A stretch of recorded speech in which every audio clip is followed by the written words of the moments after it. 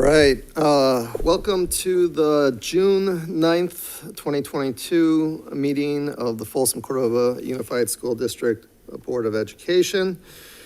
Are there any public, well, actually, no, I'm sorry, roll call, Superintendent. Mr. Reed? Here. Mr. Hoover? Please note he's absent for the roll call. Mr. Clark? Here. Mr. Short? Here. Mr. Hui? Here. Okay, thank you. All right, are there any public comments? Nope. All right. Seeing none, we are going to adjourn to closed session.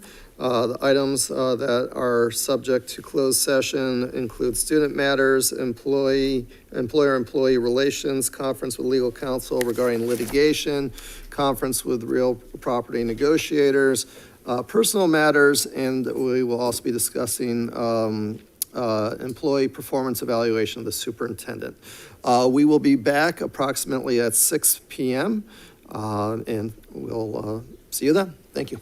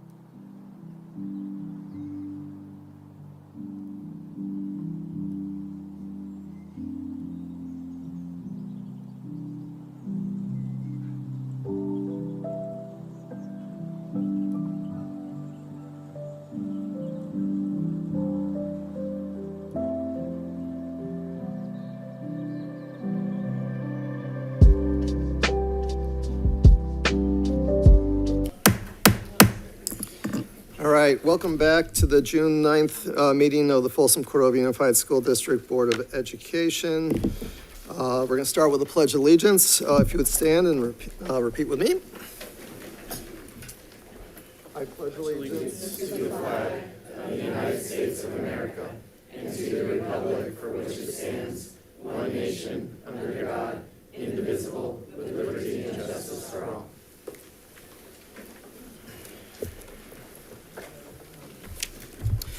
All right, broadcast statement. A broadcast and recording is being made at the direction of the board, and the broadcast may capture images and sounds of those attending the meeting.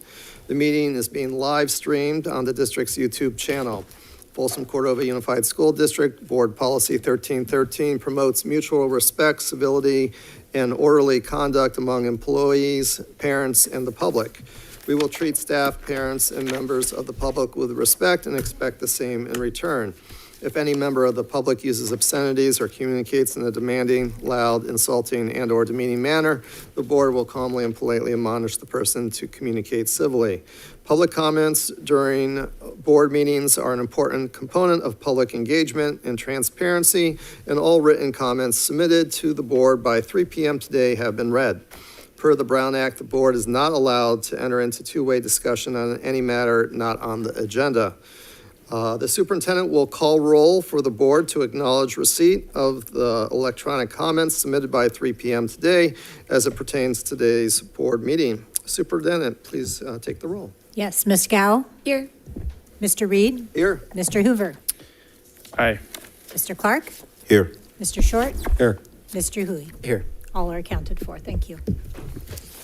All right, that takes us to reporting out of closed session. Superintendent?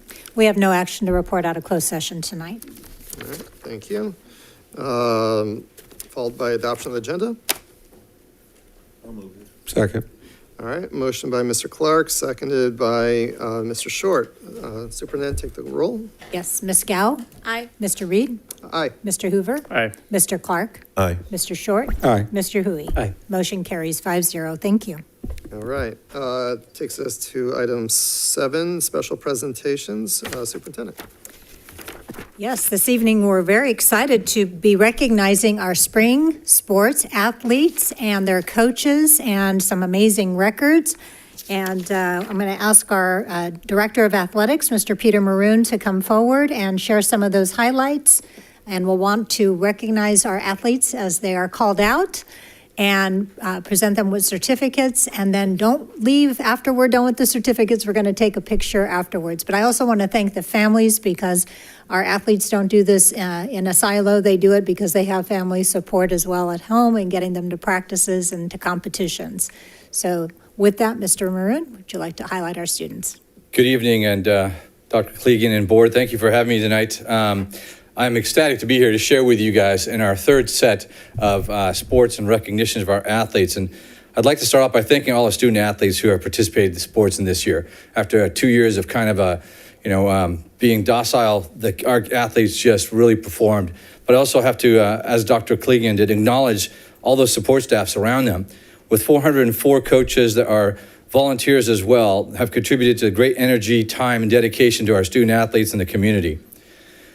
We are very fortunate to have the support of our superintendent, school board, school administrators, certificated and classified employees.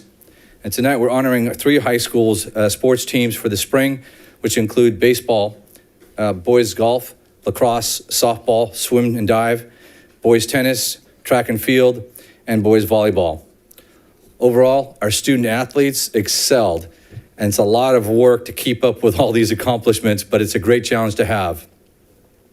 FCUSD strives to strengthen the integrity of our students and adults in our community by promoting the concept of sportsmanship, honesty, and quality academics.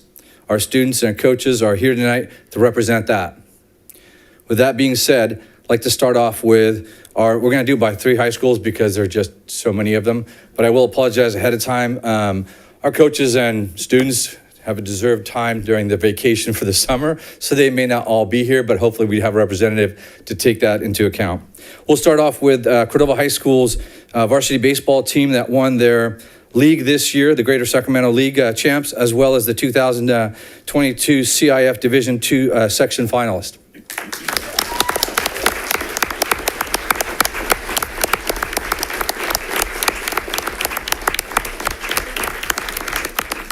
Do you want me to just drape these in front of you guys so you can see them? I actually can hold them up to see it for the parents. And I'm glad everybody's here to recognize all our athletes, by the way. Thank you. Next is our Cordova High School boys golf team for making the Division IV divisionals this year, which is a great accomplishment for the first time in about 12 years. So that's outstanding. We want to recognize the boys golf team for that. We also have...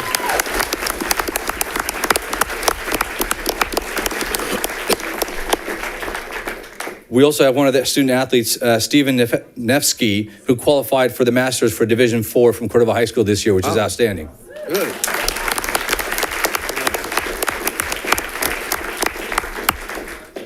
Cordova High's girls softball team for winning the Greater Sacramento League championship for the second year in a row, also qualifying for the D2 section championships as well.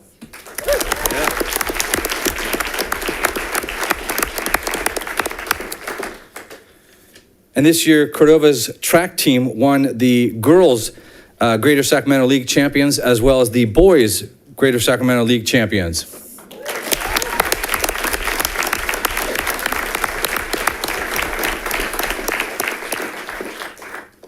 Looks like it may be you guys with Miss Brown here taking the picture later. Lots of pennants. All right, well, I'll hold it back. And then in addition to that, the boys volleyball team at Cordova High School is qualified for the Division II section championships, and that's the first time in about 23 years, so that's outstanding.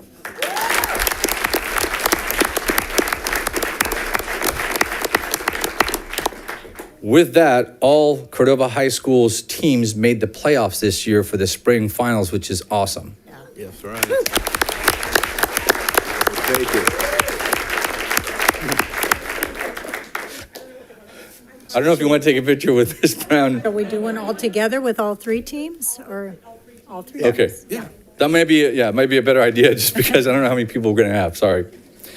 With that, we're going to jump to Folsom High School.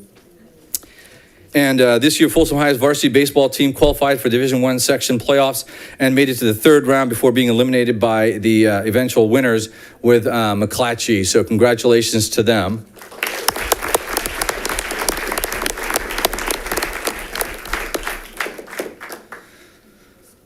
Paul's going to be our designated hander off to.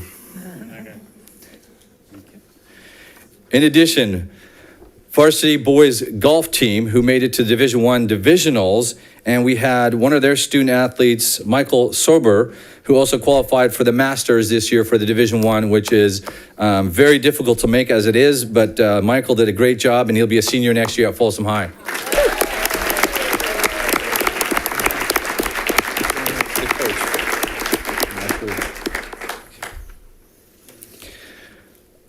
Folsom High's varsity softball team, which won the Sierra Foothill League champions, as well as the Division I sectionals, and got to the third round before being eliminated by the league champ at the time.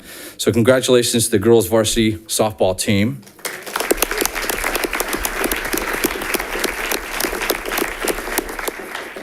I think Folsom High swim and dive coaches here, at least the swim coach.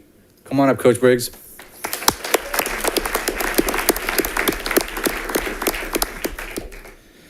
So Folsom High swim team made it to Division I Masters. They had Quinn Jones. Is she here? No, sorry. Okay.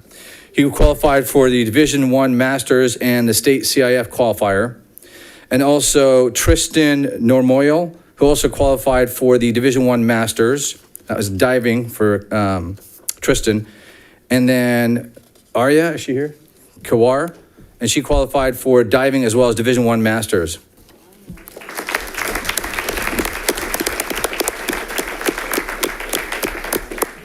Folsom High's track coach. Track team took on the CIF Division I divisionals and masters, and as well as state qualifiers. They had Nathan Short, who qualified for the 3,200 meter run, as well at the state qualifiers.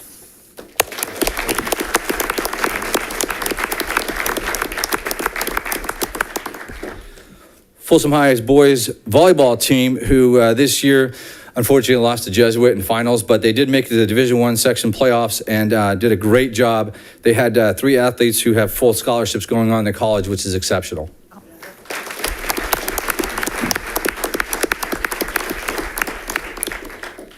So again, all sports in the spring at Folsom High competed at the divisionals as well as in the section playoffs. So congratulations to Folsom High and their spring sports. We'll have you guys back. Thank you. And moving right along to Vista Del Lago High School. Vista's baseball team qualified for the Division III section qualifiers this year. Principal here, Kim. Principal Moore's here. She may be our recipient for all these as well. Their boys golf team, which won the Capital Athletic League champs, as well as the CIF Division III section champs. And this is, I think, their second time they've done that under Coach Miguel Rodriguez. Thank you.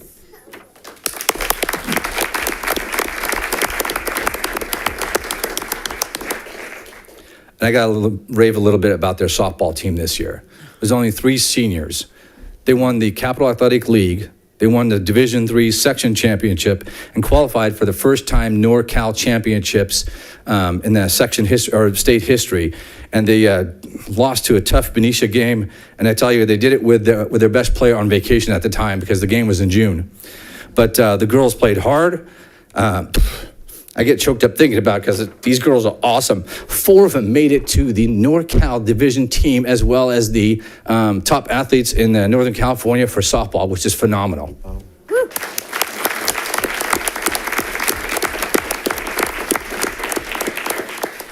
I guess the swim team's not too shabby either. The boys varsity swim team won the Capital Athletic League champions, as well as the girls swim team won the Capital Athletic League champs.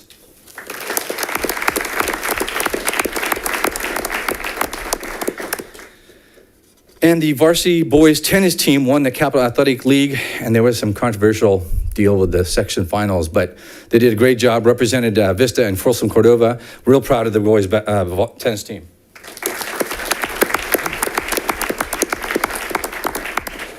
Sorry, I've got so many of these going on here. Varsity boys track and field, Capital Athletic League champs. This is for Vista. Is the coach here?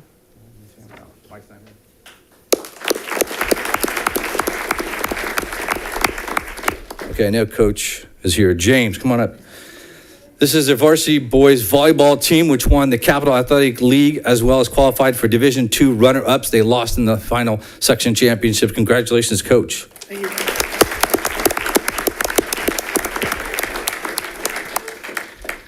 And varsity boys lacrosse team, which qualified for the first time. First, they won the Sierra Foothill League champions. And if you don't know, lacrosse is so small in our section that they combine all the schools into one league, one super league, so to speak. And then we compete in the North Coast section championship. So this year, our lacrosse team at Vista won 3 of their games for qualifiers and lost in the 3rd round of the NCS qualifiers.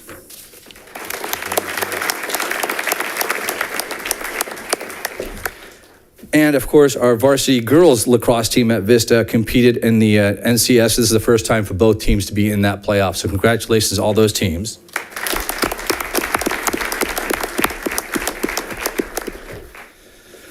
With that, some fun facts for you. After the COVID year, our athletic program across the district between middle school and high school dropped off to 51%. This last year alone, we've increased by 57% since the 2019 year. So it's tremendous for our students, for our athletes to come back, and our parents and our support. But I gotta tell you, the things that happen behind scenes that you don't see, the support that we have for our teams, from the booster clubs, from the community members, from the volunteers, our grounds folks do a terrific job. All the individuals that it takes to put these programs into place play a tremendous role in supporting our athletes and our students. But as a father of 4 and having to transport my kids all over the place for athletics, I can tell you, without the parents, our kids don't get anywhere. So especially without transportation this year, literally the parents got them to the game. So thank you, parents. Thank you, the communities. But these coaches who volunteer basically to do their job have done a great job of supporting our athletes throughout the years. I want to thank all of them. And last but not least, one more update for you on athletics. We did move Mills and Mitchell into the Folsom Sutter League for next year in order to increase the competition. So we have our District 4 middle schools will be competing in the same league for the first time in I don't know how many years, since '93 when they were junior highs. So I'm excited about that. With that, can we get the coaches and athletes all come back up here, please, with the board? Coaches, athletes, bring your banners, bring your certificates. If you are an athlete, if you're a family member of an athlete, a supporter, please come on up. Thank you. Yes. What's that? Come on up to the What is it? You guys are all there.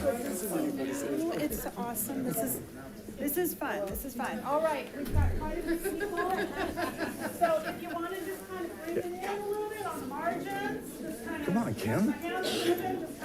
Maybe the students can be on a knee. Maybe the students can be on a knee. Oh, I like that. I like that. Stand on a chair. No standing on a chair. Students, make sure that you're in the middle and you have your banners. Yep, perfect. I don't know if you're gonna get it. No, you're fine.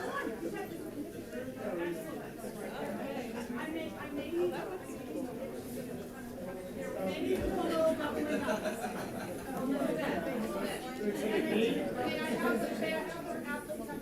You are our stars. Yes, you are. That wouldn't happen without you. There you go. Thank you very much. All right, so let's see. Are you, I think Miss Brown is gonna need to scooch in a little bit because, all those banners. Banners in the middle somewhere. Can the kids hold the banners? Oh, I like that. Let's have the kids hold the banner. Any more feedback from the audience? Taking all input. Kindergarten, boom. Get that. Let's do this. All right, I think I got it. I'm gonna back up. Okay, look at me. I'm gonna count of 3 here. 1, 2, 3.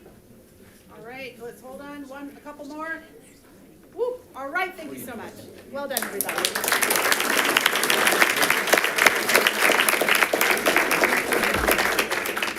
Way to go, guys.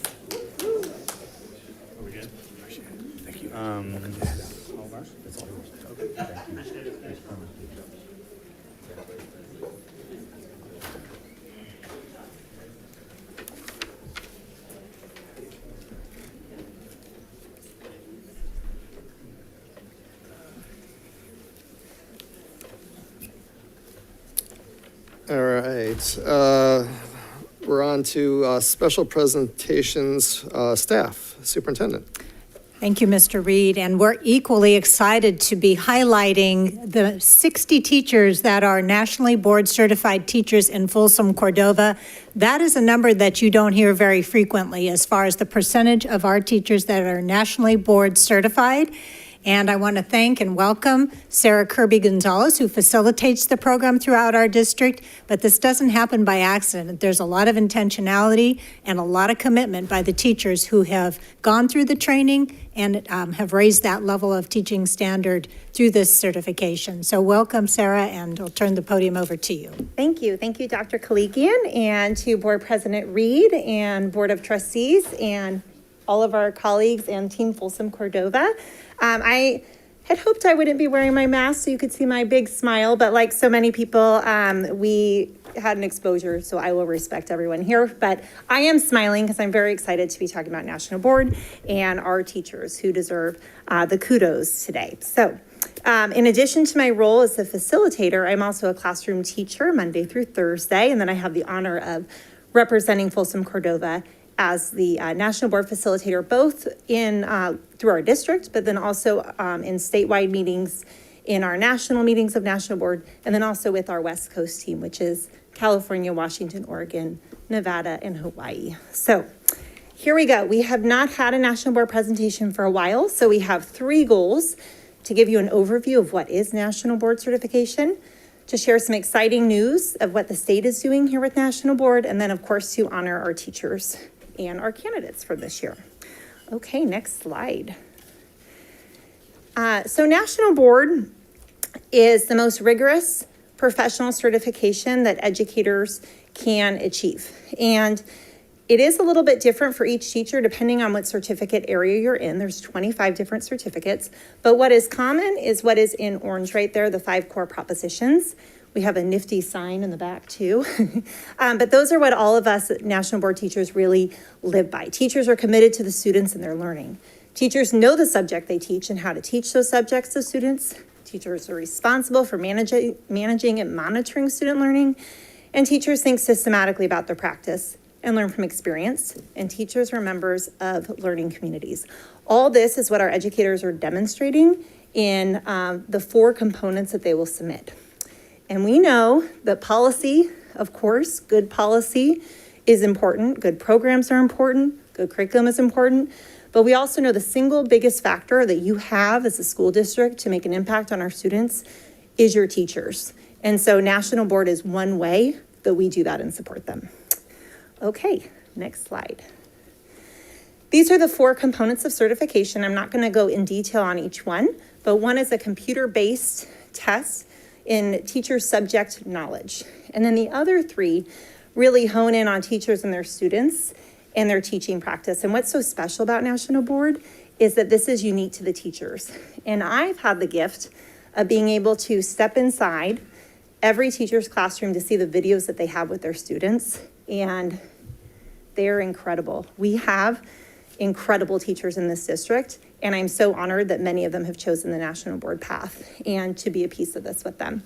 So it is a very rigorous program. They can submit all this in 1 year, but generally teachers do it in 2.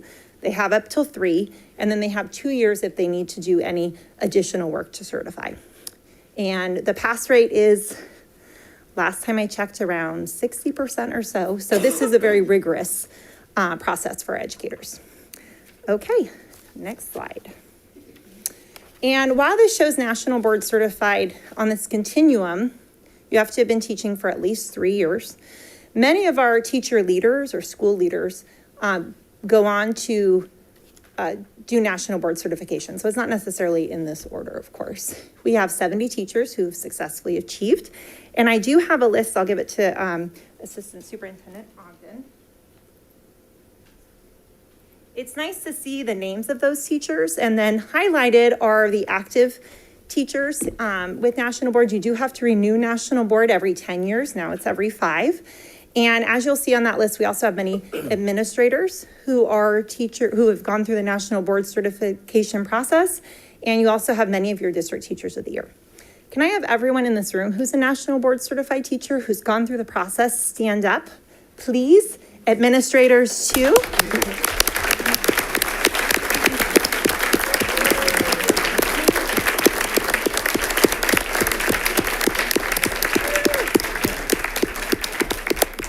And of course, we know that Folsom Cordova is comprised of incredible educators. National Board is just one measure of that, but you have fantastic staff here. No one in the region, as it was just said, has this level of National Board certified teachers. We are a model for the region, absolutely. And you will not find this level in any of the school districts. You also certainly won't find them in any of the charter schools that are around. So we have just exemplary folks here. And with that, I also want to call out here what you do, Folsom Cordova does to support National Board. So you have a facilitator, which is myself. It used to be Sarah Parenson, Wendy Soul, and now I'm honored to have this role. We do monthly support meetings with our teachers to go through the process. You also fund the candidate fees, which has been a really big thing. It's about $475 for each of those 4 components. And then you provide renewal fees as well for our teachers that have to renew, and a $799 annual stipend for teachers who do certify. Okay, next slide. And this is one of our exemplary teachers who I know you know because it wasn't long ago that you honored her as a Teacher of the Year.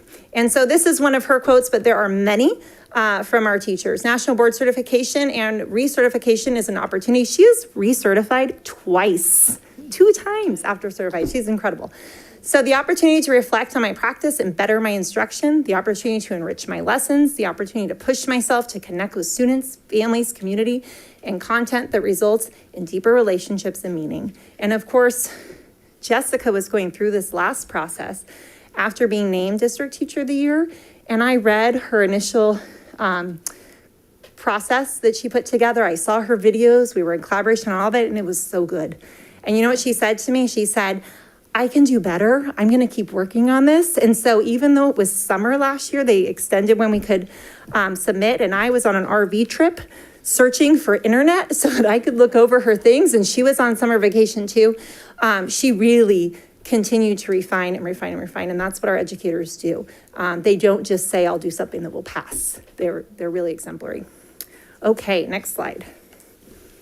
And here's what the state is doing, which is such a gift. And years ago, the state did give a stipend for national board certified teachers at Title I schools. And so we're very glad that that has come back.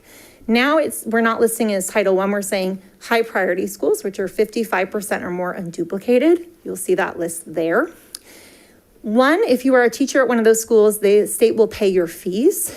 And it was a little clunky of a rollout this year with the state, but we're working to smooth that out for next year. And the nice thing about that is Folsom Cordova was committed to paying those fees, but this has now saved you quite a bit of money in your budget by being able to capture that. So we're trying to be very prudent with your money here. And then the incentive award goes directly to our teachers who are national board certified, who are teaching at a school with 55% or more unduplicated. Of course, we have more national board teachers than are on that list, but they are not all in positions that qualify. That is a huge gift for retention and for recruitment as you think about getting folks to apply to often the sites that are harder to staff. So this is a great gift from the state, and we will of course be lobbying, and I hope all you will too, to extend it past 2026, but we're thankful for the state legislature doing that. All right, next slide. So here we are with honoring our educators, and there's some more on there that I'm going to call the names of that I didn't put there, but I want to recognize who submitted this year for their maintenance, for their recertification. But I'm going to start at the bottom with the fall of 2019, because you apply for your certification or for your renewal in the spring, but you don't get your results until the fall. It's a very long wait. So they are our fall 2019, and we want to bring them up and recognize them, those who are here, as with your others when it's summer break. Not everybody's here, but Kelly Bosky, Eileen Klang, Melissa Malsapino, Lorette Gaberman, Cindy Frickman, and Melissa Lawson. Any of you here? Come on up.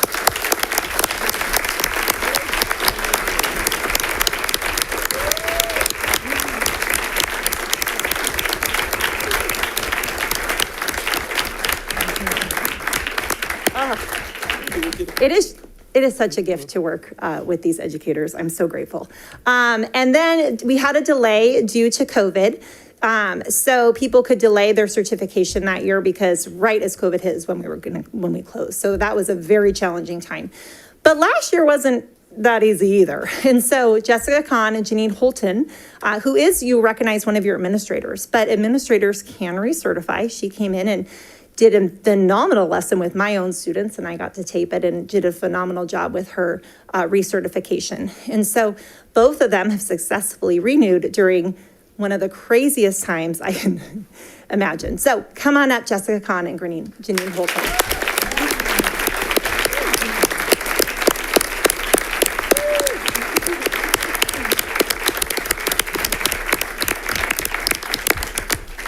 And then this year, doing their initial submissions, so they are waiting on results. They have submitted maybe one component or two components, or in some cases, all four components, like Kelly up there. So come on up if you're here: Angela Allen, Sarah Buckman, Christina Ray, Kelly Samuelson, Peter Oppenheim, and Christy Zamperini.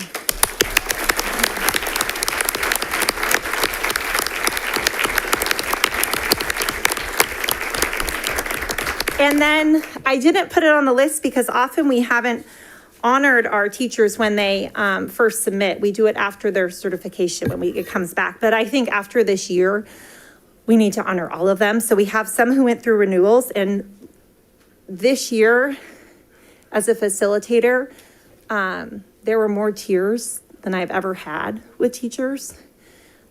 People were stretched thin, they were challenged, and in every conversation it was, I want to be giving my kids the very best. It was always focused on the students, and it was a lot of emotion around, how am I best serving them? And so this was such a hard year. I don't think any other districts have this many people that went through. So in addition to those submissions, the people who went for renewal were Allison Bowles, Andrea Townsend, Brian Van Velzer, Joanne Slaughter, Kelly Baccaro, and Christy Zamperini. So let's call them up too.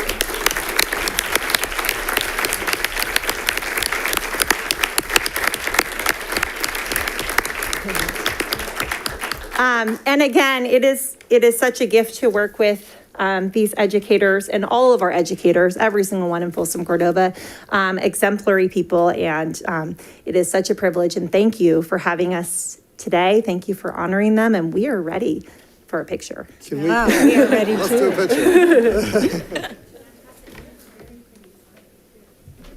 Would you like to bring a sign up? We would love to sign, and would it be okay if everybody who has this amazing Yeah. foundation come up and be Good idea. Because this is a remarkable achievement. We want to celebrate, Including administrators. including everybody. So let's go right there. But we're gonna need to definitely do some rows. And the sign here. I want to be in the back.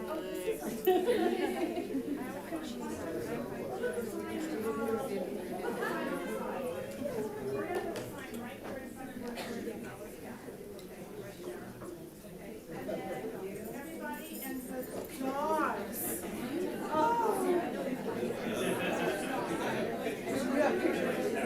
All right, we're gonna put the dogs up here because they're the shortest. They're the shortest. Maybe just kind of,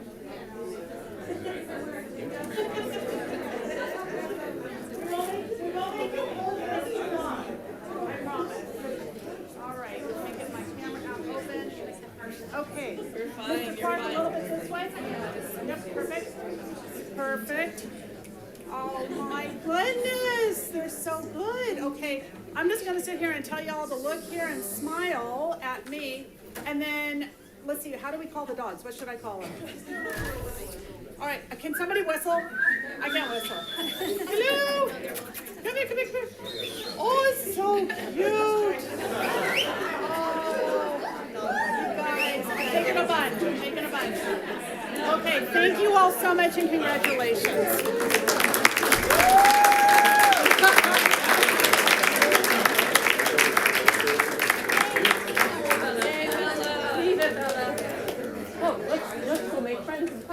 Those dogs were adorable.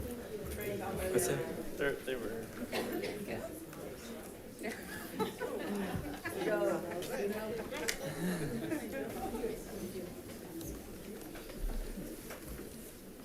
All right, well, thank you for that presentation, and I do have a question for you. So you said that Folsom Cordova Unified School District has more teachers that have earned this recognition than any other district in our region, is that correct? In our region, yes, not in the state, because we're competing with LA Unified, we're competing with some other states. Fresno Unified has an incredible program actually too. So we are competing with others. But in our region, when you look about our surrounding districts, yes, absolutely. Is that raw number or per capita? Well, President Reed, I will have to get back to you with some of that data, which I will happily do in one of my states. Either way, it's impressive because you think in our region, I mean, we have San Juan, we have Elk Grove, which is the 5th largest school district in the state, and we have SAC Unified, all very large districts. So that's a huge accomplishment, regardless of whether it's a raw number or per capita. Definitely to be commended. What's the secret? I mean, well, how come we're knocking it out of the park here? Well, we have a program and they don't. And I have to say it was started, by Ginny Bateman, who is really my mentor and who was probably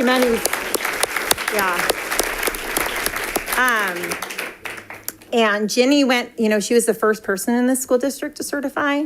And then 4 people from there certified, and then she became a lead teacher. She worked closely with Sac State, which I am doing again. We're working to get a master's with Sac State to help the region, because why we like being the best in this area. We really want everywhere to be good, right? All boats rise. So we are working for a master's program as well to help with this. But, and then, of course, Sarah Parenson did a fantastic job leading this and working hard on it. And then Wendy Soul before myself. It has been a hard few years. So our numbers are not as high in terms of this year was high, but in terms of who's going through it. And unfortunately, we have lost some teachers who would have been in that 2019, 2020, moving out of state and to other places. Okay. Well, congratulations to all the board certified teachers. Thank you. Quite an Yeah. accomplishment. Thank you. And thank you for having a program. Yeah. All right. That was the only staff presentation, correct? Correct. Okay. All right. We are moving to public comment. This is, or just a reminder that public comment is for anything that is not agendized on tonight's agenda. Anything that does have an agenda topic, public comment will be reserved for that agenda item. So we will be starting, I have some cards here. We'll go through the cards, and when I finish the cards, we will take a public comment of anybody who is online. So, all right. The first person is Mallory Couch.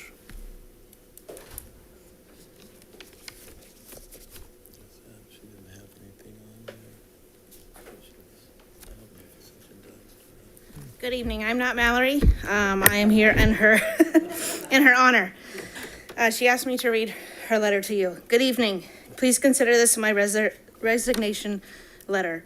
While I'm not there in person to read this letter, I felt compelled to write in support of my fellow teachers in the district, and also to give you an insight as to why I'm leaving Folsom Cordova Unified School District next year. I have been with Folsom Cordova the last 6 years, but in October of 2020, I became a resident of Lincoln. At first, I had no problem making the drive, with the gas prices going from $2.50 to a gallon to over $6 a gallon. My gas bill is over $1,000 a month. My husband is retired, and between the two of our salaries, there's no extra room to cover these costs. I took extra classes so that I could move all the way over on the pay scale. I teach summer school. I go to all the buyback days and trainings that I can do to generate a few extra dollars. Midway through the school year, I started to question my future with Folsom Cordova, as I knew that I would not be able to keep up with the rising prices of not only fuel, but everyday items. As I began my search, I found that districts closer to home, such as Rockland Unified and Roseville City, pay their employees much more than I'm currently making. I thought about all the extra little things that I could do with that money, like take my boys to visit their grandpa out of state this summer, something we can't afford to do this year. It is with a heavy heart that I packed my classroom and final time as I accepted a job with Roseville City School District for the next year. I leave behind a piece of me, some amazing coworkers, and some of the best administration I've ever worked with. It pains me to leave a district that I love so dearly, but know that I need to find out my forever job with a district who will support me and my family. I wish you all the best in finding, keeping, and retaining good teachers. Thank you for your time and accepting my letter of resignation. Mallory Couch. Jen, you can stay up there. I have your card next. So, Jen Jones. Yeah, I didn't change.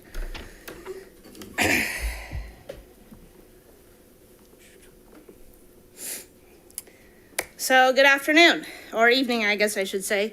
This is a repeat of my letter from Saturday, just so that I am here in honor and representing my fellow teachers. I've learned a lot in my 27 years working for Folsom Cordova. What I learned is that I'm loyal to a fault and foolish when it comes to working for a district that values its workforce so little. If I was an employee with lesser seniority, I would look to jump ship for greener pastures. When I got to out of the UC Davis credential program in the mid-1990s, I applied to the districts with the surrounding area radius of an hour. I applied to Roseville, Rockland, San Ramon, and Folsom. I was offered a job with each, but chose Folsom Cordova because I liked the principal I interviewed with, Katie Dickerson, and I thought the drive down Folsom Boulevard from Greenback to the freeway was quite pretty. Folsom Cordova wasn't the first to provide me an offer in mid-July, so I called the district office on a weekday morning and told them my predicament. I was told I couldn't be offered a job until there was board approval, and that was going to take place later in the month.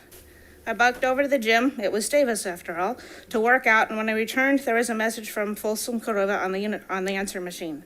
I called back and was offered a job. Strange as it was only a few hours after being told I'd have to wait. I eagerly took the job. I didn't pay attention to salaries back when I was 21, and it's something I regret to this day. In my 27 years, FCEA has had to fight for fair and pay and benefits. What's funny is the fair usually becomes obsolete soon after the districts around us negotiate salaries with their teacher unions. The salaries for the 2021-22 school year. Our highest salary in Folsom Cordova is a step 24 with $101,614. Rockland's tops out at year 17 for $1,761.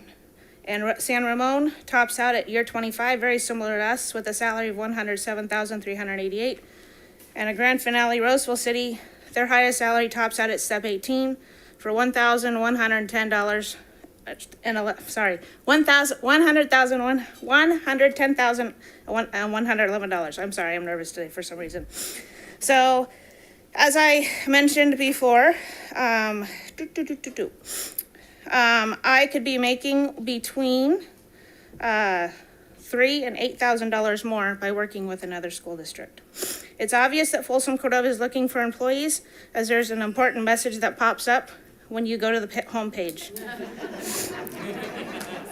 If you want to retain teachers looking to leave, then show us we're valued. Otherwise, the words on our water bottle that's over there that we received are meaningless. You're right, we are caring, resilient, and dedicated, and the district doesn't deserve us. What are you going to do to grow your ability to retain highly qualified teachers?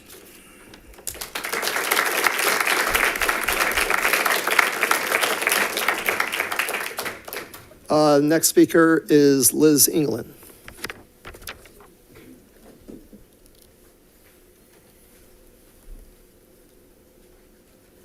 Hi there. Welcome. I'm Liz England, and I've been a teacher in this district for 19 years. And I also raised 2 kids in this district that went to school from kindergarten on up through high school, graduated from Folsom High School. And I love this district. And I'd like to echo what Sarah Kirby-Gonzalez said about we have amazing teachers in this district. And my one son was able to perform in the jazz band all across this country thanks to a fabulous music program. My other son competed in swim team and broke records. And it didn't happen in a vacuum, and it happened because we have amazing educators in our district. And I just want the board to consider supporting the amazing, fabulous teachers that we have in our district. We go into education because we love kids. That's why we do it. And a lot of us are continuing our education, and it's no surprise that our district has so many amazing national board graduates. And we also have a lot of people who get their master's degrees and go above and beyond. And we went into public education. We knew that we're not going to get tuition reimbursement when we became teachers. I mean, Starbucks, they paid tuition reimbursement, but we don't have that in public ed, and we're okay with that. But we would like a little more in our salaries. I just got a master's degree, and it's $27,000, and it's $27,000 that I could have been putting towards retirement or a new car or something else. But because I love my kids and I want to give them the best education possible, it was worth it to invest in myself so that I could pass that on to my students. But I'm just asking the board to consider what so many of our teachers do and how much we invest in our own education in order to carry it on and pass it on to our students. So when you're thinking about and voting on COLAs and increases and salary, please remember that. There's so many people with master's degrees that we pay out of pocket for, and we do that not because we get a raise for doing it, but we do it because we want to become the best possible teachers possible for our students. Thank you for your time.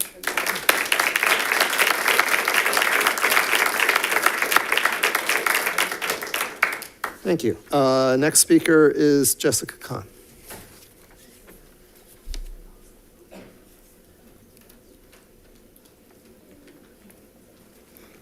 Hello. I like props. And since the dogs couldn't speak, I thought I'd bring Winnie the Pooh up. Thank you for letting me speak. I am Jessica Kahn, and I've been with the district, I think 25 years. I've been a teacher for 30 years. Basically, I'm old. And I did bring Winnie the Pooh. He is wearing a red Fred shirt, just to point out. And I have a quote. My quote is, while Christopher Robin is dragging Pooh by his heel downstairs, the bear's head is bumping on each stair. And Winnie the Pooh thinks, there must be a better way to do this. If only I could stop bumping long enough to think of it. And that's by A.A. Milne. I don't claim to be as wise as Winnie the Pooh, but I do understand this feeling. And I know a couple years ago, we started talking about building the airplane as it was flying. And for me, I'm falling down the stairs and my head keeps bumping and it really hurts. I can't even identify the problems anymore. I can't identify why I feel so overwhelmed. I have a wonderful class. I have supportive administrators. I think that everybody is working so incredibly hard. I don't tear up easily, and I tear up thinking about, I have talked to district office people at 7:30 in the morning. I have talked to administrators at 7:30 at night. I know that everybody is working hard. I know that teachers pivoted, I hate that word.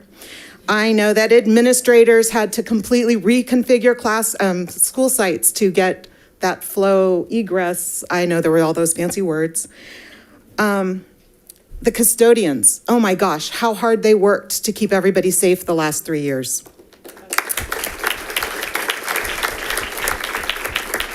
Transportation, I can't even speak enough. All of my students use the transportation service. I teach in a special education class, and I know they are working incredibly hard. Obviously, Carrie Kay with health programs and setting up the vaccination clinics. I mean, I could go on and on. Everybody is working incredibly hard.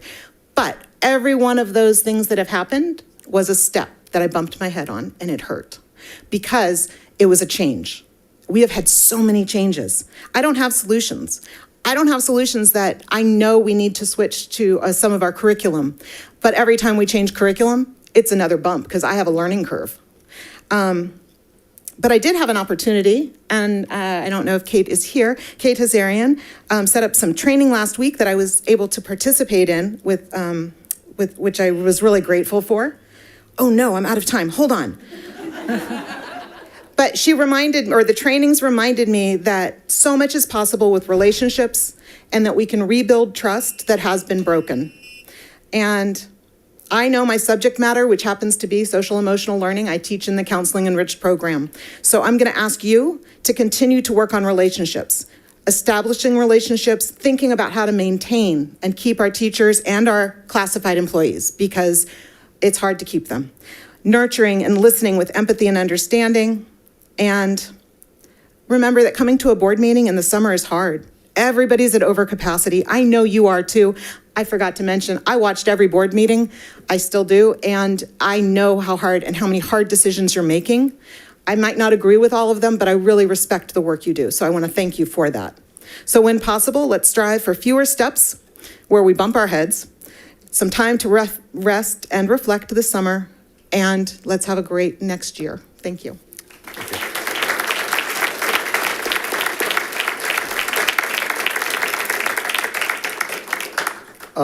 The next speaker will be Laurette Gaberman, and following Laurette will be Stacy Albay.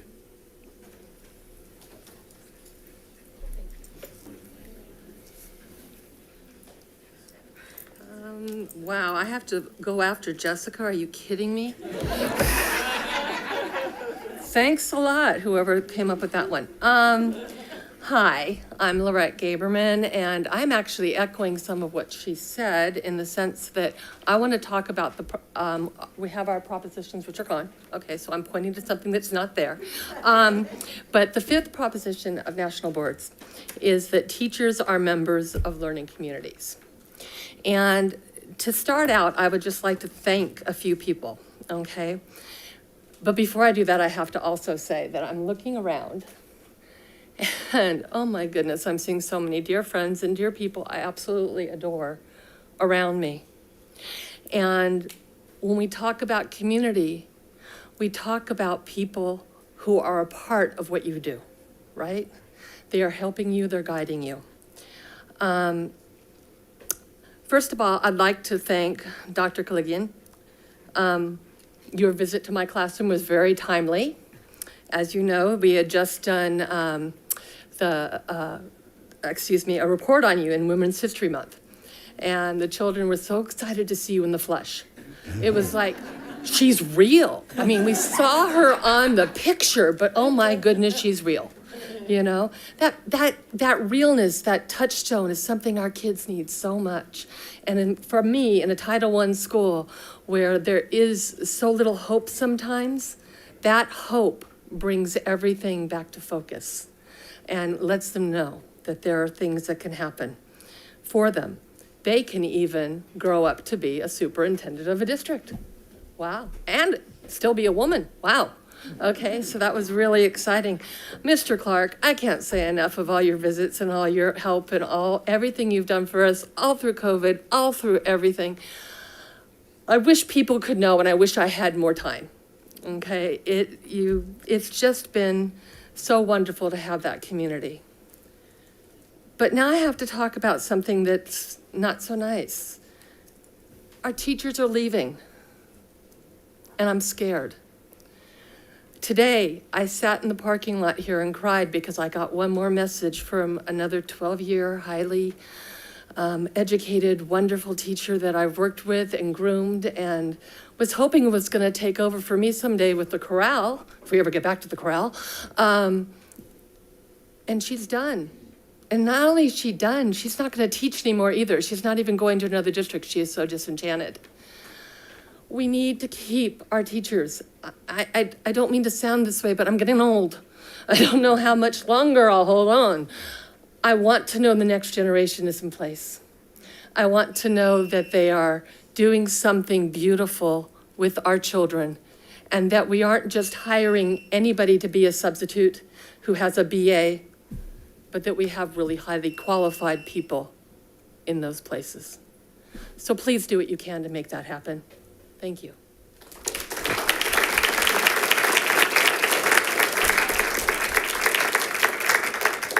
The next speaker is Stacy Albay, followed by Julian Mack. And I am giving a little flexibility here, but if you can try to keep your comments to 3 minutes, it would be appreciated. Thanks. Hello, good evening. So I have an idea for class size reduction. I'm a sometimes member of California Family Fitness. So this just happened on Monday. On Monday, my children were told they could not go to kids club. Now, I saw this as divine intervention that meant I shouldn't work out that day. And I think I'd rather be fat. But I asked why. I was like, I pay for it. Like, is something wrong with my membership? No. The lady charged with watching the children told me that she had too many. Y'all, I'm a school teacher. Too many. I was like, there's blank space on the floor. Too many. She said she already had 16. Where are my elementary school kids at? Elementary school teachers? She had 16, and she was alone. 16-1 was the ratio at California Family Fitness. So I did some research. In our district, TK through 3 is 24-1. I have 2 children in this demographic. I feel bad. 4th to 5th grade is 34-1. My goodness, my poor, whoever has my son next year, I'm sorry. Secondary, 37-1. That's where I teach, 37-1. Okay, and sometimes we're trying to find another desk. Okay, we don't have enough desks. I have 2 chairs in my classroom connected to a table in case. Okay? PE, bless you, 40 to 1. Music, this is what was told to me. Music takes as many as they can handle, usually 50 to 60. Can we please do better? Our students and teachers deserve better than California Family Fitness can provide. As a recently resigned FCUSD veteran teacher just asked, I believe she sent you her letter of resignation as well, Mr. Short, good evening. Where are the change makers? Where are the change makers? Thank you.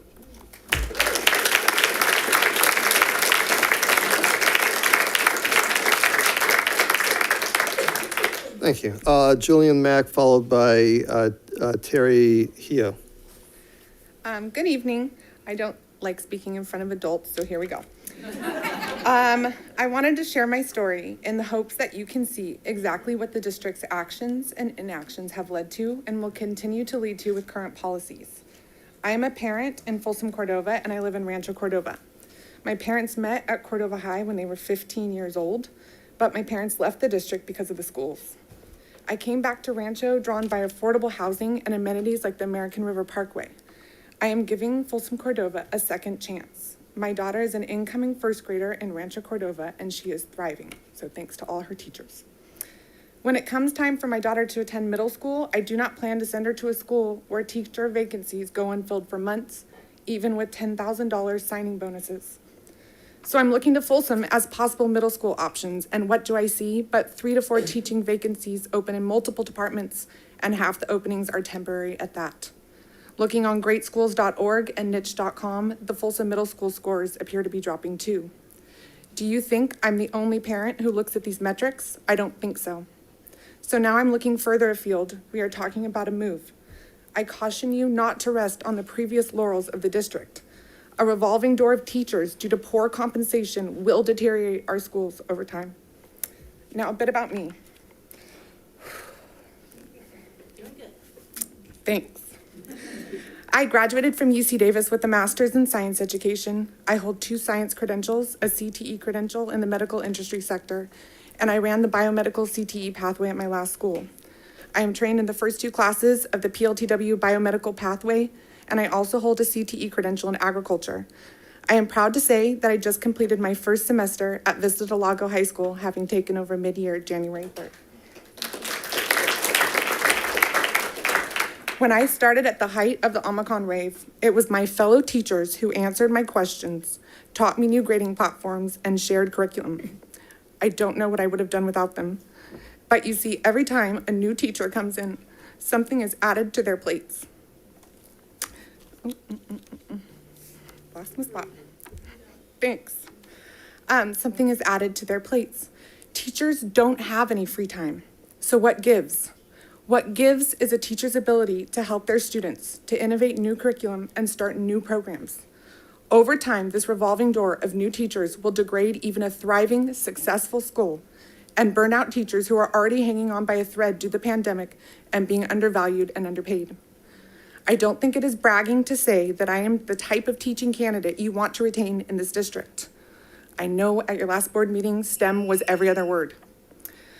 With most districts only honoring service years from 8 to 12, and I have 6, I will be making my decision in the next 2 or 3 years if I stay with the district because I feel valued and I am offered fair compensation, or if I will do what is best for my family in terms of quality of education and financial well-being and leave the district entirely. I have been here before with my last district, Washington Unified School District, the one who is frequently used as a comparison to highlight our low wages during board meetings. I have worn the shirts, I have walked the lines, I have picketed, handed out flyers, and attended every board meeting. For my students, my coworkers, and my kids, I am willing to do it all again. Please support your educators and your students and do the right thing. Thank you.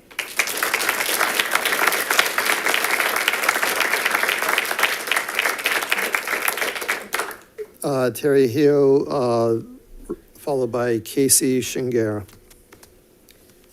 Good evening, Terry Hio. After 22 years, thank you. Although I'm here and I'm not wearing red, I do want to say I support my fellow teachers for fair compensation, but that's not what I want to talk to you about. The Uvalde massacre has my heart broken, and I no longer believe there's any legislation that's going to fix this in any real way. So I'd look for solutions. And one of them is I think we should have locked access to our schools, that our front doors should not be wide open. And I think it'll be quite easy, actually, to put some sort of buzzer system in that allow that door to be unlocked when they saw a parent or a child who was entering. Because although you ask me to lock my door and make sure my little second graders don't get out to go to the bathroom and get back in easily, I have the whole front of the school open, and that's a problem. Now, I don't know, because I'm at Blanche and we're now in such chaos of build, if anybody really does have a closed campus, but I'd like to see that as well. And I'd like to think about that. And the third thing I'd like to mention is bathrooms. I really believe in K through 2 rooms, there should be a bathroom inside the room so that kids don't have to leave the facility to the actual room. And because we have so many schools that are going to be built over the next few years, might be something to consider in the build. So I appreciate your listening to me, and I know all our hearts break for what happens. And I know that there are lots of reasons we could all lay it on, mental health or gun rights laws, but the bottom line is, I want my kids, I don't want to be the teacher who said, oh, she left it open so they could get back in from the bathroom, and somebody got in. Breaks my heart. Thank you.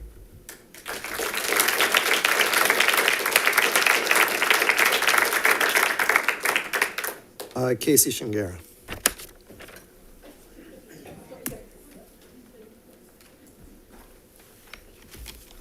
Hello, I'm Casey Shingara. I'm going to tell you a little bit about myself, then get into my speech here.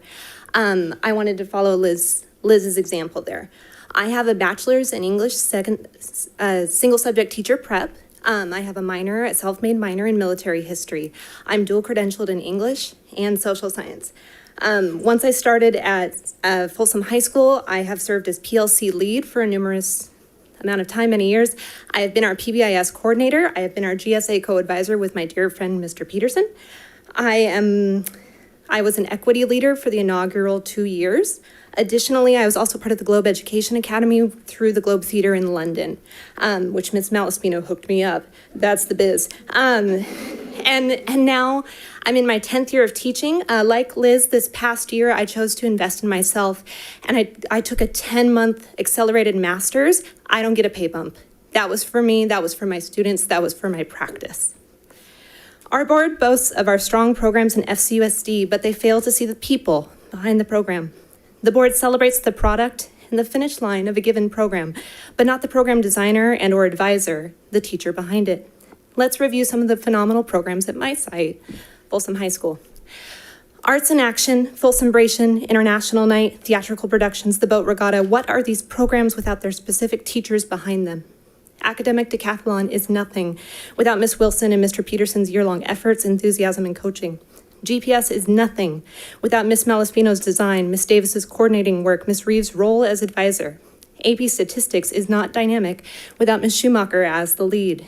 AP Literature has no heart without Mr. Carroll. AP Lang is nothing without Ms. Pierce. That's just my site. Consider all the people that make programs at the other high schools, middle schools, elementary schools, and pre-K. From the perspective of teachers, it appears that you are failing to validate the work of educators for these programs. Please let me make this abundantly clear. The programs FCUSD is so proud of are nothing without the people, the teachers, who create, run, and mentor them. Programs are nothing without passionate people to design, to advocate, to drive, to innovate, to fund, to run, to fight for them. Programs are the result of these incredible people. So here's my invitation. Since you know the finish line, but not the process behind the program, I invite you to come to campus multiple times throughout a grading period. Shadow a student's schedule, see and participate in our programs in action, participate in a debate in Ms. Posner's class, design a metalwork piece in Mr. Bias's class, learn about French culture in Madame Messer's class, and come back for multiple days over the course of that grading period. Then come to our teacher's common planning time and listen to understand all that goes into a strong program design. Only then might you understand that it is people who make the programs and not the other way around. Once you get this, not just hear it, but understand it, then maybe we won't need to have this conversation about our financial worth anymore. You'll trust us and value us for the highly educated professionals that we are and provide financial compensation that competes with that of neighboring districts.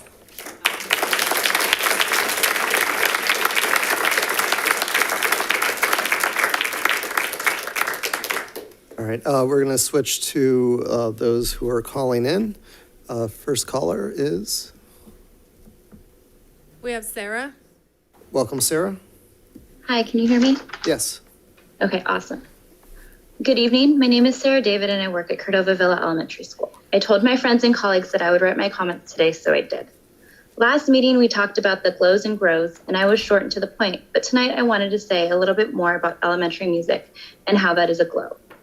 I cannot believe how amazing this amazing piloted program by Mindy Andrus, Stephanie Cantu, and Emily Lockett. Stephanie and Emily have provided weekly videos for students TK through 3rd grade. The most amazing thing about these lessons is that some of them focus on music theory without complicating it. When I was in elementary, middle, and high school in Folsom Cordova Unified, I was in music. I started playing the violin in 4th grade, and I continued to play all through middle school and high school. My brother and I had amazing teachers such as Leo Graven, Kevin Sims, Mike Shepard, and a couple others as well. In these classes, we also learned music theory. But the point I want to make is that these weekly lessons from Stephanie and Emily have taught me more theory and have taught this to my students. Over the course of the year, I saw my students' music knowledge grow. They were excited to do weekly lessons. Stephanie and Emily are movie stars in my classroom. I invited Stephanie to come to my class when she was at Cordova Villa teaching one day. And when she walked into my room, my students' jaws dropped. They were so excited to see her. She was a real movie star and an amazing music teacher. She was able to make a connection to my students even through the screen. That's the power of music. Some research from the Royal Conservatory states that music helps improve speech and reading abilities and academic performance. It also has been shown to increase empathy. It improves students' listening skills, collaboration, and cooperation. Music also positively improves IQ, memory, and focus. Why is music a language? Because learning an instrument holds many of the same challenges as reading and writing. Music is often referred to as a language of its own. Not only must you spend time learning to play an instrument or sing, but you must learn to read and listen to it carefully to truly engage with it. This is what the elementary TK 3rd music videos are providing for our students. They are providing a strong foundation for these students to move forward in their education with music. These give staff the direction to keep this program staffed and running for next year and the coming years. Also, shout out to Chris Clark for all of your visits over the last 2 years. It has also been a joy. We would love to see other board members in our Rancho Cordova schools as well. Thank you.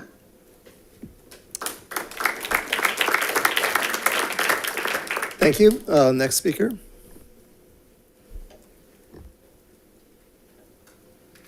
We have Christina. Welcome, Christina. So I'm Christina Cook. I'm a 1st grade teacher at Mangini Ranch. I'm also an equity leader with the district. Sorry for my voice. I'm homesick today. I just wanted to go over a couple things, so I wrote down what I wanted to say. Please understand that Folsom Cordova is losing great teachers quickly. Teachers are looking at surrounding districts because our district continues to undervalue and underpay its teachers. Beginning teachers that are looking to sign their very first contract will look elsewhere when they see the exorbitant cost for benefits and the much lower starting salary. Teachers like me with 25 years of service are working at almost $10,000 less per year than some surrounding districts. Yet we are unable to leave since we would lose some of our years of service to do so. Please also understand and listen to teachers like my good friend and 12-year veteran who resigned today due to, in part, lack of support, which will really come into play when we have all-day kinder and 1st and 2nd grade going to all day. Not being heard when it comes to decisions that impact our teaching and our ability to do so well and within the time that we are given. This translates to me as not having to take home so much extra work. Recognizing that there are not many other careers where you must attend board meetings like we are to fight for what is right, the time to implement our best practices, and the planning time that will be necessary for us to do our jobs and do them well. Why must we teachers continue to beg for tools to do our jobs and then beg to be compensated for what we inherently want to do so well? Please also understand that Folsom Cordova is critically not hiring enough teachers that reflect the diversity of our students. Our minority students can walk onto campus and never ever see a teacher of color. My own 2 Black children, now in 10th and 11th grade within Folsom Cordova schools, have never once had a teacher of color. We must begin actively recruiting teachers of color because representation matters. It is abundantly clear that our students of color need more educators that identify with them, reflect them, and their needs. What is one way we can support our minority students?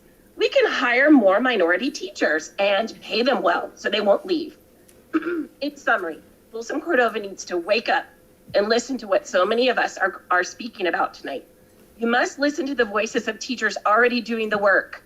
Make it a priority to attract and hire teachers of color, and then generously compensate all educators for the hard work they do every single day, both on campus and at home, working over the summer and well into the night to best be prepared to teach our students. We deserve the best because we give you our best, and we should not have to beg. Thank you.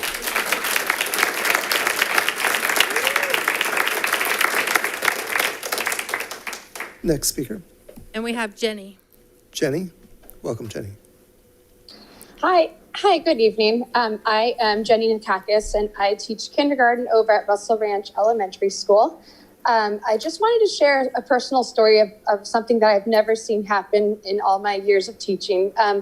Just this school year, we had a teacher, unfortunately, in my grade level, move out of state. One of the main reasons was because of the pay and other issues, was the pay.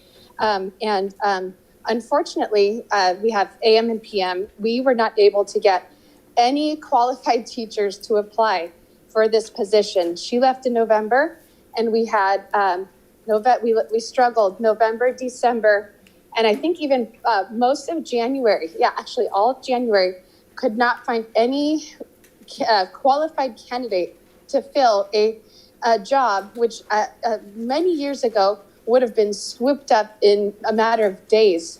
This is a job at kindergarten in Folsom Elementary, in Folsom, Russell Ranch.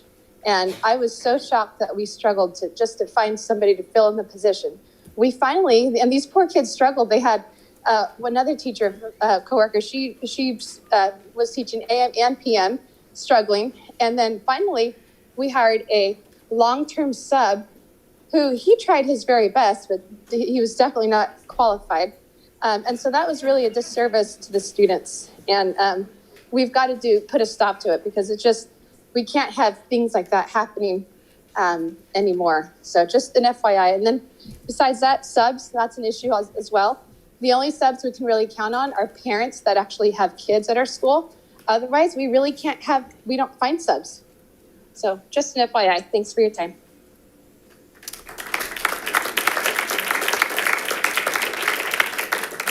Thank you. Next, no, that's it. All right. So that ends public comment. Takes us to agenda item 9, reports of district organizations, and we'll start with the Student Advisory Board. Good evening. Just a short report tonight. We've finished recruiting all of our high school SAB members and many of our middle school Student Advisory Board members, and the SAB will reconvene beginning next school year. Thank you. Thank you.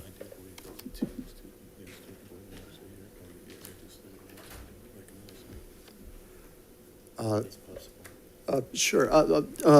Board Member Gal, do you want to just introduce the 2 new board members one more time for the public? Yeah, absolutely. We elected 2 student board members for the upcoming school year. We have from Cordova High School, she's an incoming senior, Rocio Perez.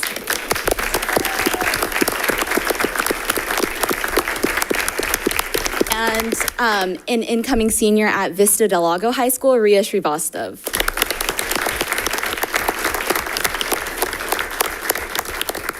And both of their terms start on July 1st.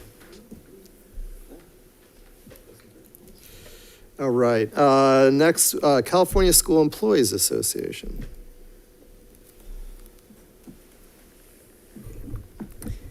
Good evening, President Reed, Dr. Kaligian, and board members. I want to acknowledge how FCA has always had the back of the classified staff, and I've heard a lot of comments recently about how much they appreciate the support. A couple comments earlier about the instructional assistant support and the custodial support. So I want to say thank you very much to FCEA. And I also want to say that CSEA certainly offers our strongest support and best wishes to our teachers that they will achieve a competitive compensation package that will retain and attract excellent educators. Very, very touching comments that we received today, and having strong employees throughout the district is critical to our success. Thank you.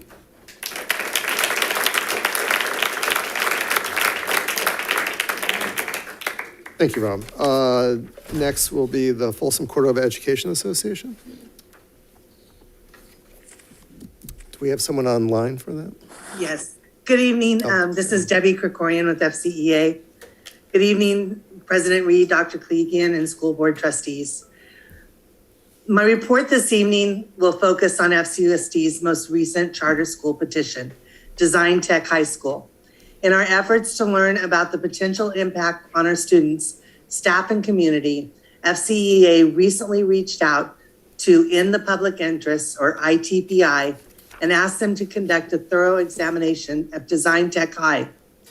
ITPI is a nonprofit organization that conducts extensive research on public goods and services, including charter schools in California, and their impact on the public school system. Their examination of Design Tech High School revealed the following. Looking at the demographics of Design Tech versus Cordova High, the discrepancies are as follows.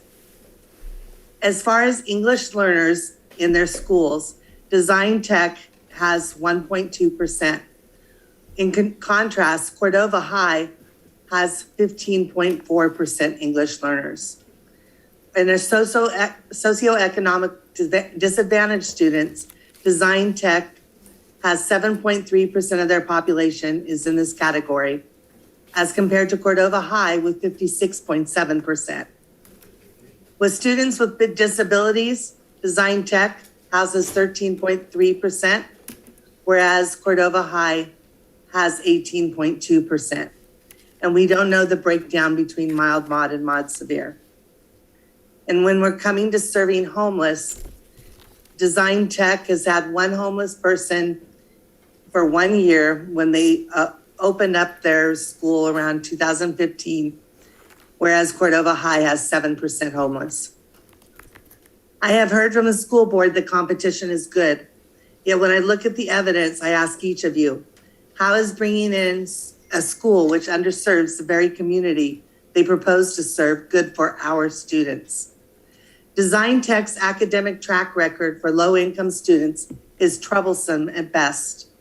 They have petitioned to serve a community with a high proportion of low-income students, yet their record shows much lower CAS scores in both math and ELA than their home school district and that of Folsom Cordova. Adequate support systems are not in place to support low-income students, even with extra private funding. When comparing the performance of our socioeconomic disadvantaged students at Design Tech versus Cordova High students perform almost the same in math, but significantly better in ELA than Design Tech High. This board heard from Leisha Cadell on Saturday about the wonderful CTE programs Cordova is growing for students.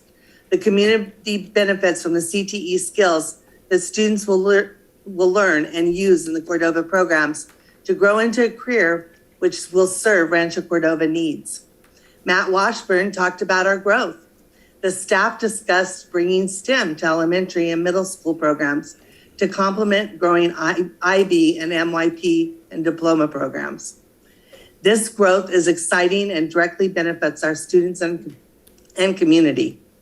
Our programs focus on a design model and inquiry-based learning. FCUSD has a proven track record and is continuously working to improve. If we lose students to an underperforming school, this will affect the success of these programs and our students. Instead of growing these amazing programs, our focus will shift to catching up students who fall out from Design Tech due to lack of support. I know teachers at Cordova High who drive students to classes so they can make up exams or visit their home to help students with credit recovery. Will the same dedication to our students in the community happen at Design Tech?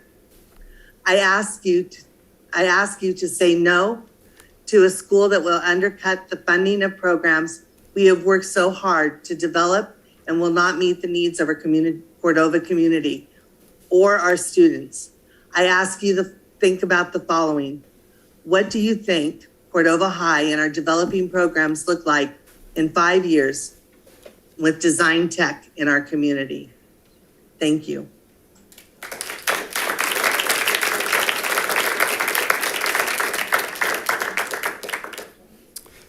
Okay, next we have the Folsom Cordova Leadership Association.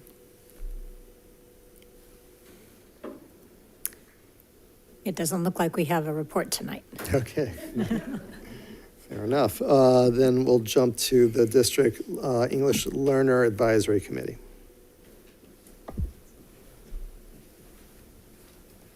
Good evening, President Reed, members of the board, Dr. Kaligian. Very quickly, as mentioned last meeting, met with the officers actually this past Tuesday to review calendars for next year. The parent summits have been set. You'll be seeing the calendars come out for invitations for those for next year, as well as other events, including the DLAC meeting. There was a lot of praise in the efforts from our teachers on behalf of our parent leaders in this meeting, and just the opportunities extended to the summer for their own children to continue their learning, and just in general had a lot of grateful comments on behalf of the parents to our district, and they look forward to continuing the supports for our students who are most vulnerable. Thank you.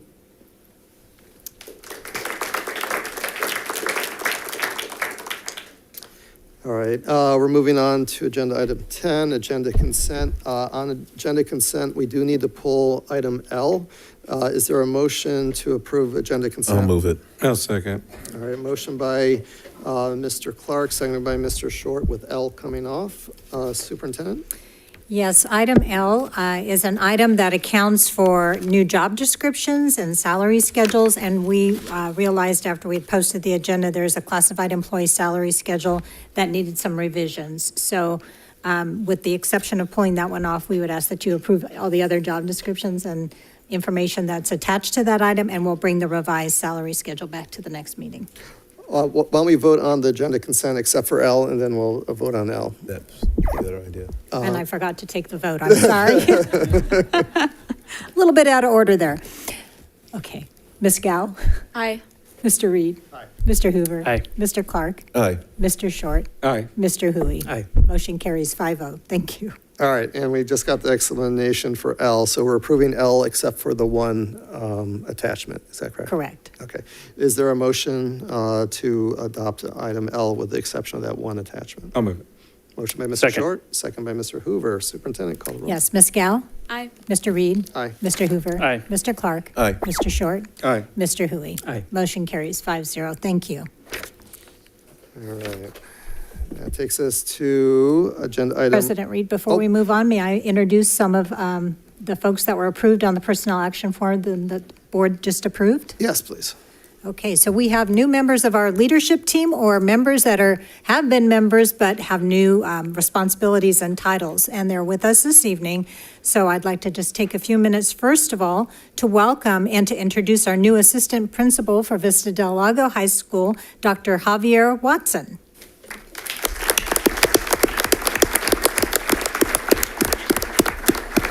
And Dr. Watson comes to us from St. Francis Catholic High School in Sacramento, where he has served as assistant principal for the last 4 years. He began his career in education in 2005 in Philadelphia, Pennsylvania, as a secondary school Spanish teacher and assistant football coach. Later, he worked in underserved communities in New Jersey, where he founded an elementary school and established a school culture of high achievement and high support in underserved communities. We're excited to have you on board at Vista Del Lago, and welcome to our team. Dr. Kaligian, board members, thank you for this opportunity. Welcome.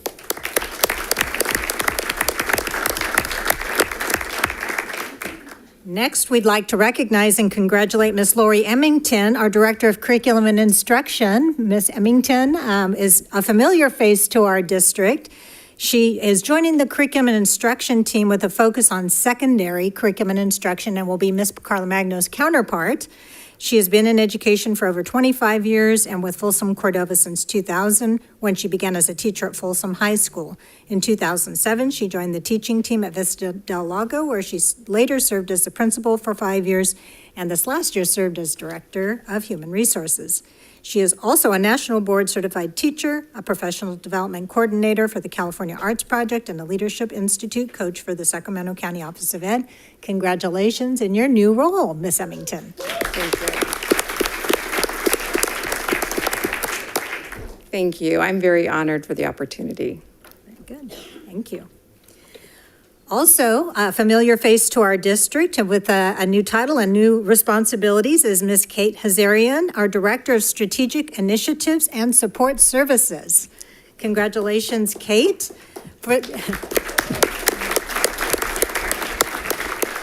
For the last year, Kate has supported the Folsom Cordova Attendance and Due Process Office and SEL and Equity Departments with a systematic approach to improving attendance, behavior, and social-emotional wellness.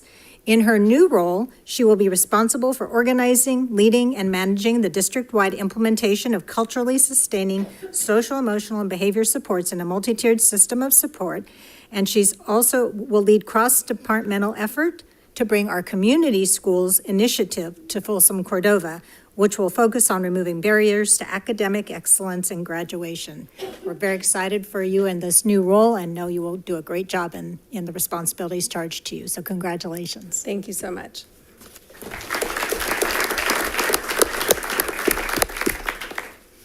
Also a familiar face to Folsom Cordova and new responsibilities and title is Ms. Charity Peltz, our Human Resources Manager.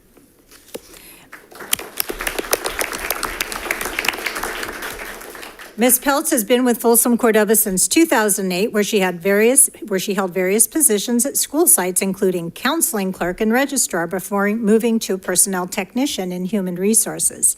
She left the district for 1 year to take a promotional opportunity as a senior personnel technician with Sacramento County Office of Education, then returned to Folsom Cordova in the capacity of personnel analyst in human resources. She has a total of 6 years of experience working in human resources, and we know she'll bring all that experience and more as she takes on her new role and responsibilities. Congratulations, Charity. Thank you so much.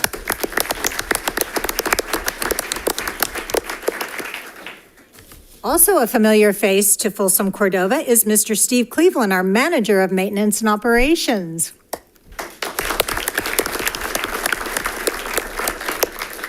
Mr. Cleveland has been with the district for over 20 years, primarily as an HVAC technician, and has been a lead on several HVAC replacement projects for the district. For the last 19 years, he has also held the position of after-hours fire intrusion technician.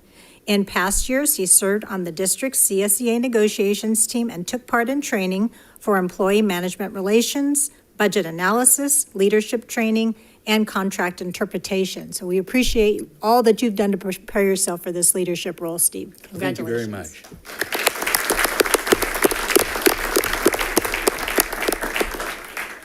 And also a familiar face to Folsom Cordova, Mr. David Stone, Director of Network and Information Technology.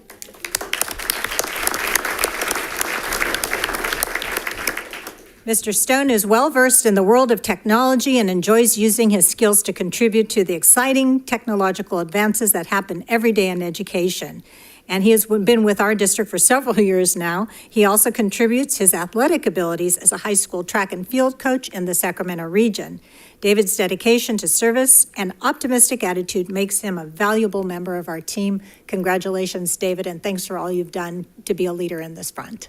Thank you, Dr. Khaligi and board members.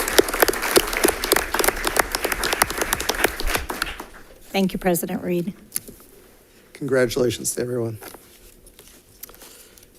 All right, let's see. We're up to agenda item 11, public hearings. All right. Our first public hearing is regarding Design Tech High School petition for a charter school in the city of Rancho Cordova. Superintendent. Yes, I'd like to introduce this item. We have a public hearing tonight. It's the public hearing for Design Tech High School for a location in Rancho Cordova. We were presented with a charter petition back in April and have met with the petitioner, Mr. Ken Montgomery, who is here this evening, who has an opportunity to share a little bit about Design Tech High School. And through the public hearing, the board will then have an opportunity to ask questions. So, Mr. Ken Montgomery, please join us here at the podium. Welcome, Mr. Montgomery. Thank you. Thank you, Superintendent Clee, and thank you, members of the Folsom Cordova Union School District Board, and also good evening to district staff and members of the public. So I just want to introduce myself. My name is Dr. Ken Montgomery. I'm the Executive Director of Design Tech High School at Oracle, and I'm joined with Dr. Wendy Little. She's our school developer, and Nicole Serra, our Director of Learning. So before I go into this presentation, I just want to say there's so many things that have happened at this board meeting that really resonate with me. First, the athletics, because I also coach softball, and we have faced the pitcher from Cordova High School, Casey. She is amazing, so not surprised, they did really well. And then also National Board. I am a National Board certified teacher. I didn't come up and join the picture because I didn't think that would be quite right, but I do, I do think that a lot of times when you see a charter school, a lot of assumptions and baggage comes with that. But one of the public comments really resonated with me, that it's not about like the programs, it's about the people. So we're going to talk to you about the programs, but we fundamentally believe it's about the people. And this last year, we know like the comment about gas prices, like we gave all of our staff a $2,400 stipend this year because gas was going up and they couldn't wait for us to come up with a new salary schedule. This next year, all staff members are getting $7,000 more than they were getting this year. And we do stipends instead of percent increases because we feel that they're inequitable against beginning teachers. We also give all of our staff members a rent stipend subsidy because it's really expensive where we are to buy a house. So everybody who's a renter gets a stipend to help subsidize their rent, because we are 100% filled. We have no vacancies entering the next school year. And so as we're going into this, you're going to learn about our programs, but you also have to understand that this is why I tell parents when they're deciding on our school. Anybody can put a PowerPoint presentation together, but it's the kid that stands in front of your kid, it's a teacher that stands in front of your kid every day that makes the biggest difference. And that's fundamentally who we are. So I'm not sure I'm telling who to click through. Are you do I have a clicker? Okay, perfect. So I just want to give you an overview of the mission of our school. Then Dr. Little will talk about some of the programs, and Nicole Serra, then also some of the outcomes that we've had, and then we're open to answering any questions. So our mission, next slide, is we believe the world can be a better place and that we can be the ones to make it happen. And so this school was founded when I was working. I've worked in public education my entire life. I was assistant principal at Cappuccino High School in San Bruno. And one day I was walking, we were spending a lot of time trying to get our API scores up. If any of you remember API, back when that was the thing that everybody cared about. We were the lowest performing school in the district. We were working really, really hard to get to 800. We almost got there, then the state said, well, those don't matter anymore.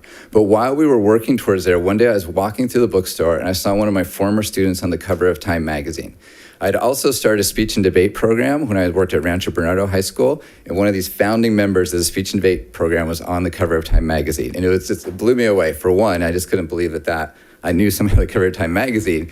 It was also one of my former students. His name is Ryan Padchadstrom. He was he's a deputy secretary of technology under President Obama. He was part of the Code Red team that saved healthcare.gov. And I thought, wow, like Ryan was amazing, but some of these other kids that helped start this speech and debate team are really amazing too. So I started looking them up. One of them was a Rhodes Scholar. He also did his joint PhD Harvard degree in economics, Yale Law degree. I believe he's a law professor at UC Davis now. Another student, former student, started this coding school in Omaha. Another student was, I keep calling them students, like 30 years old now. Another one was a professional DJ, opening act for Infected Mushroom. Any Infected Mushroom fans in the house? No, okay, all right, well, their manager is one of my former students. And one of these other students also worked at the White House, and they tell this amazing story where they were in the Roosevelt Room pitching ideas for President Obama's upcoming State of the Union address to the Chief of Staff, and they look across the room, and Austin, who's there at the Department of Treasury, looked across and saw Ryan, who's there at the technology office, and said, wow, Monty must be so proud. And that was their nickname for me in high school.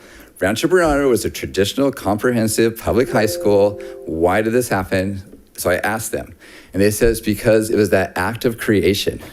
That's like a really effective timer. Your battery's running low. So they said it was the act of creation. The fact that they came in as ninth graders and they created the speech debate team, it set in their mindset, well, that's how the world works. You don't passively receive it, you actively design it. So I put two and two together. I'd done my PhD at Stanford, where I learned about design thinking.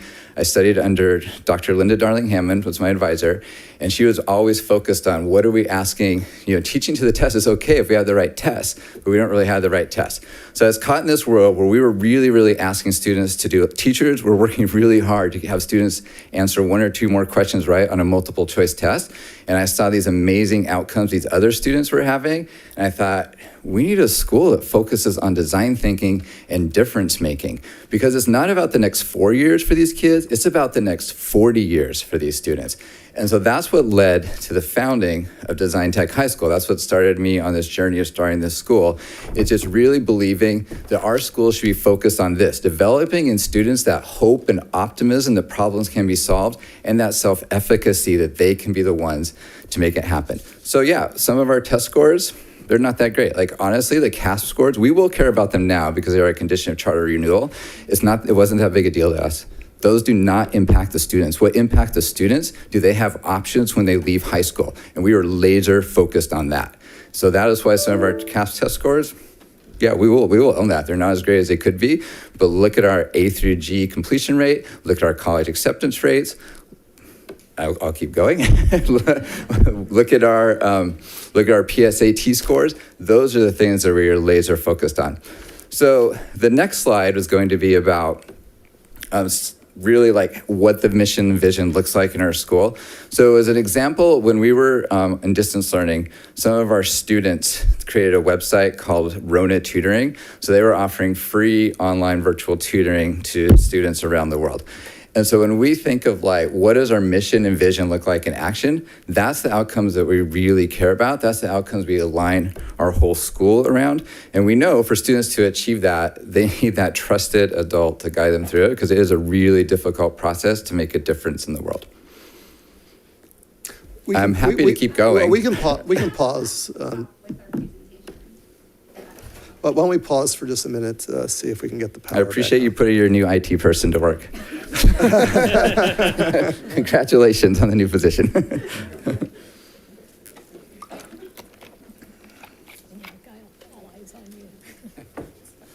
What's the next slide? Next slide is you.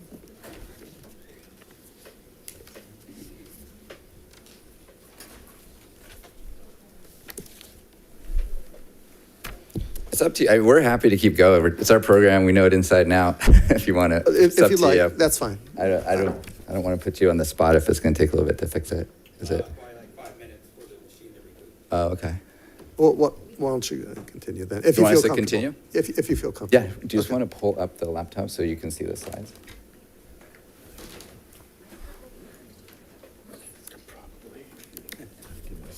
Oh, your part needs to be projected. Okay.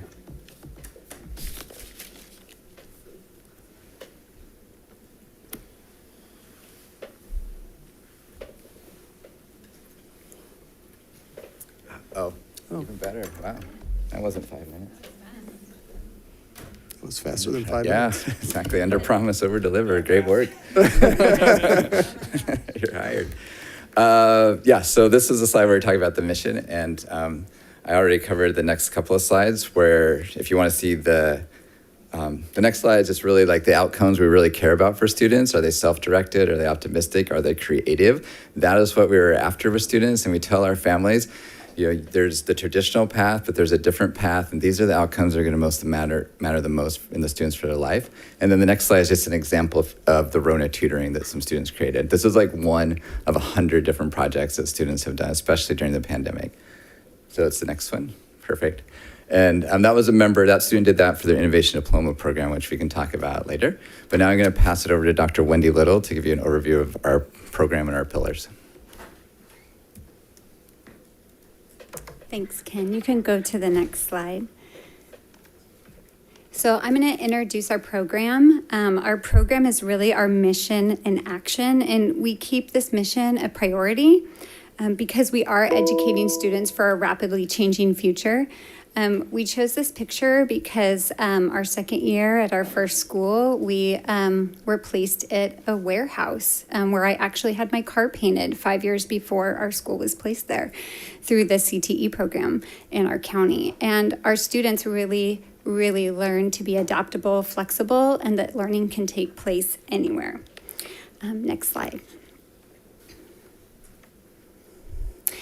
So as Ken said in his introduction, the work that we're doing at Design Tech High School is really not about only the 4 years that students are in high school, but about launching them into their next 40 so that they make successful transitions to adulthood. And our innovative learning model really prepares students to do this. Next slide. So at a high level, DTech combines a rigorous academic curriculum, as you see here on the left, with a deep problem-solving curriculum aimed to equip students to apply their learning in the real world.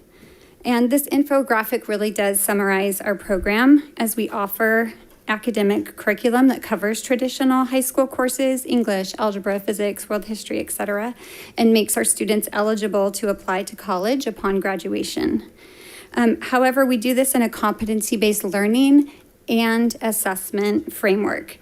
And simultaneously, students engage in problem solving by taking 4 years of our Design Lab curriculum. And in these classes are where students learn and practice design thinking. They really learn to do and to make and hone those skills, and they engage in entrepreneurship. And when students have both of these things, a highly rigorous academic curriculum that's based on competency and mastery, along with a deep problem-solving curriculum, we really unleash student potential. That's why those characters all have capes and superpowers. We do really believe, it's not cliche, we do take to heart that students have something meaningful to contribute, and they can contribute that as adolescents, as high school students. They don't need to wait to graduate or to get degrees or other vocational endorsements. They can make those impacts while they're in high school. And so with this focus on learning and application, students really unlock their potential and they can instigate real change while they're still in high school. So you might be thinking, okay, how do you really accomplish this? You can go to the next slide. We leverage 5 pillars in our program: flexible scheduling, competency-based learning and assessment, design thinking, our intercession program, and our advisory program. Next slide.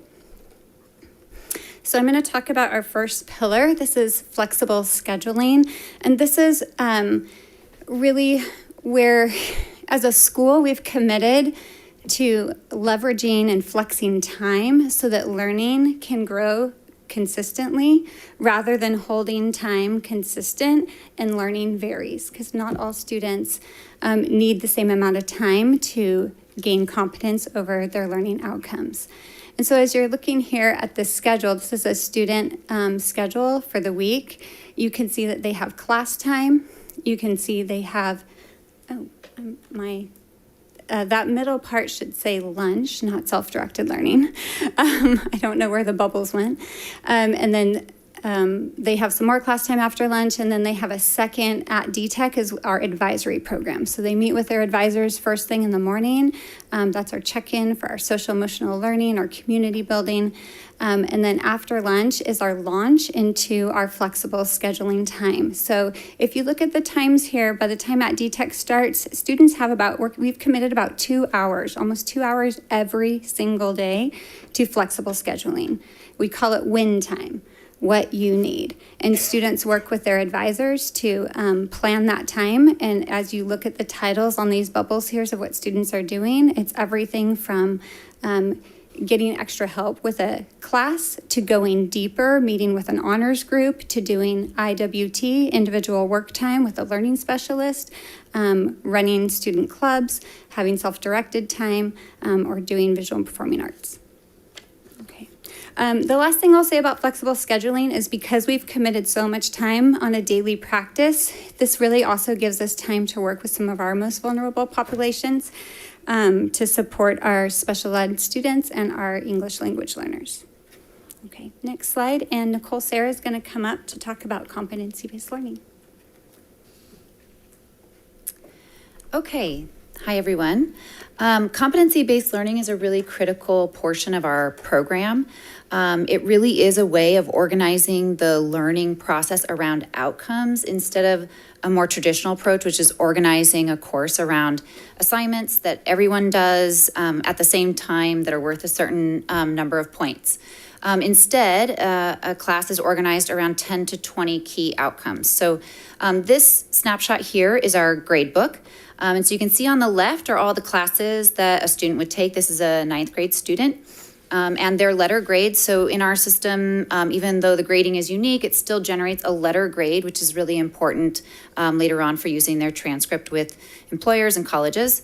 But then you can see when you click on a class, like the Spanish 1 class, you can see the student has a B-, and then it opens up all the outcomes for that class. And so these are the key skills that a student must demonstrate proficiency in order to pass the course. And for each outcome, a student basically gets a GPA. And that GPA is based on evidence the student produces over the course of the semester. So they do assignments, classroom activities, extracurricular activities, anything at all that relates to these outcomes can go into creating that outcome average. So you can see when you look at a student's grade book, the student, the parent, the teacher, they can tell right away what a student is, where a student is really succeeding, where they're really competent already, and where they need more support. So this student, for example, is doing great with Latin American history and interpersonal speaking skills.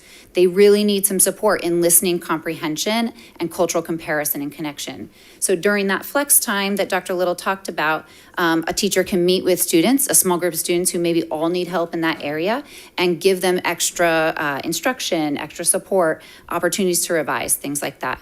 So that's the competency-based learning assessment. That's pillar 2.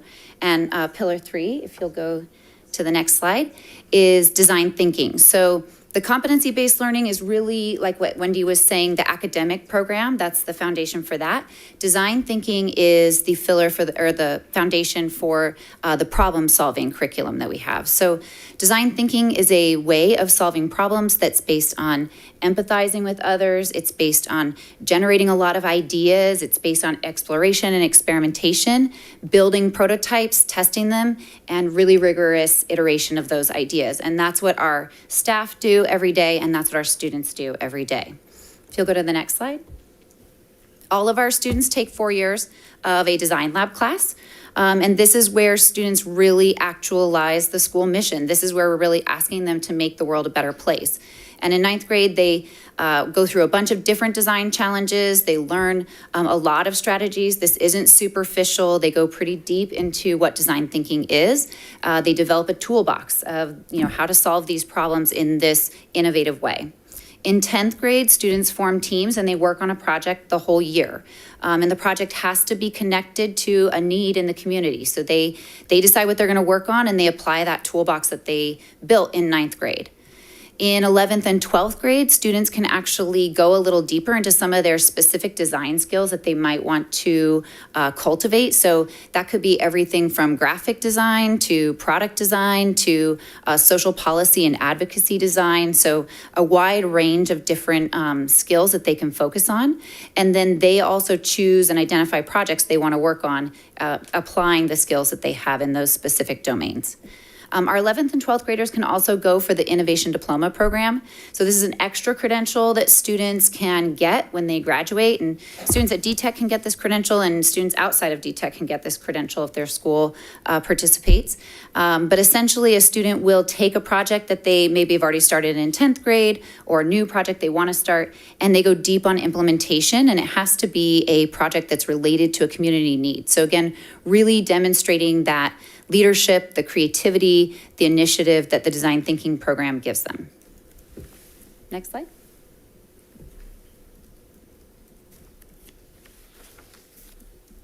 So this is an example of a project, a design thinking project. This is called the C-PACE. This student developed this technology. It's assistive technology for people with cerebral palsy.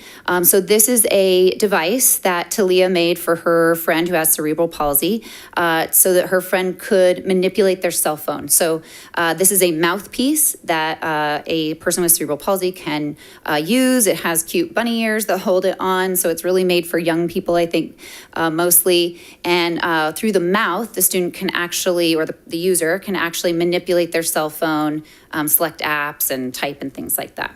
And this student actually developed all of this tech on her own and then made it available free, the technology free of charge. If people just bought if they bought the pieces, the materials, the directions were open source. So that's the kind of project we really like to see students do. Next slide is another example. So this is a mural project in Pacifica, which is nearby where we live. This is a group of students who are really committed to environmental advocacy and decided to make this, big mural project, to advocate for the ocean. And now they've actually done another mural, and they've actually even developed a curriculum that you can use to do your mural in your community. So these are just two examples of the kinds of projects that come out of design thinking that our students do. Next slide. Great, now I'll hand it back to Wendy to talk about our next pillar, which is intercession. Our current intercession program is really where our students, again, connect with our community and industry partners. Currently, we run intercession 3 times a year for 2 weeks at a time. The students do pause their core academic classes during this time, and they just focus on what we call exploration classes. They take a morning class and an afternoon class, so each class that they take during intercession is about 3 hours long for those 2 weeks. And our students partner with industry professionals who are experts in their field to solve some sort of problem in that industry or work on a challenge. And then our junior and senior students have internship opportunities during intercession. And again, these can be as short as 2 weeks once a year for a particular exploration class, or the student may do a series of exploration classes that are really allow them to go deep. So the program is really designed to connect students' learning, to put it in action and solve problems in their communities, but also to allow them to really explore, to either, if they are really into a certain industry, they can go deep. But if they're not sure what they want to do, if they don't know what they're passionate about because they are adolescents, they can use intercession to explore a lot of different industries over the course of 4 years. So they would end up taking about 24 intercession classes. All right, next slide, please. And here's some examples. So the first picture in the upper left, these are 2 students in their 9th grade year who are presenting a prototype that they designed for the Bay Area Lyme Foundation. The Bay Area Lyme Foundation wanted to support 4th and 5th grade students learning about Lyme disease at the nature camps that many of us send our students to learn about these things. And so this is actually like a mobile kit that is used now in the nature camps across California that was designed by our students. And then in the upper right, we have students really learning about good health and wellness practices in a martial arts class that they took with one of our leaders in San Bruno. And then on the bottom left, we have students really pairing art and science together to learn alternative photographic processes using light in different stains and items. And then on the bottom right, this is one of my favorites because these 2 young ladies in their 9th grade year did not read the full class description of their intercession class, of which they get to select themselves. They signed up for a Raspberry Pi class, and they believed they were taking a cooking class and would be baking pies. But Raspberry Pi is a coding environment. And so they of course, came and asked me if they could change their class, and there was no real pie cooking class at that time. So I said, it's 2 weeks. Try something new. Give it a try. Jadine, on the far right here, would never have signed up for this class. Ended up changing the trajectory of what she wanted to do with the rest of her life. And she actually ended up leading this class with the Oracle Education Foundation volunteers her senior year of high school. So it really was just a blessing to me to see how the variety of intercession and the consistency of it over the 4 years that all students participate in can really help students see a new vision of their future self. Okay, next slide. And then our 5th pillar is advisory. And we are fully committed to our advisory. Advisory almost doesn't do it justice. We call it at DTech. And our advisors meet with our students twice a day, every day for 4 years. You have the same advisor, the same advisory group, the same students, every day for 4 years. It really becomes your school family, your DTech family. And advisors know their advisees personally, academically, and also these are groups of students. It is like your family. You don't get to pick who's in it, okay? And so they get to know peers that they may not have otherwise befriended because they didn't have similar interests or activities. So it really is a way that we've been able to develop empathy for people that are different than you, that think different than you, and also just build that community that really bonds our school for caring, not just for themselves, but for the outside world. And then finally, as it is a pleasure to serve as an advisor, and you are that point person for families. And so besides getting to know students personally and academically, you actually really get to know the family. And so one of the things that we did in the first few days of that initial shutdown is we realized there were some kids that weren't checking in. And our advisors delivered care packages with chargers, hotspots, and meals, just to say, hey, we've noticed that we haven't seen you online. And that came from our advisors saying, hey, I haven't seen this kid, what should we do? And so that kind of just gives you a little picture of how committed our teachers and staff are to their advisories. All right, next slide. And you're up, Ken. Thank you. So I just want to close with just a quick overview of some of our outcomes, but I just want to emphasize that these are pillars of the DTech model because we understand that context is everything and community matters. So any DTech school, they have to operate under these pillars, but they have to be adaptable.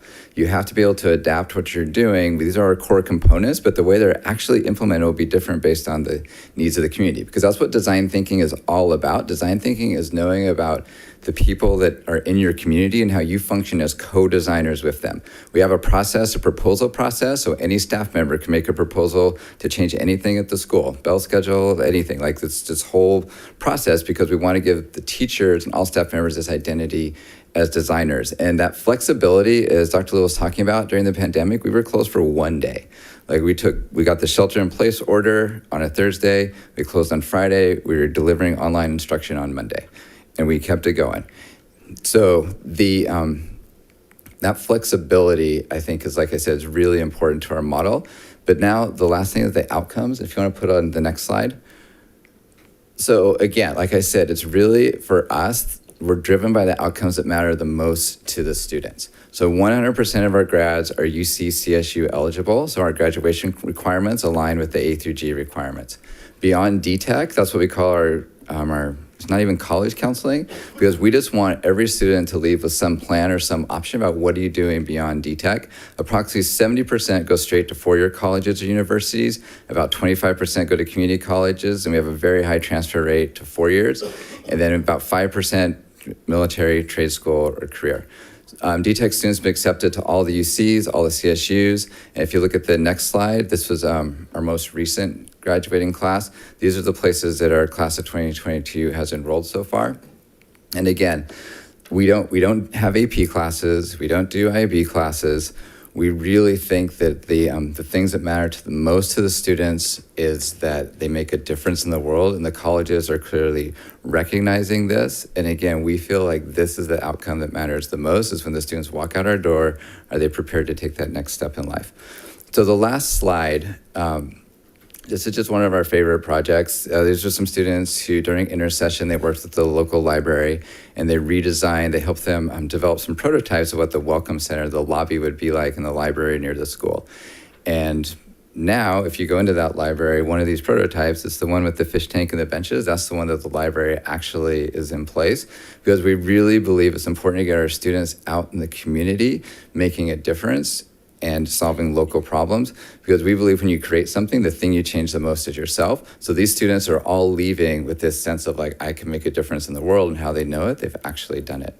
So the next slide is, if you remember when I started, the thing that like really inspired me to start opening this first school was I saw some of my former student on the cover of Type magazine.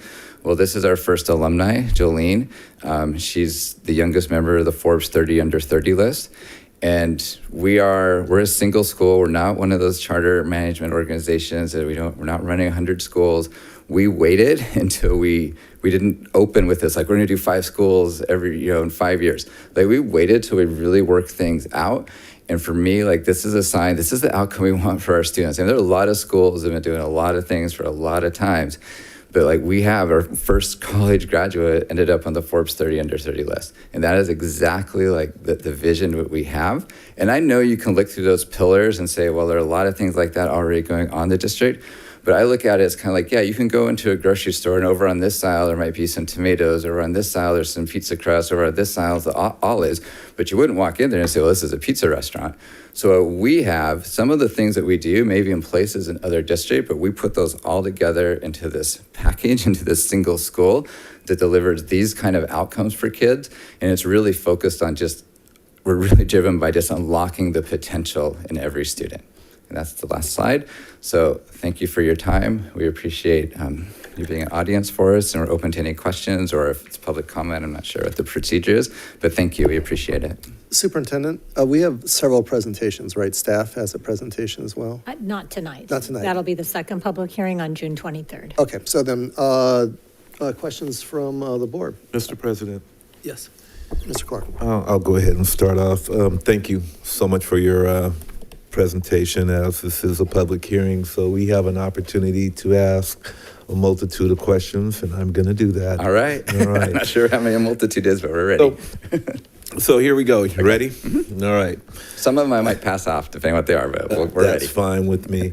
I always ask this question, as I imagine charter schools get this a lot. Independent or dependent? We're independent. Gotcha. All right. So here we go. We actually, at our first charter, we tried to work with the district, and they just agreed we'd need to be an independent charter.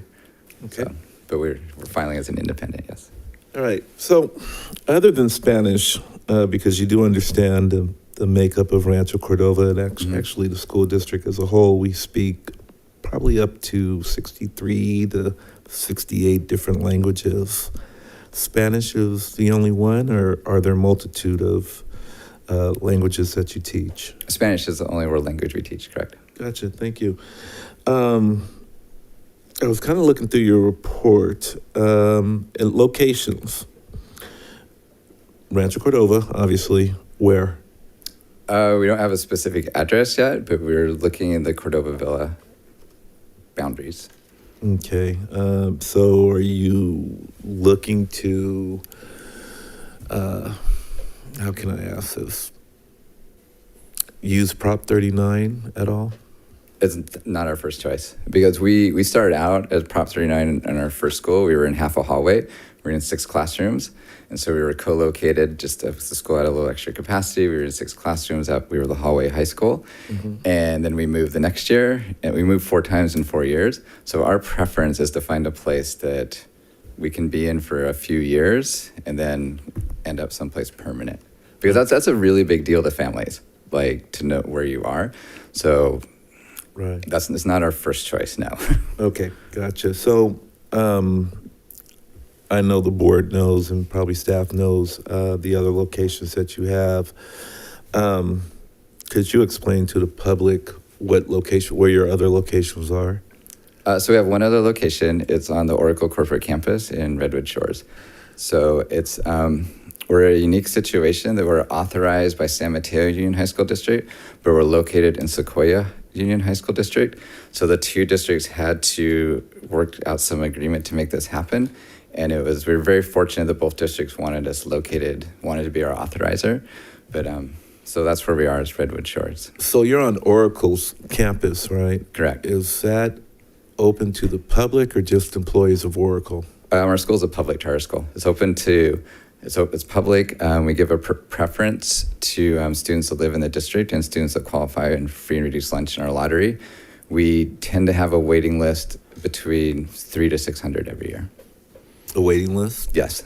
Okay, is there a breakdown of that waiting list? How many are African American? How many are Hispanic? How many are white?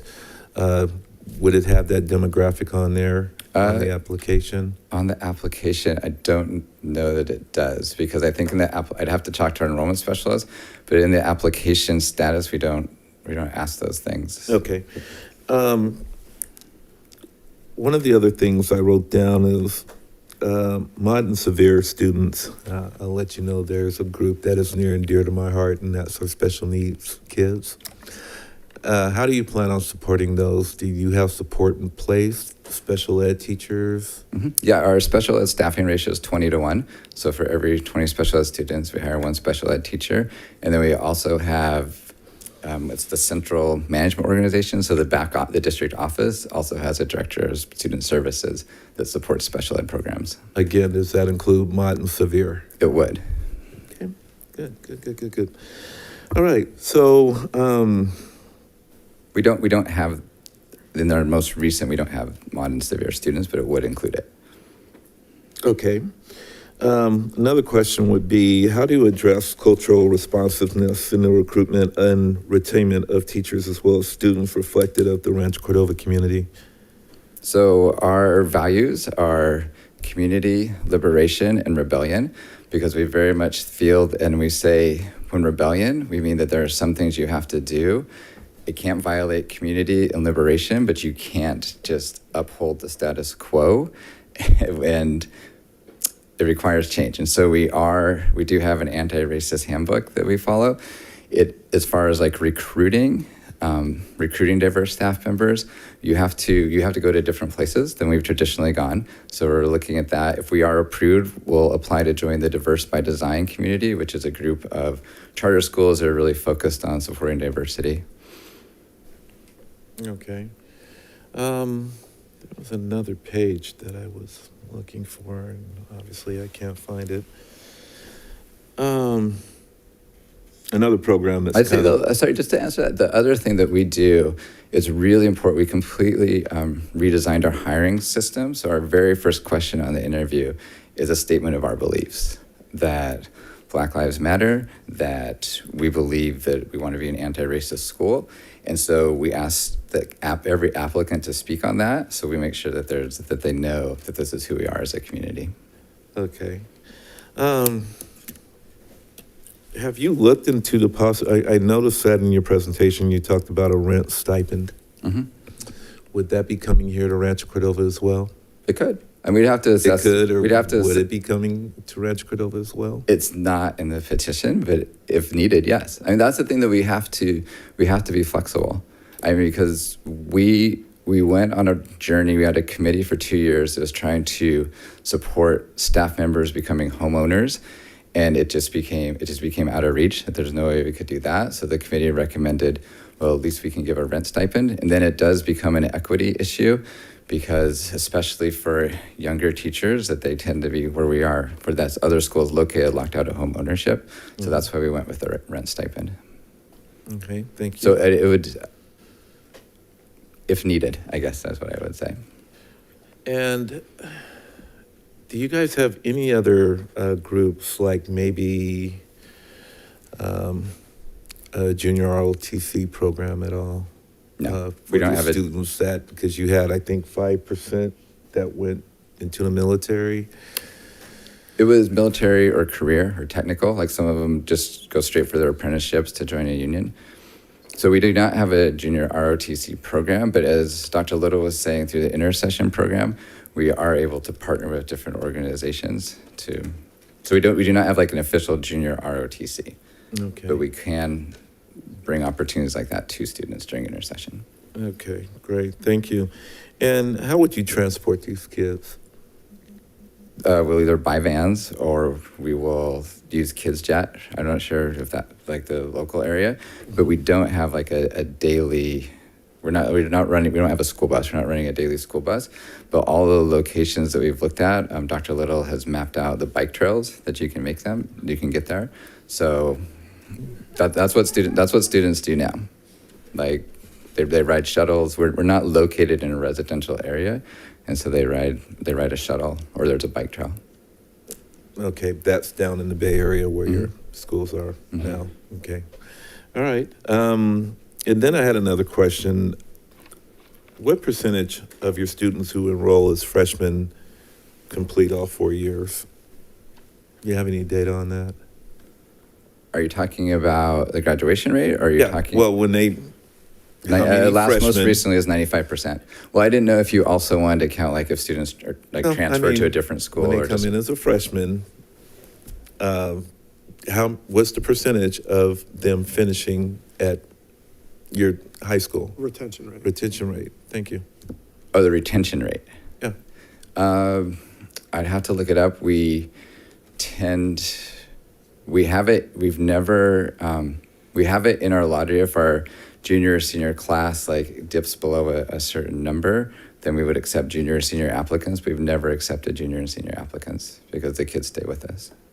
Okay. But I can get you that number. Yeah, I'll ask our enrollment specialist. Yeah, It's really high. And like I said, we go in with a big wait list every year. Yeah, for I 9th would and like 10th to, grade. honestly, I would like to see that. Could you make a note? There was another question that I had, but it's drawing a blank right now. So that's it for me right now. Mr. Short? Thank you. Just the same way. I mean, this is our opportunity to ask questions. I'm going to keep an open mind of what you answer and look at the petition.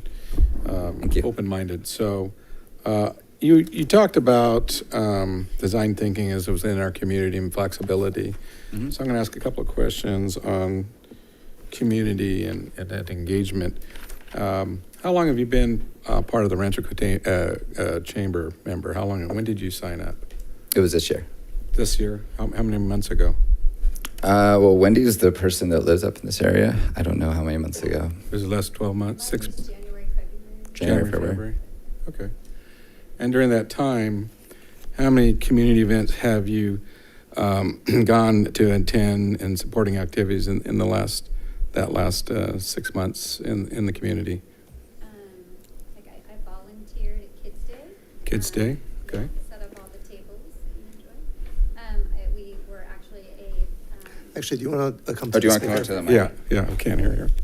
Sorry about that. So we just recently joined the chamber, and I volunteered at Kids Day to help do the setup. I wasn't able to attend that next day as a vendor, but we did iFest. Our activity at iFest was "What Do You Love About Rancho Cordova?" And it was a beautiful expression of the love that your community has for where they live. And then I've gone to other chamber lunches, women's roundtable, and then some with the community council. Okay, so a few events. Yeah. So, I'm asking this question because it talks about the chambers. And so why do you think the chamber believes that you're very interested in the community? Was it just during those events, or why do they believe that? No, we initially met with the chamber to talk with them about what their needs were. They work with industry, they work with the community to support industry.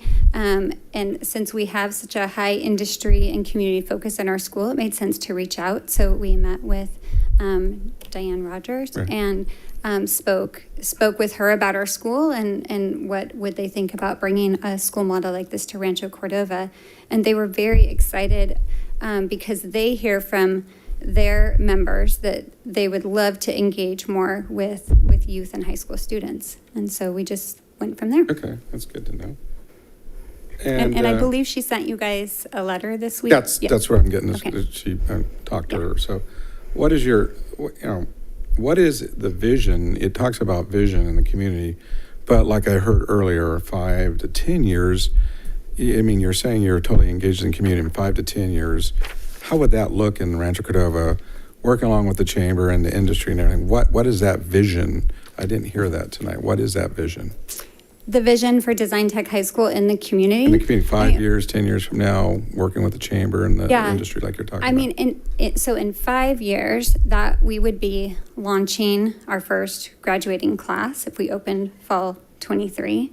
And so I think by that time, we would be seeing some fruits of the labor of our programs where students would be actively identifying things that they want to see change in their school, in their community, in their world, and that you would be seeing the implementation of that. It really comes from the students. Like one of you asked, like, do we have a junior ROTC program? And to myself, I said, well, not yet. And that's because so much of what we do at Design Tech High School comes from our student community, or comes from the community at large. Like Bay Area Lime Foundation approached us. They said, we hear your students know design thinking. Would you guys be willing to help design this mobile nature kit for us? So to give the vision of the next 5 years is that you would actually see students' projects coming to fruition in the local community. Okay, thank you. With that in mind, the type of innovative learning programs that you do offer, and that vision sounds like it morphs as it comes along. Why does the chamber or you folks see what would be different than what the school district provides now? Or why you say flexibility, what would be totally different than what we're doing now? In your mind? Yeah, I mean, in my mind, and I think Ken kind of alluded to this in some of his remarks, that there are a lot of schools and districts that offer components of what we do, but we have like a fully wrapped around program and in a small school model. Not every student wants to go to a large school. And so that also allows us to really know our students personally and academically, so we can help them unlock that potential and instigate change. Okay, so you're talking about a small. I think it's small school, and I So think it's the what is that? comprehensiveness. Like when we talk about our flex scheduling, a lot of schools do flex scheduling. They do it for 30 minutes a couple times a week. We do it every day for almost 2 hours. I believe like the total time is 1 hour and 55 minutes. And that's what allows us to go so deep and practice, our students practice self-direction.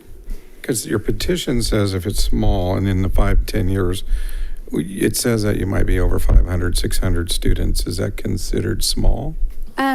Well, so I think our like ideal size is like 550, and I do believe that's considered small for a high school, especially a comprehensive high school that's graduating students ready for college and career. Okay, is that capped, or is that just the size, or it can go to 1,200 to 2,000? That is capped. It's capped where? It doesn't say that in the petition.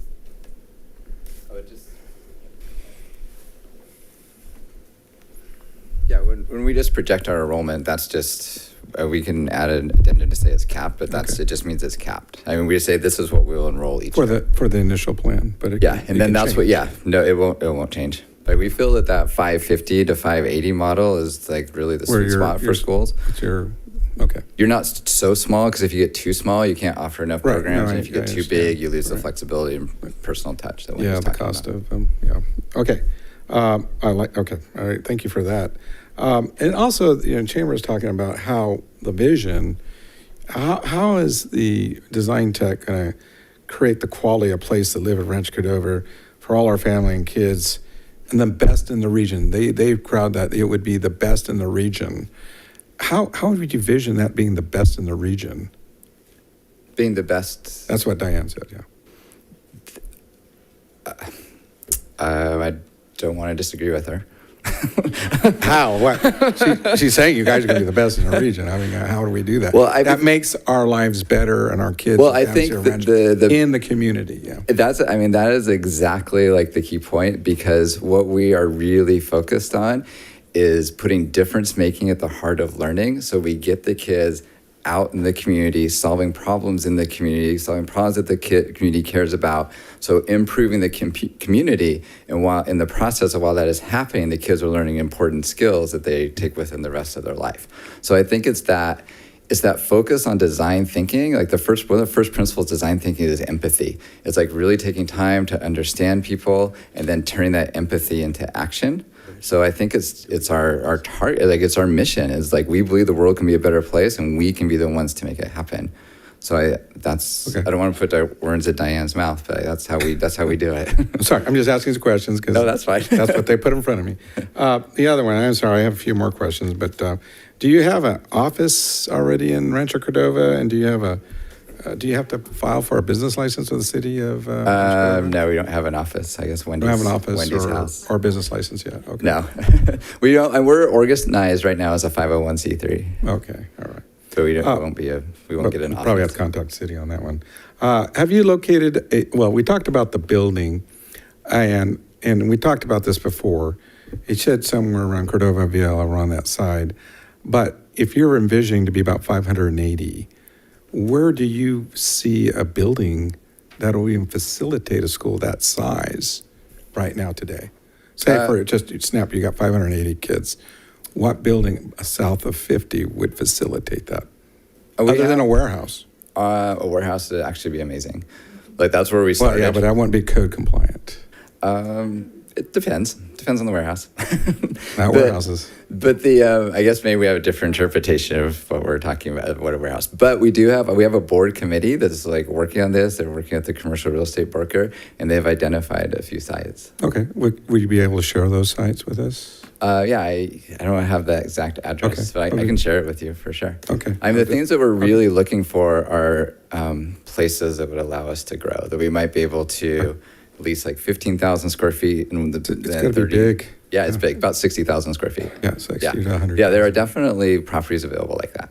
But if it's a warehouse, you're going to have to convert. So, yeah, okay. But we can talk about that when you give us a. Who is on your board, the names, the titles, and where they're from and their location? Who they represent? Because they're not elected officials. No, because we're organized as a nonprofit, obviously. So our board president is Victoria Pacquiana. She has a background in ed tech. And then we have Maurice Goodman. He is a member of the San Mateo Community College District. Oh, there you go. Thank you. There you go. So there's Victoria. Maurice just is running for Congress right now. Samit Jain, who works at Box. He's a former student that started the school in Omaha. Morgan, she's really expert in design thinking, ran a school in Oakland. And then we also have Bailey, who works at Google right now. We have a staff member, Nick, and a parent board member, Wendy. Then we also have a parent liaison who the district committee met when they visited. It was Cherie. But she's not a voting board member. And we have a student rep also. So how does that governance board work? Do you report to them? Yes. And you work independently with them? Yeah, like they function, they have a similar function as you all have, but they're not elected. So they evaluate me and then they do the board policies. How do they get on the board? The board has to vote other board members on. So they're appointees from other board members? I guess, yeah. I mean, it's not an appointee. They do go up for a vote. Right. But their vote But the board self-appoints? Yes, okay. Yes. Just for people to understand how Except it works. for the staff and parent, they're voted on by the community. Oh, that's good. Okay, thank you. Do you believe that you're going to create, and we talked about competition, but you do believe that this charter, that if you come in, it creates the atmosphere of competition, will aid us or the district, allegedly a failing district where we don't provide that same service, to improve and to be the goal of the charters today? Is that the goal of the charters, to create internal competition to a district? I don't want to speak for all charters. That is not us. We are more of the original charter vision, which is giving a place for innovation and R&D.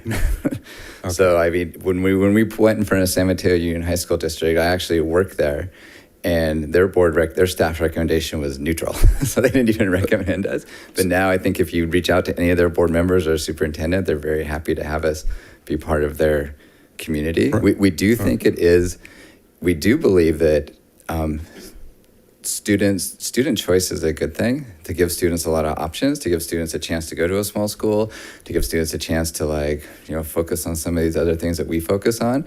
But as far as the competition model of charters, we're more the let's try some different things. We started doing flexible scheduling, and now the San Mateo Union high schools have a lot of flexible scheduling in their system because we worked with them.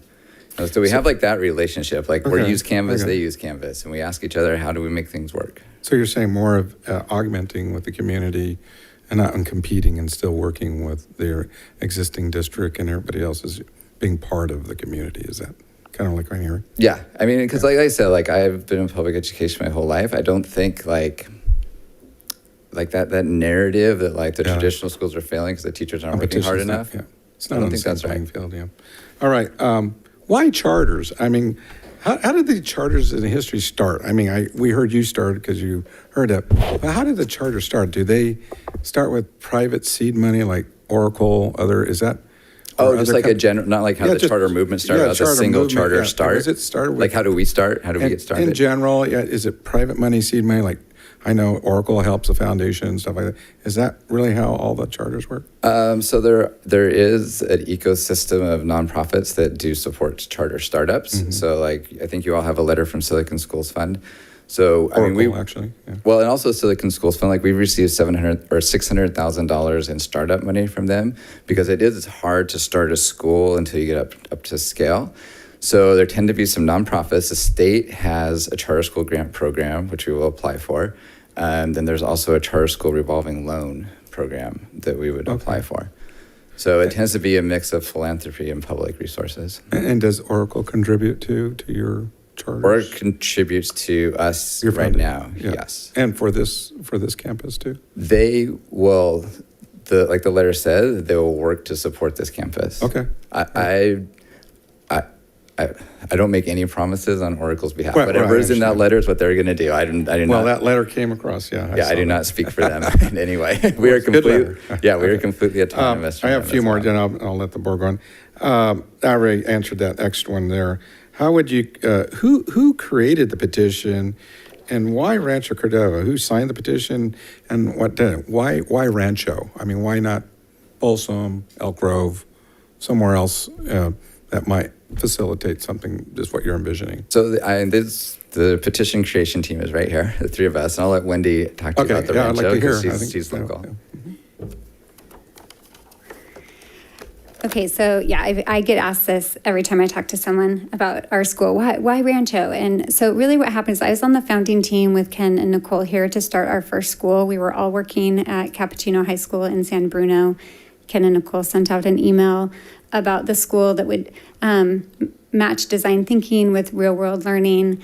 And just in my own personal experience, my husband actually started out working for IDEO in Chicago, who really propelled design thinking into the world as we know it. So it was kind of the meshing of our two professional worlds.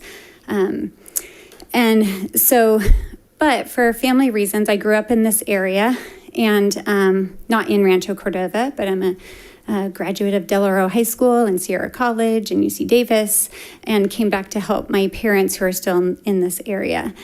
And worked remotely for DTech when working remotely was the thing that we all had to do. And then we just, one of Silicon Schools Fund actually asked if we'd be interested in starting a second school. And since I was up in this area, Ken and Nicole reached out to me about that opportunity. And I started looking around for places where we might build a second DTech and kind of foster that same knowledge and action community that we have today. And what I really loved about Rancho Cordova, so my role at DTech was I designed the intercession program. And so, of course, I started with what would be a district that has a ton of industry, and you could get back and forth even to places like Sacramento pretty easily. Like we do a lot of out in the world learning. And Rancho Cordova also reminded me a little bit of San Bruno, where I had taught for 5 years at Cappuccino High School, and where I feel like it's like one of the best kept secrets in the region. It's a beautiful place, and the people that live here love living here.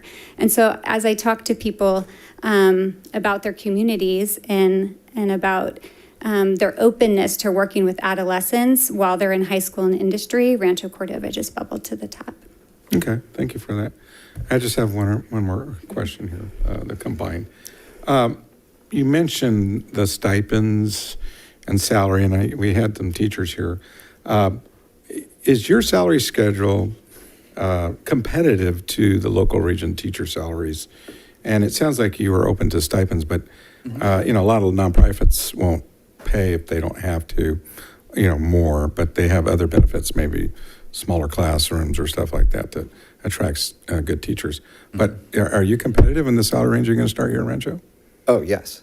Yes. I mean, we feel like, and that's one of our primary strategies right now at DTech Oracle is raising staff compensation.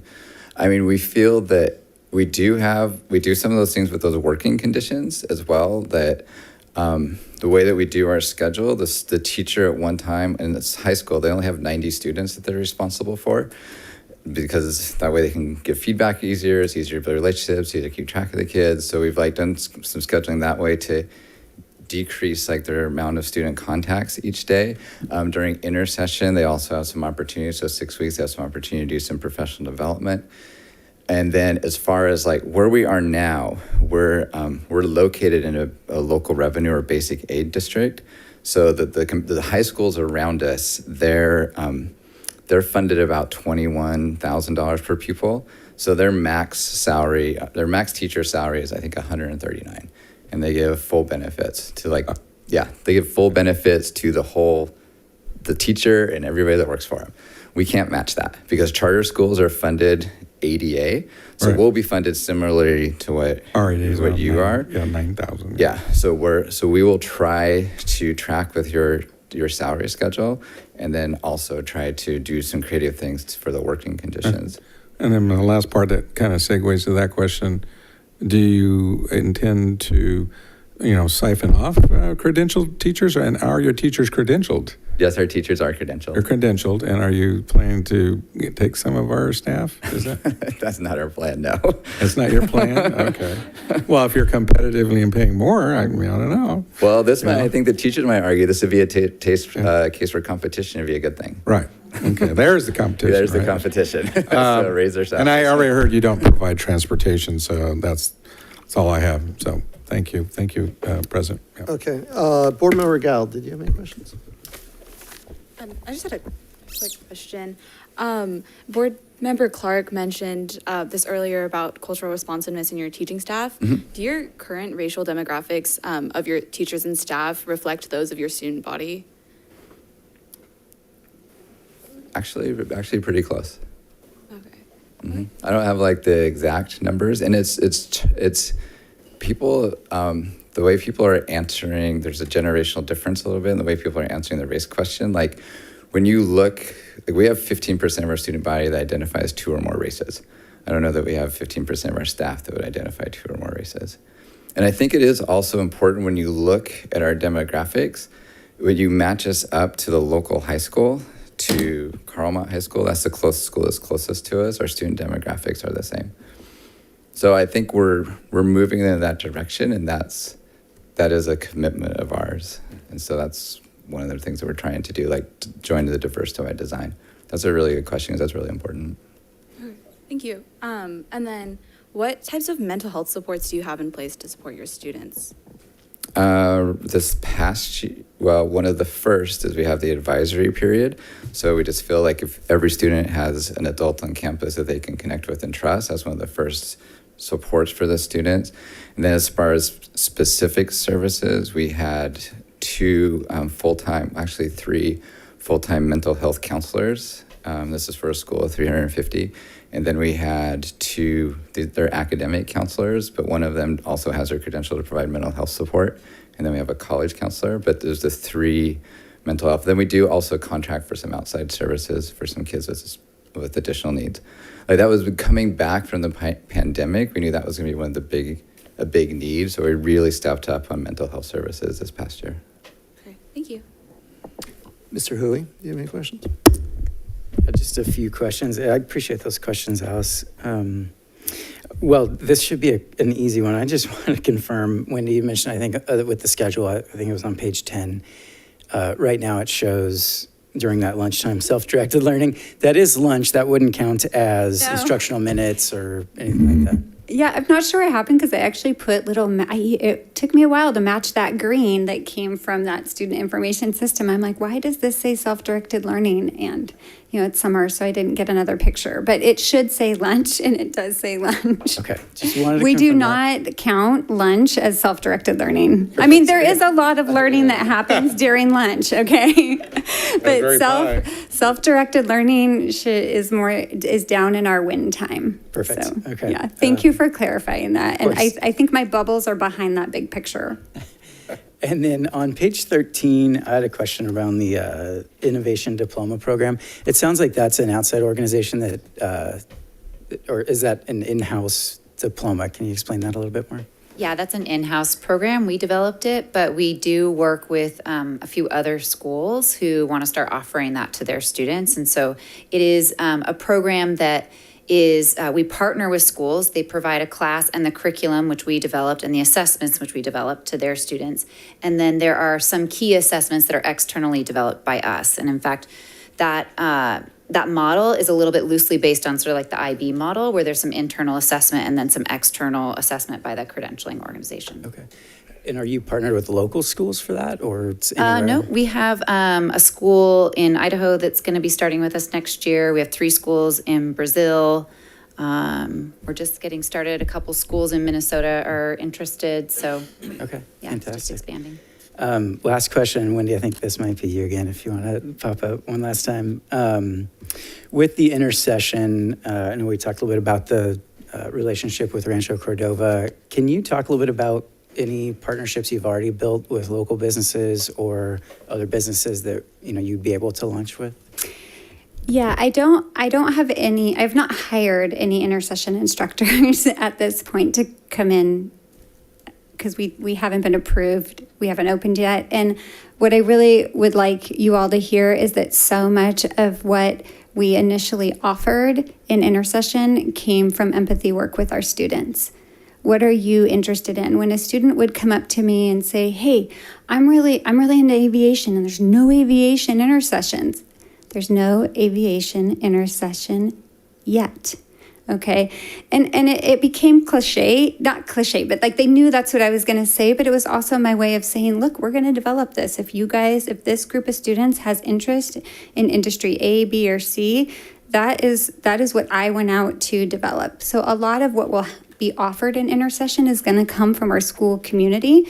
And then it's also going to come from the larger community of the district in terms of what other organizations are interested in engaging students with.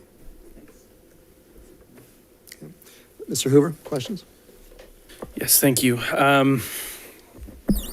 So I don't know who the first question, probably Ken, but how do you track student outcomes and what have those outcomes been at your existing school? Yeah, so the outcomes, like I said, that we track the most are the college, are the graduation rate, because we know our graduation requirements are A through G requirements, so we track those. We also track the UC acceptance rates. So our last years, had it, I think it's an 80%, then the year before 67%, the year before that was 70%. So that's how many the percent of our applicants that apply to a UC are accepted. So most recently, we had 80% of our students that applied for a UC were accepted. We also track, like I said, the CASP will become more important because has become a condition of charter renewals for us. We also track it's called the CWRA, which is the College and Work Readiness Assessment. So all of our 9th graders take it, and then they take it again their senior year. And it's really focused more on critical thinking because we had to find some assessments that we think were really apply to the outcomes that we cared about. And then we also track the number of our kids that complete the Innovation Diploma Program. Like all 3 of us, from at Cappuccino, we worked it was an IB school, and we felt that the IB program It had some strengths to it, but it was really like it wasn't as focused on the program, the outcomes that we wanted. So that's why we developed this innovation diploma program. So we track how many of our students complete that. So how many of your students take advantage of the innovation diploma? I think we had 64 in the program this last year. Is that right? 64. And is that only for a senior? Junior and seniors. Junior and senior, okay. So that's pretty, and would you say that like, because one of the interesting things I think about the innovation diploma is that as we see our UCs and CSUs moving away from tests and away from, how do you differentiate yourself? I think, so do you see that program as being a differentiator for your students? Like, is it helping them get into college? Oh yeah, this last year, I mean, that slide with the outcomes, like we were really blown away with our kids, their college acceptance. I mean, they had, of course, like the highly selective schools. We had 2 kids getting, this was a graduating class of, I think it's like 135, 140. We had 2 kids that got into Stanford, a student that got into Yale, like all these really highly selectives. And one student got into a school and got a $40,000 scholarship, and the college admissions officer called the student and said, the differentiation for you was your innovation diploma project. And what their innovation diploma project was so essential, but it's not very glamorous, is solid waste management. And, and so they said, it's really important. And so they said that was one of the reasons, you got into the school with this scholarship. So as that, like you said, there's a gap where the SAT used to be. So colleges are looking for something else, and that's what the innovation diploma provides students. It gives them a verified way, because even college essays, as we learned through the college admission scandal, like college essays are not. A student can write whatever they want in there. It's not verified. So this innovation diploma programs gives students a verified way to show that they've done these other things. Do any students participate in that program that maybe don't have the best grades? Or would you say there tend to be higher performing students? You don't have that. We haven't tracked their grade data. So let me move on here. So what is the acceptance process, kind of the application and acceptance process for DT? And do you plan to prioritize students from Rancho Cordova? I think in your So what is in the petition? You have a preference. It's a public random lottery, but there's a preference for children of staff members. So basically they will get in. There's a preference for siblings. We want to keep families together. Then after that, there's a preference for students in the district. And then within that, there's a preference for students that qualify for free and reduced lunch. Okay. So, but this is something like with our last district, with San Mateo Union High School District, like after they approved the petition, one of the conditions was to go back and like think about the preferences, like work with the district to come up with those preferences. So we are open to that. So that's something you'd be willing to work together on for, because we certainly, obviously have a lot of students in Rancho Cordova that I'm sure would love to participate. And do you guys currently or plan to recruit students in underrepresented communities to apply? So like, do you advertise? I mean, what is kind of the process for how you get the word out? Because I mean, the challenge for charter schools obviously is it's voluntary enrollment. So people have to be aware that you exist. So so we haven't done that yet because we don't exist, but we will. So I don't know if like Wendy can talk to you about like some of the plans specifically for that, but we haven't done any of the recruitment for students to apply yet because we're still a year out.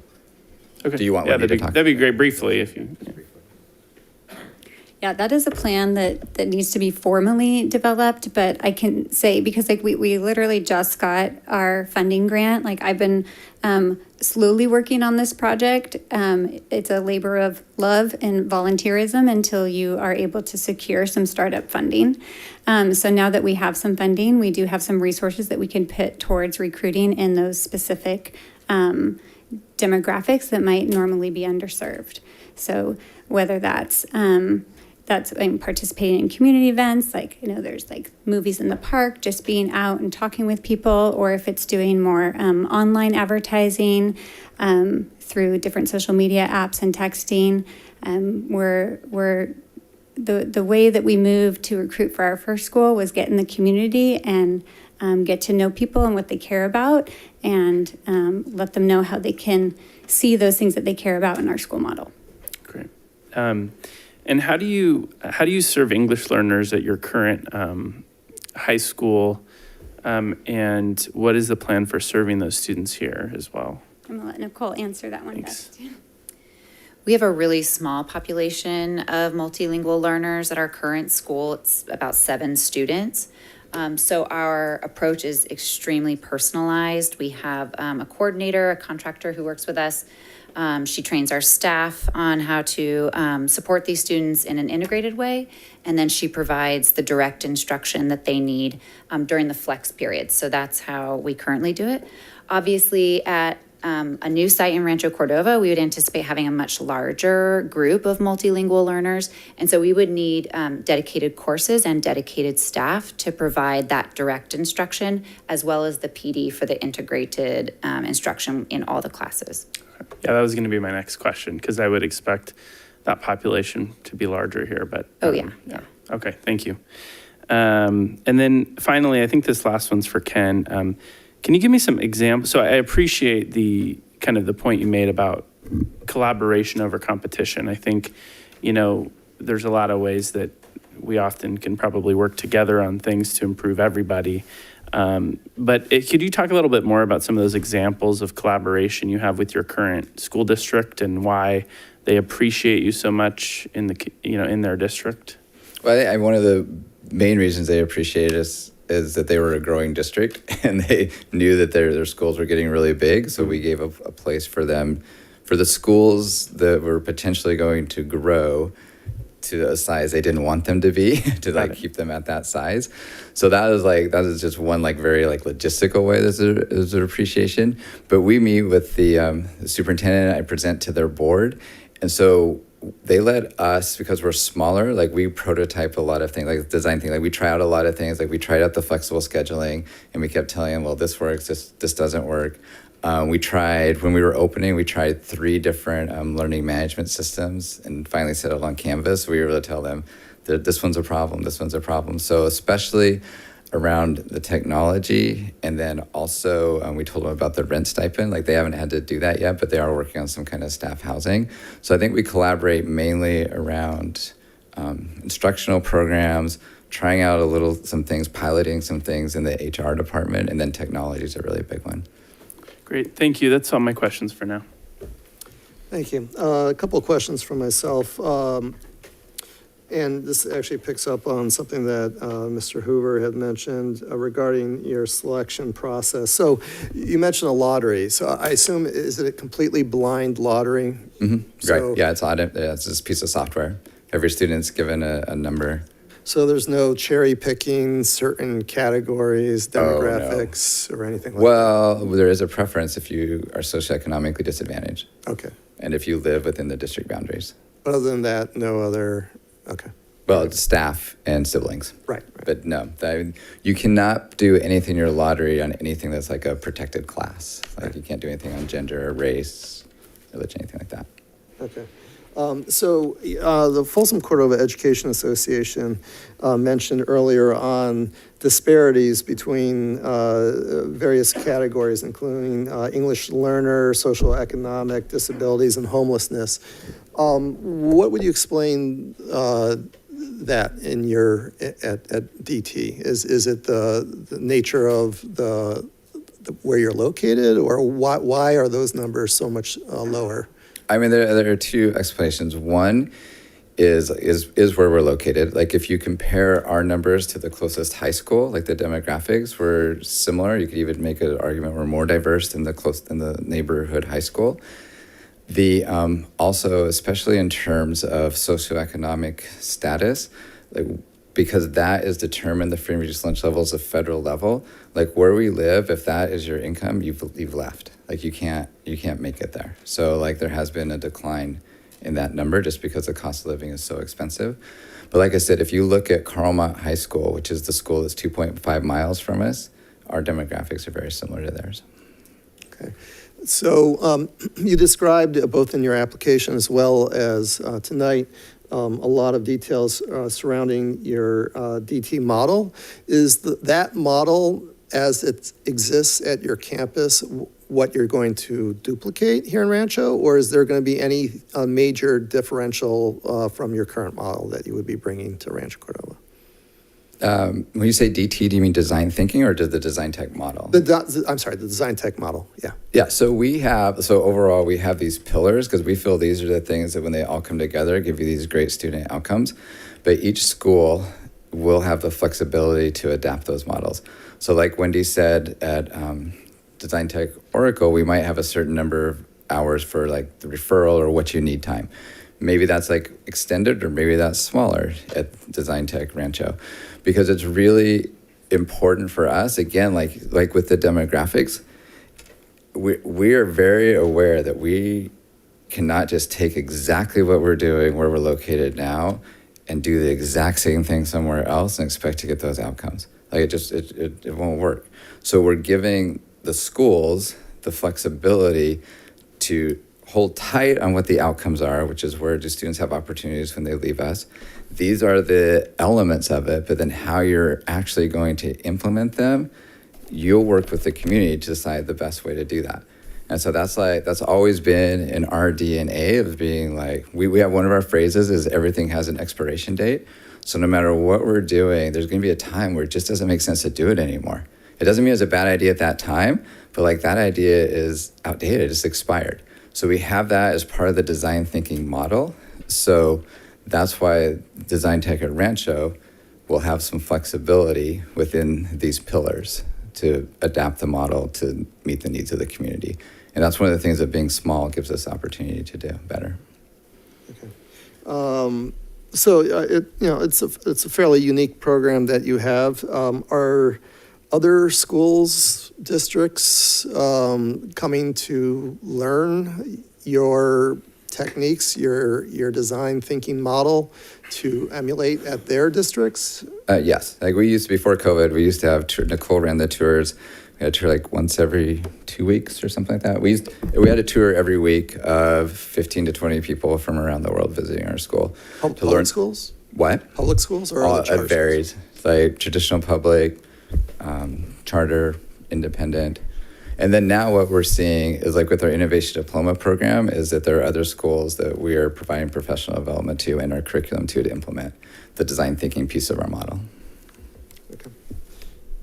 And, obviously, I would say D-Tech is fairly fortunate of a generous corporate sponsor who is underwriting the building. Right. Beautiful building that they built for you. Yes. Obviously that's not going to be duplicated in a Rancho Cordova model. So I assume that's going to change your funding model a little bit because you're going to have to deal with the facility costs that you don't have to deal with at the Oracle campus. Is that correct? Well, I mean, two responses to that. First, I'm not saying Oracle, like I would never speak on Oracle's behalf, but when I stood in front of the San Mateo Union High School District Board, we did not have a building from anybody. So I don't want to say it's not going to happen, like it could happen. The other piece of it, yes, like if you look at the budget petition that we are, right now the building it's a very generous, Oracle owns it, they lease it to us for $1 a year. It's amazing. We have more than $1 built into our petition budget for facilities. So we are looking that's why the Cordova Villa area, so we can apply for SB 740, which is a lease reimbursement program from the state. Let's see. And this is probably an unfair question since I know the answer, but I like the answer. Tell me your cell phone policy. Okay, that's this next year we are implementing Yonder pouches. So a Yonder pouch is, for those of you not familiar, they're popularized at concerts like Dave Chappelle, Amy Schumer. The students will go in, they'll put their cell phone in the pouch. They have the cell phone with it, but they can't use it for the end of the day. And when they leave, they unlock it. And it's one of the things that over the pandemic, students, cell phone use, we believe, has moved from a conscious choice to a habit. And so what our teachers, this was an example of a proposal, like our staff went together, the teacher made this proposal, we have this process, and the staff said, yes, we want to do this. Because what teachers were finding is that students, they would tell a student to put away their phone, they'd say, okay, they'd do it. Next day, same thing. Next day, same thing. Sometimes even like 30 minutes later, same thing. And a lot of times it was a habit as opposed to a conscious choice. So that's why the staff decided to do it. Okay. Don't let Alice hear this one. So. Sorry, Alice. Mr. President, I have one question when you're done. Okay. And then, well, actually, I have three final questions for staff. So I'll turn it over to you, Mr. Okay. I missed this one, and I think Ms. Clark hit on it. You said you're going to be an independent charter. During the initial interviews, I asked you the same question. You were up in the air at that time. At that time, maybe dependent or independent, and really is no claim. But that's working with, the difference between dependent and independent is that you would work with the board under us. We're the major upper governing board, working in harmony with we have a charter like that now. So why would the sudden change, and why would you want to go independent? Is there advantage to be independent versus dependent, working with the district in a different model? I think like at the time when you asked me last time, I said we'd be open to discussions. We never had the discussion. Oh, we never had the discussion. Can we still have that discussion? We could still have it. I mean, there are definitely some things that would be really important to us. Well, keeping that in mind, let's have that discussion. Thank you. Mr. Reed. Yes, yeah, Ms. Gal. Okay. Would you say that your programs are aimed specifically to prepare students who want to pursue a college education, or also to students who would enter the workforce right after high school? Both. I mean, the thing that we 100% believe is that the world is going to change quickly and unpredictably. And so the best thing we can do for our students is to give them a skill set to thrive in that kind of world. Like a lot of times when you do, like, we don't want to, sometimes with like, we don't want students, like when they're on a career path and then that career disappears, we don't want them to be like, oh no, what do I do? We want to give students the skills when that career disappears, that they have the mindset and the skills that they can create a new career. Because we really, like, we don't know how the world's going to change, but we know it is going to change, let's say, quickly and unpredictably. So we want students to survive and thrive in that environment. So sometimes it's college, sometimes it's not. I mean, like, right now it is. Right now, college is 100% like the best pathway. But what we're seeing with like the student debts, like people are making more practical choices about it. Okay. Did that answer your question?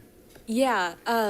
So like with that, do you guys track any indicators like of success for students that, like, besides like college acceptance rates and UC A to G requirements, like CASP testing for students looking to go straight into a career?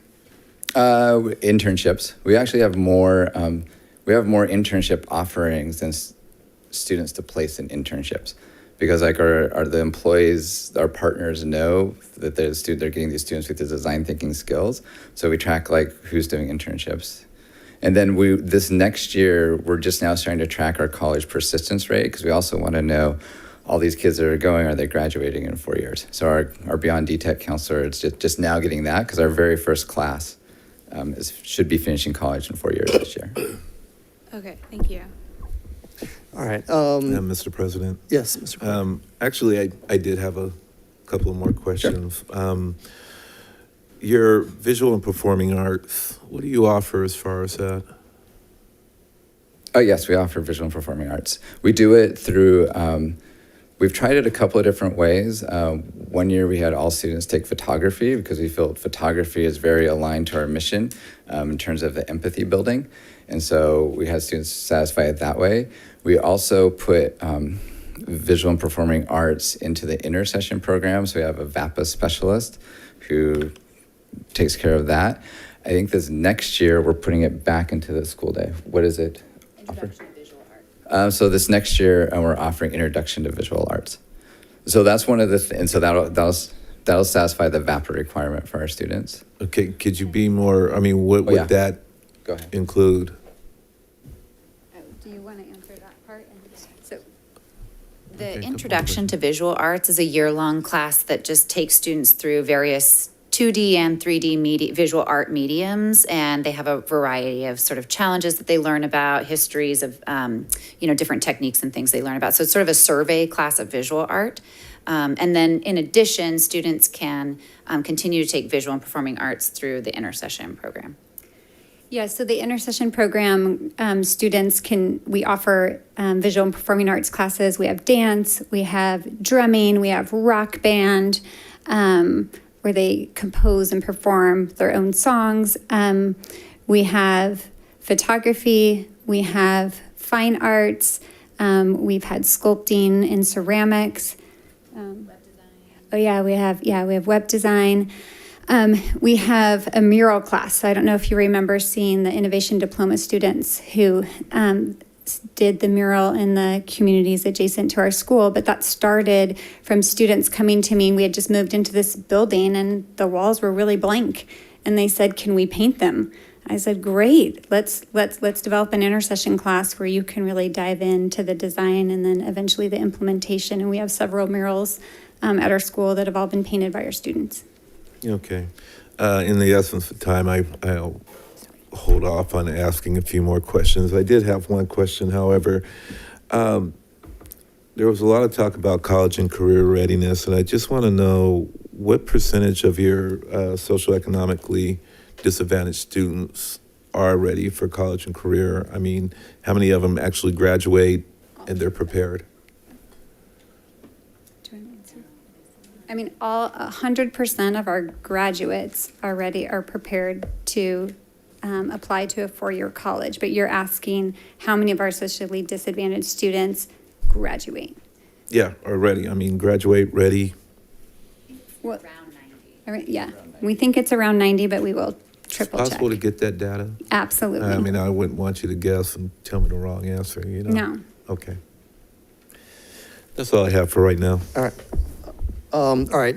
My three questions that I had for staff, I'm going to just not ask those questions, but I'll ask the superintendent perhaps if she could find out the answers before the next time this comes before us. But specifically on slide 20 of the presentation, they provide a number of statistics. I'd love to see how FCUSD compares to those statistics. They also mentioned a special ed ratio of 20-1. I'd be curious to see how that compares to FCUSD. And then they also mentioned this organization that they're partnering with, Diverse by Design. I'm kind of curious, do we belong to anything like that? Sounds like a wonderful organization or program to be a part of, or a similar type of organization that we could potentially partner with. So those, just for timing's sake, if we could get those answers. Can I just clear one thing? Like, we haven't partnered with them yet because we don't exist. The school doesn't exist, but we will apply to be a partner. Okay. All right. Now, and I apologize, looking at the clock, we have a long agenda before us, so I'm going to ask that we reduce the time from 3 minutes to 2 minutes for the speakers, or we're just not going to get through the agenda tonight. Any of the speakers, brevity would be greatly appreciated to the degree you can. So, we are going out for public comment. We will start with Pam Goldman.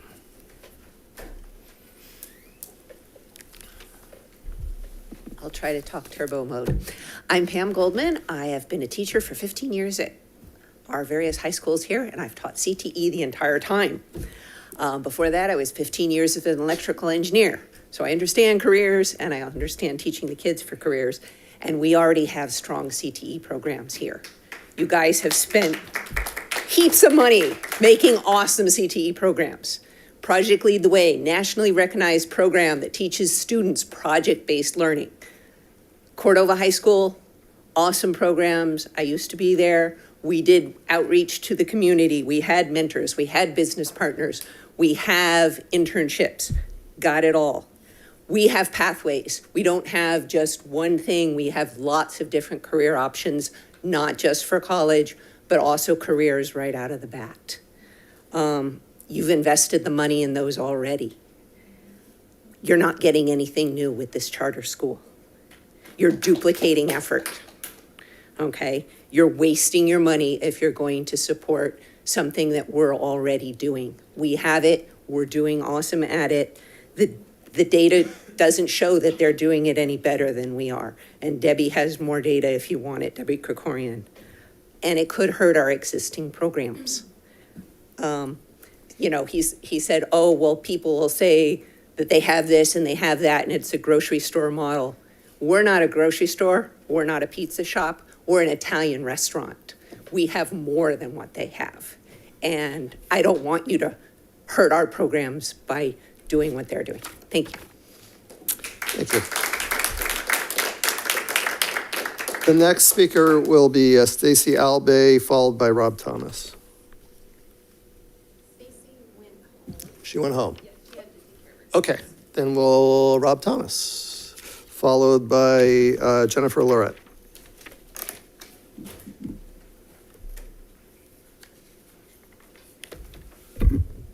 Good evening. In listening to the presentation and looking at all the materials that were provided, I really want to focus on two concerns about the design tech petition. The first one is the level of support staff.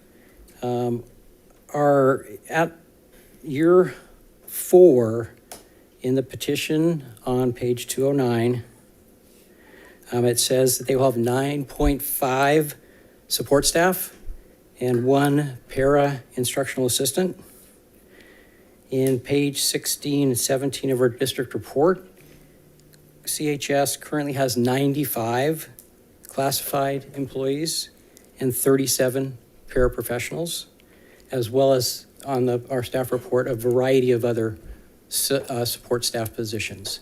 So even if you look at the fact that the school being proposed is only 30% of the size of what Cordova High School is now, they're looking at 1/10 of the support staff. So there's a big discrepancy there.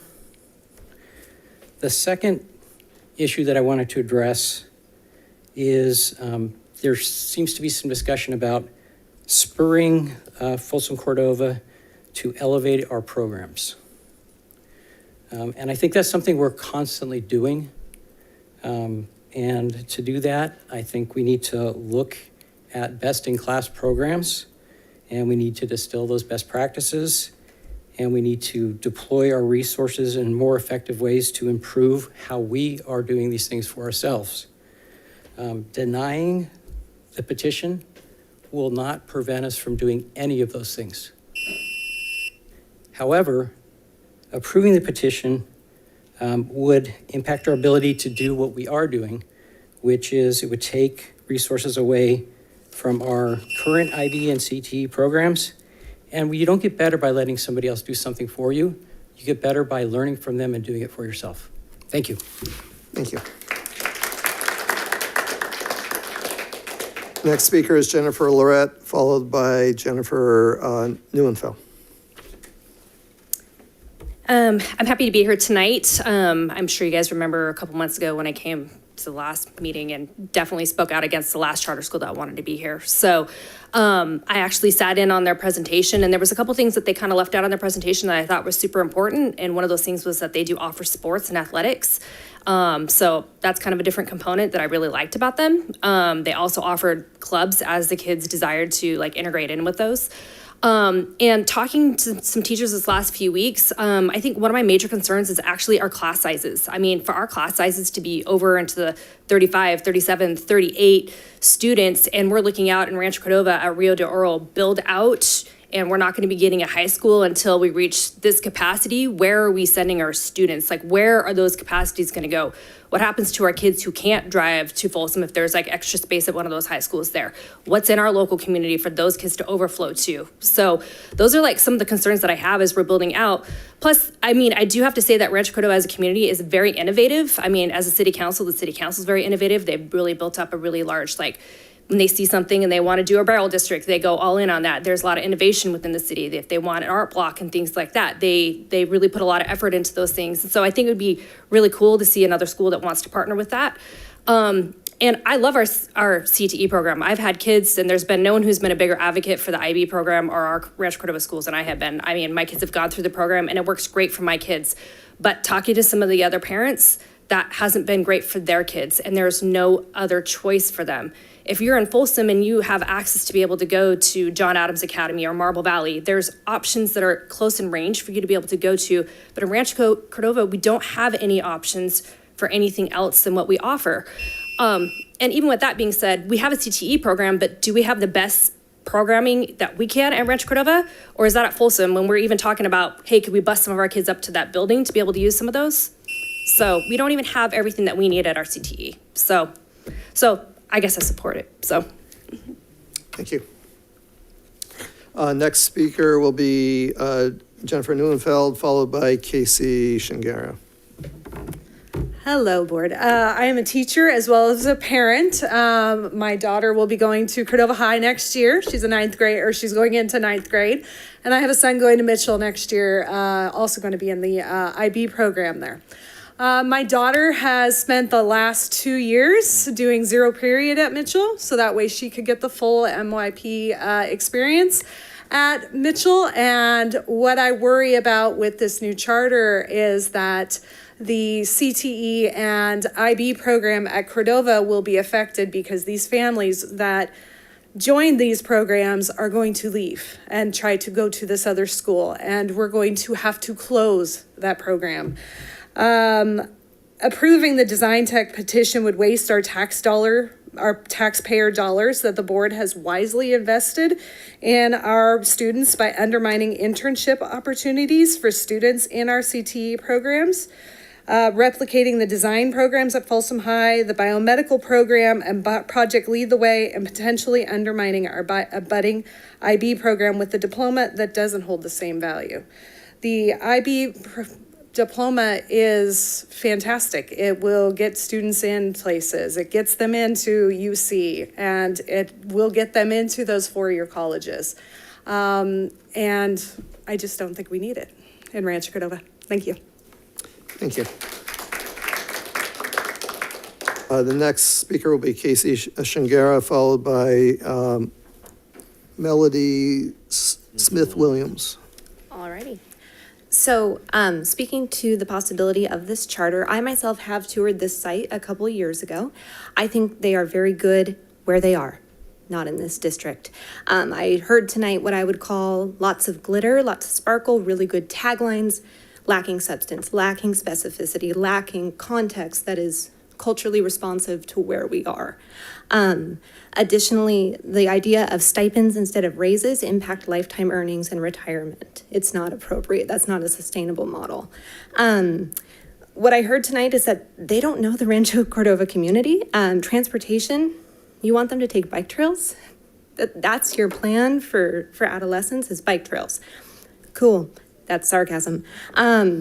I don't hear specifics to serve this community. Additionally, the high priority needs of our students are not being addressed. I heard 0 bilingual support, 0 ELD instruction, 0 instructional aids for our students who have IEPs.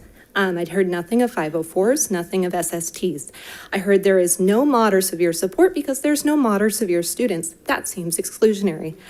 No independent living skills, no ILS program. Speaking to CASP as an 11th grade teacher who has proctored CASP for 10 years, CASP assesses college readiness. It also assesses literacy.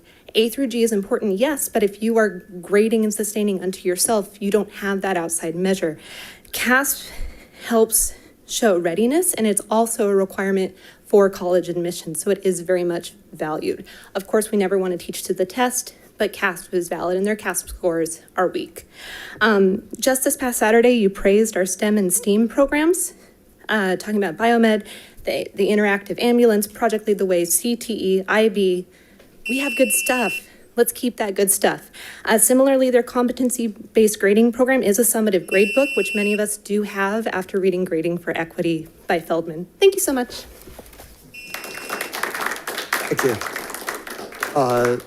Next speaker, Melody Smith-Williams, followed by Jen Tarbox. Hello, good evening. My name is Melody Smith-Williams. I am the Department Chair of Special Ed at Cordova High School. I'm an equity leader. I have 2 children that graduated from Folsom High, a 21-year-old who's a senior at Pepperdine, and an 18-year-old that is she'll be a sophomore after tomorrow at UC Santa Cruz. I'm a 4th-generation African-American teacher. I want to put that out there. Now, when I watched that presentation, what I did not see is anything that would support our ILS students. At Cordova High, I have 20 teachers that are under me. Okay. ILS students are not on an A through G requirement. They are not on diploma track. Nothing that you showed would support those students. Also, my biggest concern is our students that are mild to mod students. What's going to happen to the student that goes there and cannot handle those classes? Where are your specialized academic instruction classes that we have at Cordova High School? Because I'm going to let you know that all my students, if you ever come to my classroom, we are learning to achieve greatness, okay? They are learning that. And instead of sitting our students out, hire more students like myself. Recruit and hire more student teachers that are African American, that are Latino, in all the diversities. Now, in my classroom, if you know our students, I can have a student that is special ed, that is an English language learner, that is also homeless every day. So, how are you going to meet all those needs? Because we are a different pool and we need teachers. We need more teachers like me. Let's not go out there and find more programs. Let's find teachers that are going to be there, that are going to support their students. Okay? So, thank you. Please hire more teachers. Take care of us. Thank you.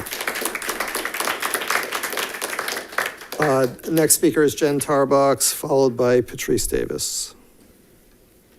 Hi, everybody. Thank you for having us. First thing I want to say is I wish that this didn't even have to be a conversation, to be honest. I love my community. I love our school district. I love a lot of the programs it has. I wish that FCUSD could have a program that we wouldn't even have to talk to a charter where the difference in the education, you take the student, for example, and I've raised both. I have the daughter who's going to be a senior who does absolutely amazing in the big school system. She's never had a problem. And if the charter was here, I wouldn't even think of pulling her out to do it. She does great through the FCUSD district and community. It's amazing. I have also raised the other child who it was fighting tooth and nails, who the big system, who the high school structure at Folsom High was too much for him. And if it wasn't, and I love the staff, Miss Reeves and Mr. Yoder, and I can't believe FCUSD is losing Yoder. Those 2 teachers touched my son's heart. Miss Reeves is one of the reasons he made it through COVID because he felt like he had support. He was lucky to have Miss Reeves. A student like that, he had teachers, and I was in the office all the time because people didn't know how to teach him. He didn't know how to focus. He didn't know how to learn in a big classroom. He would have thrived better, and he's been out of high school for a year and a half, and he's doing good. I feel like if he was in a different type of structure for him, he could be doing better. I would love for FCUSD, I would love for any public school system to be able to adopt a school that does a different form of education for the students that can't make it through that large system. I would love for it to stay in the district, to stay in the public school system. And maybe one day that's something I can be a part of helping build, but right now it doesn't exist. And the thing to think about is those students that do need the smaller structure. FCUSD has amazing programs, and they have absolutely amazing teachers. I adore many of them. I'm talking more about that need that some of these students have to be in that smaller structure, to have that one-on-one and to feel like they have someone there supporting them that we're struggling to give, that a lot of districts are struggling to give. Thank you. Next speaker is Patrice Davis, followed by Laura Landstone. Hello. Thanks for having me. I am here to support these teachers that are asking for raises. And on top of that, we got a charter school coming in here to pump their chest. We need to support the programs and the people we already have in place. It's disgusting. Yes, please invest in these people that are supporting our children and have for 20, 19, 30 years, all of them. And make sure that our boys of color feel included. They're more than your statistics. Their mommies worry about them every single day. My son is a rising senior at Folsom High. and he does not want to be there. And I thank God that I only got one more year to drag him through this system. He's a good kid. He's got potential, but Folsom Cordova is not pulling it out of him. And there's a little lady on campus that somebody needs to tell her to stop profiling my son. She drives a cart. Please support the programs we already have. Fix what you got instead of throwing away what needs to be fixed and then y'all introducing somebody else. I'd like to know where the money's coming from, though. Finally, Laura Sansato.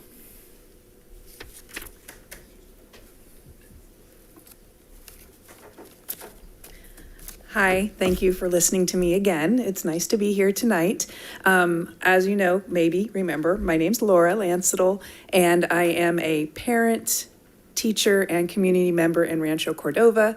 I really liked what somebody said earlier about how Rancho Cordova is an innovative community. I've lived here for 20 years, and that's one of the things I like about it. They think outside of the box, but they also think fiscally prudent ways of making solutions work. So when I listen to the idea of a charter school coming in, I start thinking about what money will that take away from the school district and from what is already here. I was here Saturday and heard about all of the fabulous programs that are coming out of Rancho Cordova High. My daughter is part of many of those programs. They are actually doing things, much of what the charter was talking about.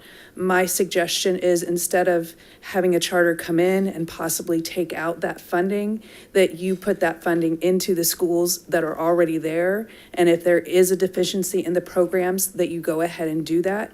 I also heard people talking about smaller class sizes in smaller schools, and I would agree wholeheartedly, but I'd say let's take what we have and make it better. Let's not go out and add another facet to that. So please invest in our schools that are here and make them better and be innovative with what we've got and support the teachers. As you heard tonight, there are amazing teachers in our district. They are tired, and we need to support them so that they can help our children, and we have the creativity and the time to come up with some of these programs that people are looking for. We've got some, let's build on what we have. Thank you.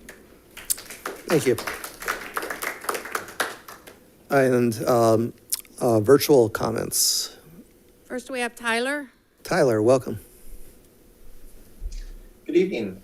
Real quickly, just going through the report, I am the career technical education teacher at Folsom High School, and I'm wondering, where was the visit? Like, they want to bring a program and talk about what programs we already have. You're welcome to come out and visit Folsom High, visit Cordova High to see what programs we have, because I find it difficult for you to compare when you've never actually seen our programs. Chronic absenteeism is a problem in our schools. They're just assuming that everybody's going to show up when you look at their numbers. $30,000 to outfit their design lab on page 234. Cordova High has machines that cost more than $30,000, one individual machine. So to think you're getting 3D printers and precision cutters, like, their numbers just don't work out. And if that is your design lab, I'm sorry for your students, because we have way better things already in our district than $30,000 in a garage.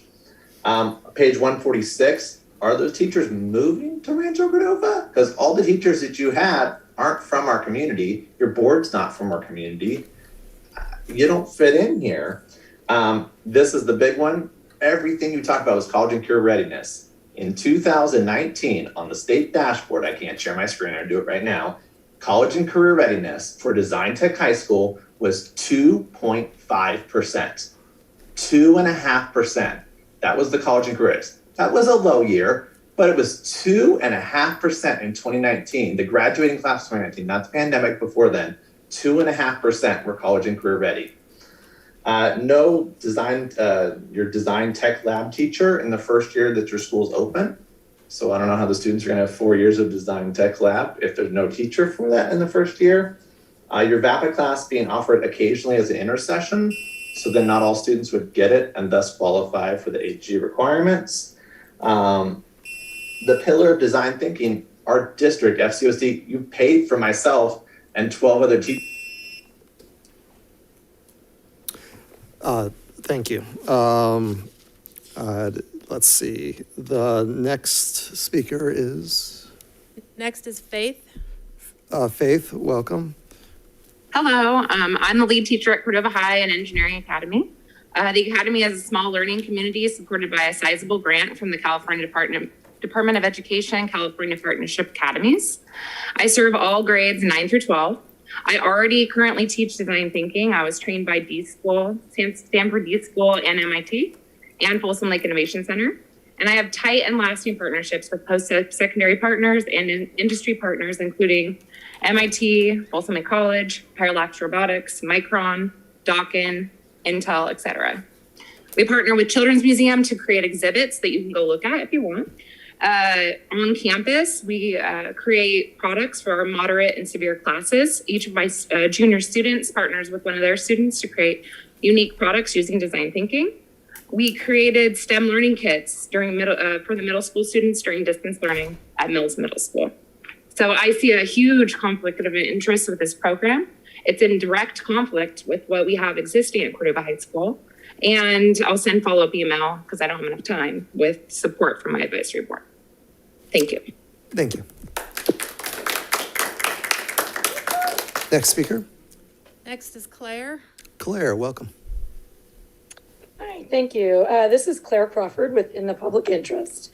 And I want to thank a previous speaker did cover a lot of the data that we've looked at so far on this school in terms of their academic performance for low-income students and discriminatory enrollment patterns. So I want to just dig a little bit deeper into some of those numbers.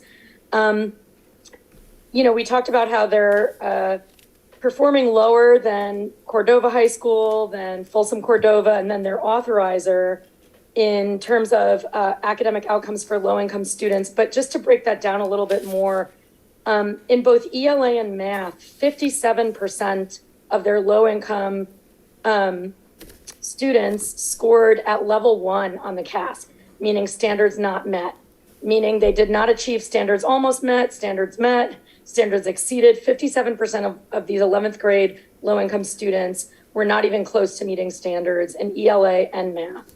On the demographics, the director of the school said that the low-income students are simply not living in that community anymore because they can't afford it. But in fact, both the district they're located in, Sequoia Union, as well as their authorizing district, have more than 3 times as many low-income students percentage-wise as Design Tech does. And the same is true for EL students. They're both around 11 to 13%, whereas Design Tech is only 1.2%. So they're simply not serving those students. The students are there, but this school is not serving them. As we heard, they're serving 0 homeless students, 0 students with moderate to severe disabilities, only 7 English learners. And although they said they're becoming more diverse, their percentage of Latino students has dropped from 2015-16 to this year from 20% to only around 12%. So the signs, all of these point to this not being a school with a sound educational program for low-income. Thank you. Next speaker. That's all. That's it. Okay. All right. So, okay, one more speaker online. Deborah. Deborah, welcome. Hi, I'd like to donate my time to Claire so she can finish up, please. Okay. Claire, are you still there? Claire needs to raise her hand.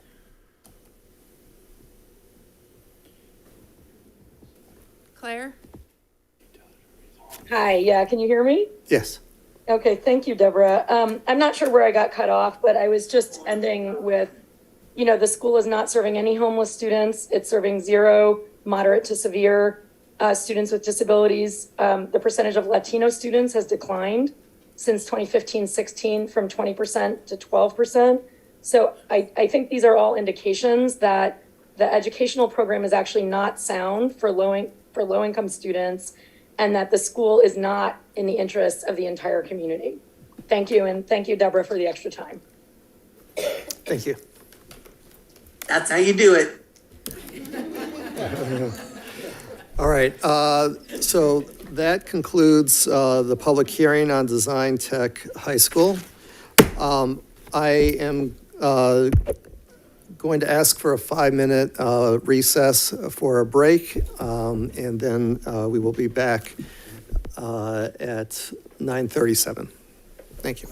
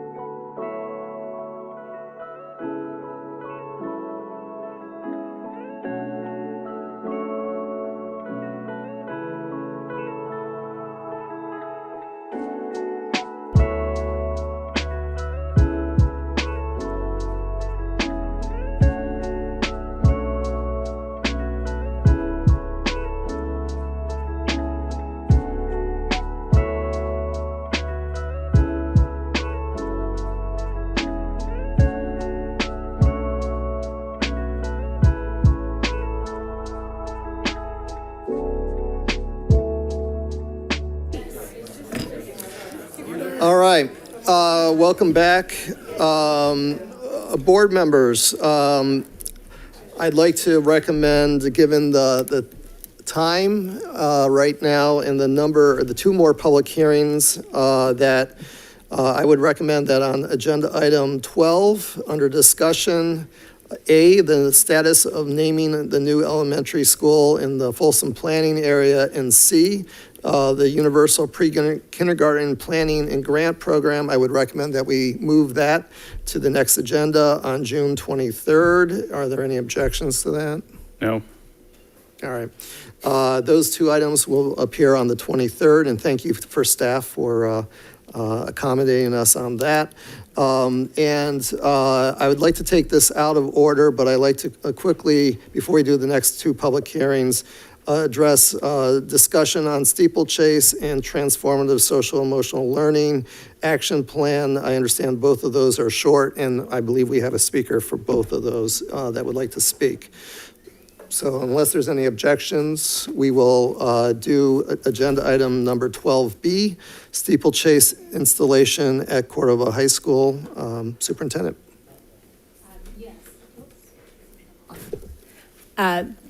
We had a request from the city of Rancho Cordova to look at installing a steeplechase event for track and field to broaden the opportunity for more competitions within our community. And we've started having some meetings with our folks and the city leaders in Rancho Cordova to see how we can make that work. I know there was interest from all of the board to look into that as well. So tonight's presentation is just an update of the status of the project, and I'm going to turn it over to Mr. Washburn to give that update. Thank you. Good evening. As Dr. Klee, you mentioned, the city of Rancho Cordova has requested a steeplechase pit to be installed at Cordova High School, and they've actually passed a resolution authorizing a senior manager to enter into discussions with the school district for the addition of a steeplechase and also a authorized up to $220,000 not to exceed. We have been working with a sports and engineering firm to have initial discussions about the steeplechase. We had one meeting with the city to have some discussion where we're at, timelines. The steeplechase is ideally, we have two projects going on, and we have a resurfacing of the track that we had already planned there. And ideally, you would want to install any improvements to the facility before you resurfaced it. We tried to see if we could get the steeplechase in the summer. As you can imagine, with summer and with staffing and with the shortages of labor and supply chains, there's no way that could have been done this summer, seeing how it was just brought to us just a few weeks back, a month or so ago. We've got basically two different in the steeplechase. If you don't know, it's a big pit, and it's got barriers that you have to jump over, and you go into the water, and then there's barriers around the track as well. So it's also a storage issue because you have these big barriers. There's four of them. Three of them are like 13. One of them's like 15 feet. Then you have a big pit in the ground. So we have to dig a pit. You have to pour forms. You have to connect it to drainage because you want it to drain because you fill it with water. So we wanted to have it to a drain system. You do not want to have a pump because then you have to rely on that. So that takes a little bit of time. Forms have to be made. Concrete has to cure. So there is a time of 4 to 6 weeks for doing that. So the installation of the resurfacing of the track we were going to do this summer, because of the city track meets, we actually moved it out till July, which is a very tight schedule to get it in before football season. We worked with the school site in getting that done. The steeplechase, if it goes in, we wouldn't be able to do that until the fall. The ideal way is to do the steeplechase first, then do the track resurfacing. If we do that sequence, we wouldn't be able to do the resurfacing until next summer, because you've got football that goes until the end of October, 1st of November. Then you got soccer right after that. Then you have winter. Then you go right into track into February. So there's no time during the school year to do any of the track resurfacing, which takes about 3 weeks at the minimum. So that'd be next summer. So that's the first option. The only other option is to do the track resurfacing out of sequence, do it this summer. Then you would do the installation of the steeplechase, and you would have some areas that would have to be protected. that you just resurfaced, you would come back later afterwards and you had to remobilize and repair the area that you damaged from the steeplechase, fix that area, and that'd be the only way to be done before next summer. So those are the two options. Remobilization cost, it's not a lot, it's more of a time crunch. It's about $7,000 for repair, remobilization. The installation of the steeplechase is about $200,000. That's just an estimate. We don't have actual bids, just based on estimates. Small contingency also would include a storage unit in order to store the pit covers when they're using the steeplechase, and also the barriers and all of the equipment for that. Those are basically the two plans that we're looking at. So we're kind of heading down a path that if we want to have it done before next summer, we have no choice but to do the resurfacing now and doing it out of sequence, or we wait till next summer. And the problem is with next summer is if the city wants to have their track meets, then we also run across, they wouldn't be able to have the steeplechase in place until after. We'd have to do it after that. So they would have their meets without any kind of steeplechase in place if they wanted to use that. I don't know if those meets would require that or not. So anyway, it's kind of it's very complicated, but I think you get the idea of, I can clarify any questions on that. Kind of seeking consensus on which direction we think would be best to go. Yeah, Mr. Short. Yeah, so if we do it out of sequence, which sounds like it would be in alignment with what the city and the leadership wants to happen, because they would add another fourth. They could only have three, and they can add another event, which would be put, I guess, City of Rancho Cordova and us on the map for that type of set. So it's a huge deal for them. I'm glad you came out with options. And my understanding is that they would make us whole. So surfacing it this summer and then remobilizing all that, that would make us, they will still make us whole. Is that correct? I think that's what the city said. They would pay all the costs. Based on the cost that they have indicated, the maximum, it would cover that, but we don't have actual numbers in. They do have some leeway to go above. They said above and up to another 100,000 with special approval if the costs were justified above that. So the 220 was a not to exceed, but if some costs and things come in, then they could do that. I want to say there's 4 track meets that were this year, and we moved our whole schedule out for that. Then they canceled 2 track meets. So we're seeing if we can move that back in as far as getting resurfaced. It's not going to help as far as the steeplechase. So I don't know how many events they would have next year. I don't know how many would require steeplechase. Yeah, they had 4 and they already canceled 2. So I don't know if it would be 4 or not. David Sanders is the one really kind of spearheading it. He's the one that does all the athletics in the area, and he's not able to speak tonight because he's traveling a lot. So, but he did talk to me about it, and it basically, if we can do that e-sequencing, and they basically said they would make us whole. I think that would be our option to do, and it would be a win-win situation for all of us. And that's what I'm going to advocate. Mr. Clark? Yeah. Agree with Mr. Short, disagree with Mr. Short. That makes any sense. I think the steeplechase is a good idea. What condition is that track in? I mean, can we hold it off for another year? Yes, we could hold it off another year. The challenge would be is that we wouldn't have it completed in time for their meets for next year. Or the meets for next year. That would be the challenge. And so then they would go another year without being able to utilize it. Okay. I'm agree with Mr. Short. I think it'll put Rancho Cordova on the map. It will definitely attract some track clubs and outside organizations to come in and utilize that, especially with the addition of steeplechase. I'm assuming that the city is paying for the bulk of this steeplechase thing, and we're only on the hook for the 200,000. No, they would be paying for everything. They're paying for everything. That's my understanding. Cool. I would hope we're not paying for anything. Okay, so we're not paying for anything. I thought I heard some talk about we were going to be liable for at least insurance or something like that. Well, the insurance requirements would be for those specific events, no different than when they do the javelin or the hammer throw. Right. There's specific riders and additional insured endorsements that have to be given to us specific for those events, because we don't use it for any of our events. It would be covered, pit covers would be covered they're never used for anything other than whatever event they may bring that would require that has either college or adults running on it. Okay. Well, I say whatever we need to do, let's get it done. So, thank you. Mr. President, I just want to add one thing. Yes. Our coach is one of our the track coach, Mr. Groover. Oh, yeah. Is also one. So he is one of the folks that has won those type of races before. Just Didn't know. Okay. Any other board members? Do we know where the city, if they have a preference or if they have a position or? We had one meeting with Stacy, and she basically, it was information. We provided all our options, information, what could be done. We haven't really had any preference of what they do, but I think their preference would probably be to have it done sooner rather than later, okay. because unless they could move their meets next summer, Sure.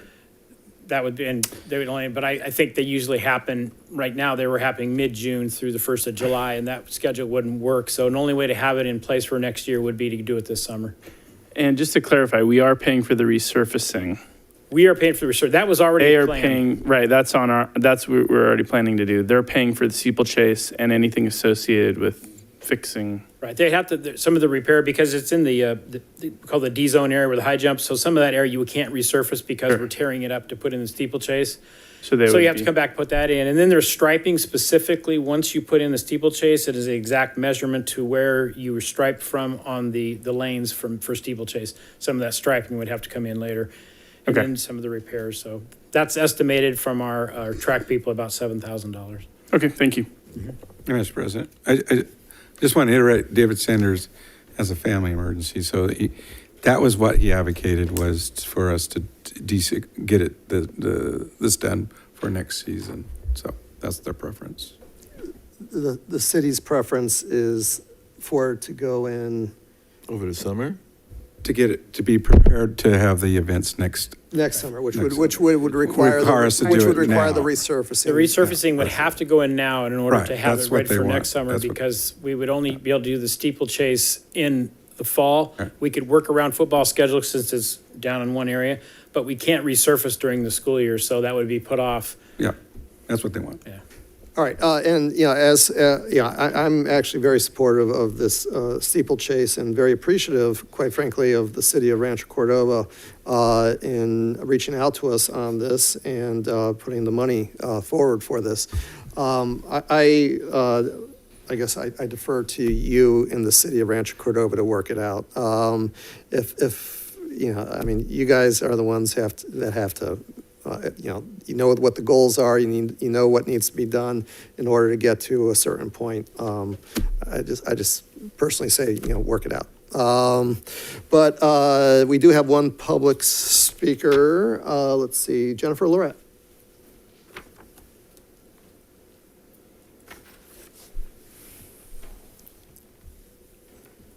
So I'm actually the vice president of the Rancho Cordova Track Club. So first of all, we wanted to thank FCUSD as always being gracious hosts for the track club and, hosting us for our events. Last week, we had about 1,500 athletes that were out there from the Golden West, and we've got probably something about the same number that's coming this week. So just a little bit about Steeple. We actually have two coaches, both Coach Groover and Coach Heiner.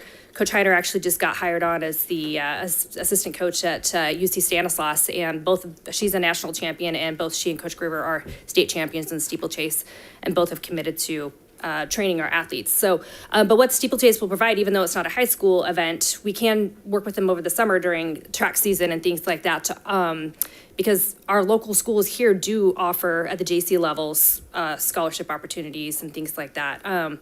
So actually, Coach Heiner, graduate of Folsom High, wasn't great at all in track, and she went to JC. They taught her how to do the steeplechase, and she ended up getting a full ride to UC Stanislaus. Hence the reason why she's not going to be the assistant coach at UC Stanislaus. So what we're really looking to do is we're talking about elevating some of our students, and as a track club, not only do we want to elevate our Rancho Cordova students, but also our Folsom students. We would love to be able to have them come down and be able to offer them the same kind of training and just give them some additional opportunities for scholarships and different things like that. So we're just really grateful to FCUSD for working with us. And like I said, we're flexible on our schedules. Obviously this summer we're going to have an event in July, but we've opted to postpone that to accommodate if they need to go ahead and do the resurfacing, so that can be done sooner than later, because we do not want to infringe on any other athletics that are going to be coming into the fall season, either with band or with football or cheer or anything like that. So we're flexible in that. And, again, if we can get it done sooner than later, that will allow us to host more events next year, because there are events that they have approached us, but because we don't have a steeplechase, and steeplechase pits are actually very limited in the Sacramento area, it would just give us a lot more opportunities to host those types of events. So that's it. Thank you. Thank you. All right, any final comments? It's not a decision or action item. So we're good? I think we're all right.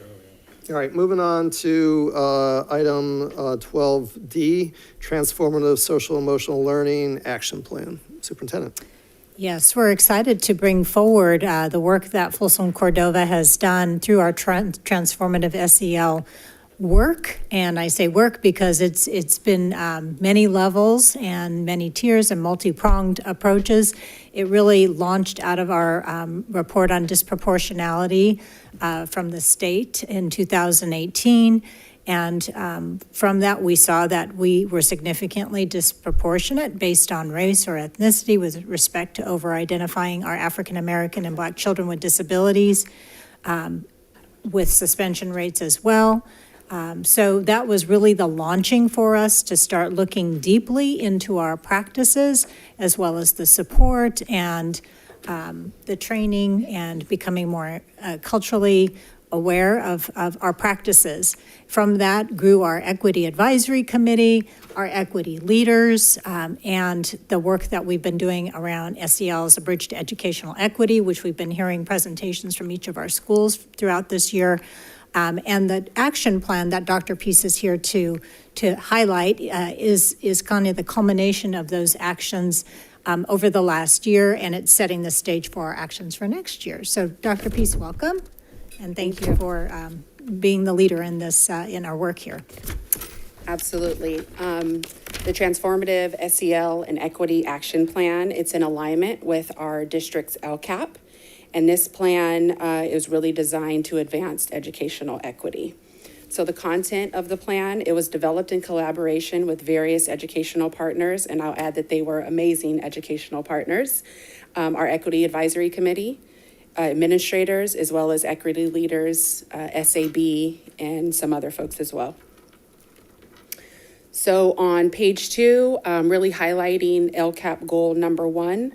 Over the course of this past year, management engaged in professional development, specifically 3 different modules, which were 1 hour independently and 90 minutes of community lab sessions, which were facilitated by our amazing group of equity leaders. Administrators were then asked to train their staff. So I'm not going to read, the whole contents of the presentation. You can see that there. As we refer back to recruitment, due to COVID, in-person hire events were placed on hold. And so we did contact UCAN, which stands for United College Action Network. And they had sent over a proposal for us to partner with them to recruit at historically Black colleges. I would like to note that while they are titled historically Black colleges, those schools are very diverse. So you are likely to be able to engage with folks of different racial backgrounds at a historically Black college. Looking at this slide here just highlights the levels of diversity within our district.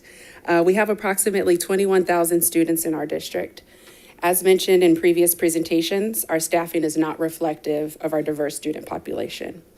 Our student outcome data is clear that Black and Hispanic students are disproportionately represented in various matrices.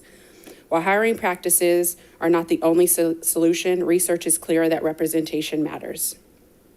Of our 21,000 students, 1,537 students are Black, and this does not include students who report being 2 or more races. Yet while we only have 20 Black teachers district-wide, which is equivalent to 2%. Hispanic students represent 23% of our student population, which equates to 4,801 students. District-wide, we have 70 Hispanic teachers, which are representative of 6.8 of our teaching staff. Through our student forum, parent summits, and various committees, the consistent feedback is that we need to hire more teachers of color.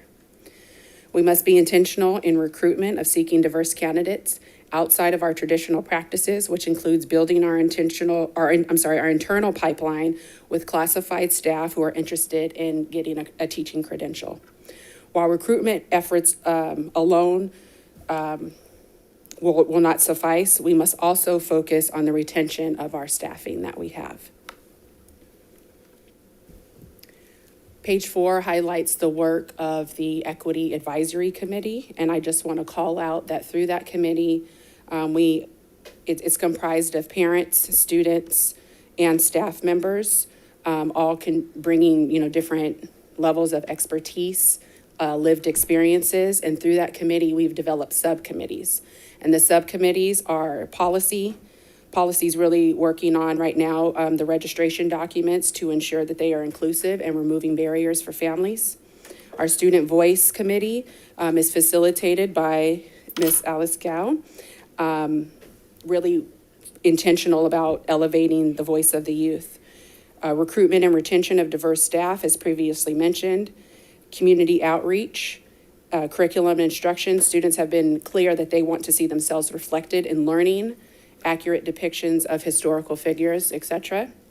And a parent advisory. So how do we get more parents involved to amplify the needs of parents, not just on one side of the house, but addressing the needs of our Rancho Cordova families.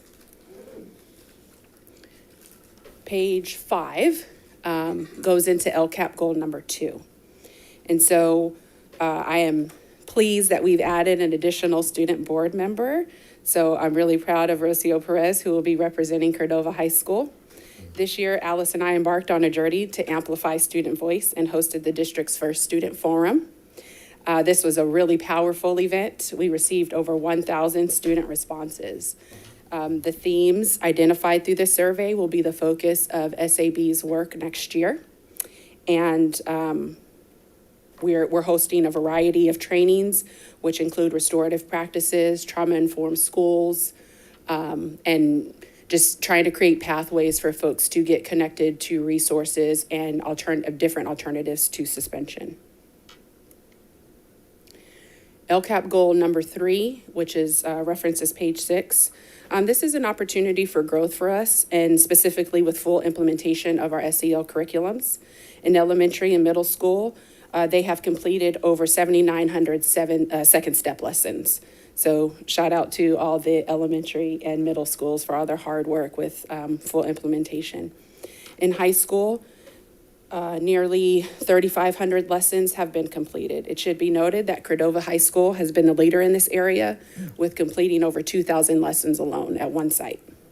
And I would like to mention that they do not have an advisory period. So we partnered together. We got creative to find what would work for their school and their schedule. So I'm really proud of the progress that they have made this year. LCAP goal number 4. These are really referencing our 4 equity questions. We use these in our management meetings, and my hope is that the board will use these questions as well as school sites to drive all of our decisions. As you can see, the questions are who are the specific student groups impacted by this decision, policy, or practice? How have we engaged various community voices in specifying the problem that needs to be solved, success criteria for the program, and barriers that need to be removed in order to positively impact student outcomes? How will this action specifically accelerate and or improve outcomes for Black or African American, Hispanic, English learner, special education, foster and homeless, and or low-income students? And what steps do we need to make sure that underrepresented students benefit from this academic enrichment and or wellness resource? Those should be the basis of every decision that we make as an organization.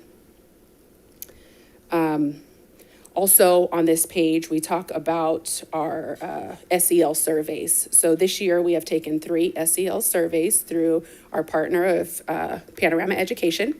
All of those surveys are CASEL aligned. CASEL stands for the Collaboration of Academics and Social Emotional Learning. Grades TK through third and students with moderate to severe disabilities, they have surveys completed by their teachers in the form of a teacher perception survey. Teacher perception surveys allow the educator to reflect on their perception of the student's SEL skills, like the student SEL competencies. The teacher perception survey has topics that are aligned to specific skills. So the way that looks in a survey is there may be 2 or 3 questions that are connected to a specific skill or competency, while grades 3 through 12 are self-reporting, and they focus on SEL skills and competencies as well.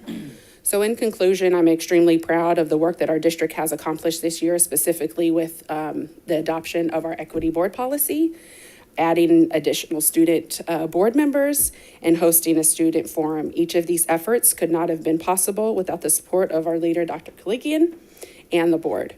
Next year, Kate, myself, and Scott, we plan to develop a student support services action plan, if you will, in the same format, because our work does so nicely interconnect and it overlaps. So we'll be presenting something like this at the beginning of the school year that just shows how everything is working together. So before I go, I have one last note to Miss Alice. I'm really proud of you. You're a leader. You've been an absolute pleasure to work with. I have much love for you, and I'll always be here to support you. I'm open for any questions. Hey, Mr. President? Yes, Mr. Sharp. And the main part of this, I saw one of the goals is that we're deficient in hiring staff that look and feel, look like our kids. Yes. What is our budget, and what are we going to do to try to recruit and retain teachers that reflect that we're talking about? What is our goal, and how are we going to go about that? Do we need to have more resources in putting in recruitments, and do we got to look at different programs to at least try to recruit? What are we doing in that area? I don't have the answer for the budget, Mr. Short. Okay. I do know that UCAN has presented us with a proposal to support us in recruitment at the historically black colleges. But I don't know the answer to the actual dollar amount that we have set aside for recruiting. Okay. All right. Mr. President. Be good to know. Yes, you have to ask Moneybags about that. Oh, Sean, how much have we spent every year on recruitment? Yeah, Mr. President. We'll have to find that information. Okay, I don't okay. know if we have a specifically recruitment All right. budget. It's built into HR and some of the activities that they do. Okay. But we can look in that. I'd like to know. Thank you. Mr. Clark. Okay, yes. Thank you, Dr. Peace, for that presentation.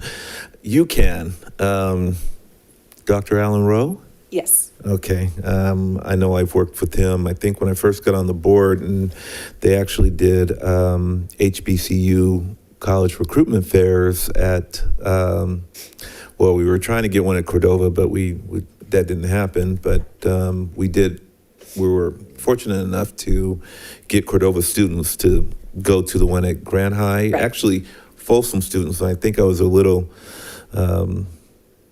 I don't want to say disturbed, but I was just curious as to why Vista didn't have the same opportunity to send their students. But it's neither here or there. Hopefully, we can work with Dr. Rowe and maybe get a student recruiting fair at one of the schools. Let's hope. But yeah, I'm familiar with Dr. Rowe and his work that he's done in recruiting teachers, and I'm hoping that there is room in the budget to do that. I'm not sure the cost, but I think it would be a good idea to recruit, and maybe we can recruit and get these teachers out here. I don't know, provide a rental assistance, something for them. I don't know, since that's been floating around. The other question I had was the panorama, and I had mentioned it very briefly in closed session last week, but now that you brought it out, is that comparable to what? I'm trying to think of the survey that we use now. Healthy Kids Survey? Huh? The California Healthy Kids Survey? Yeah. Oh. It measures some similar matrix. The challenge What about with thought it, exchange? it's different. So the California Healthy Kids Survey, the challenge with that is that you get the results at the end of the school year. So the students are already gone and you don't have time to provide an intervention for the youth. Okay. And so we administered 3 surveys, one in the fall, one in the winter, and then one in the spring. And so teachers, all teachers, administrators, counselors have access to Panorama. So they're able to track their students that they're assigned to, their progress. Okay, perfect. Well, hopefully the district can look into that. And then another question about the Equity Advisory Committee. Board Member Gal, was that something that you were appointed to, or did you just say, hey, I'm going to be on that committee? I can't quite, it happened around the same time that I asked Dr. Clegan for like the list of committees, but I think Dr. Peace invited me herself. Okay. Do we have we do have that committee, because I know a board member sits on that. Could we appoint, now that we have 2 board members, could we appoint either Rocio or Ria to that board? Yes, yeah, we can do that. We can start the year with our student board reps. And I'm not sure if we've seen the dates yet for Equity Advisory Committee, but Okay. yeah. All right, because I know it's usually done during our meeting in December where we do all that. Okay, that's it. All right. Any other questions? Yeah, I'll make quickly. as quick as I can. First, thank you for the presentation, Dr. Peace. I'm really glad you ended with this, that in the fall that we'll have a presentation where we kind of see how all of this comes together. I do have a few questions, but the one comment would be the thing I get really concerned about, mostly because of what I've seen on the campuses I've worked on, is there's so many offerings and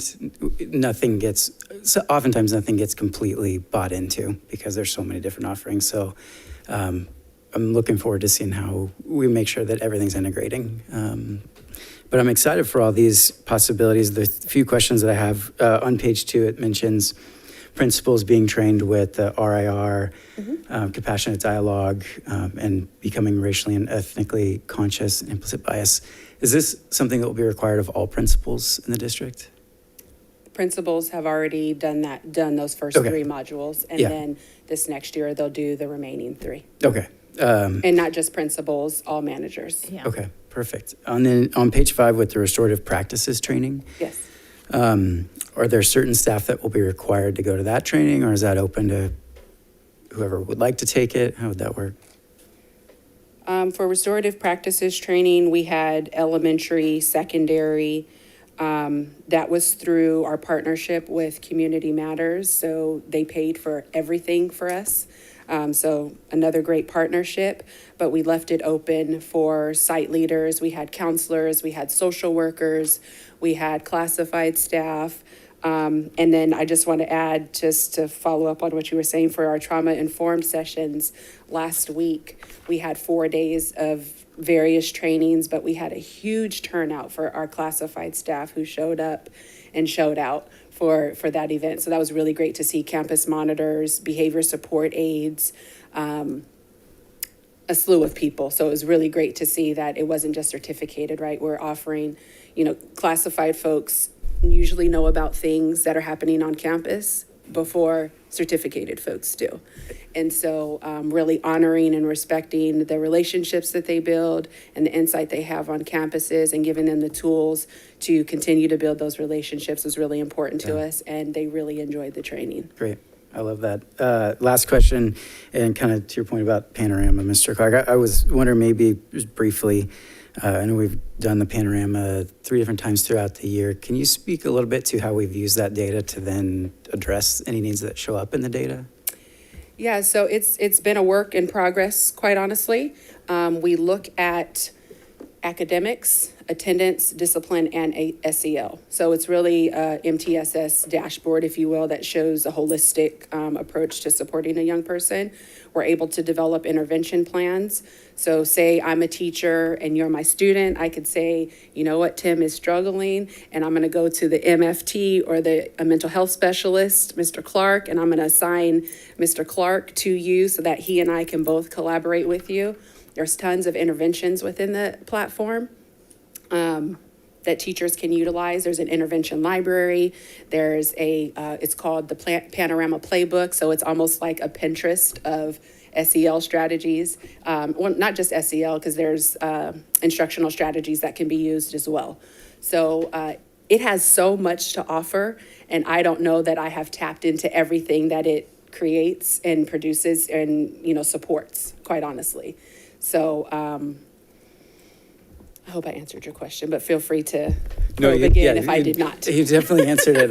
And I'm glad that we have that data, so we actually can find those students that might go unnoticed otherwise. Yes. So great, thanks again. So whether it's attendance, behavior, whatever it is, folks are able to make informed decisions and look at trends and see how we can support our young scholars. Thanks.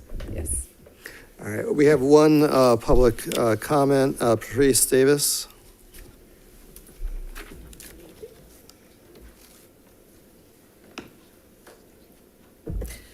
So I am a scruffy old retired sailor. I served 20 years, 8 months in the Navy. So sometimes I got a low tolerance for nonsense. But I want to thank the board members for doing what y'all do. I know this job is not easy, and you're still here for a reason. Unlike the people in San Francisco that they recalled, right? Okay. Thank you. Don't be afraid to spend money on bringing in change. That change helps. Change is scary, but change helps. I have to retire. Can you imagine how that felt? Scary. Yes, so let's get these people out here. And if y'all, I might be looking for a job. Who's the HR? Thank you. I appreciate everything. Thanks for all the presentations. Good night. Thank you. We do actually have another speaker, Jessica Kahn.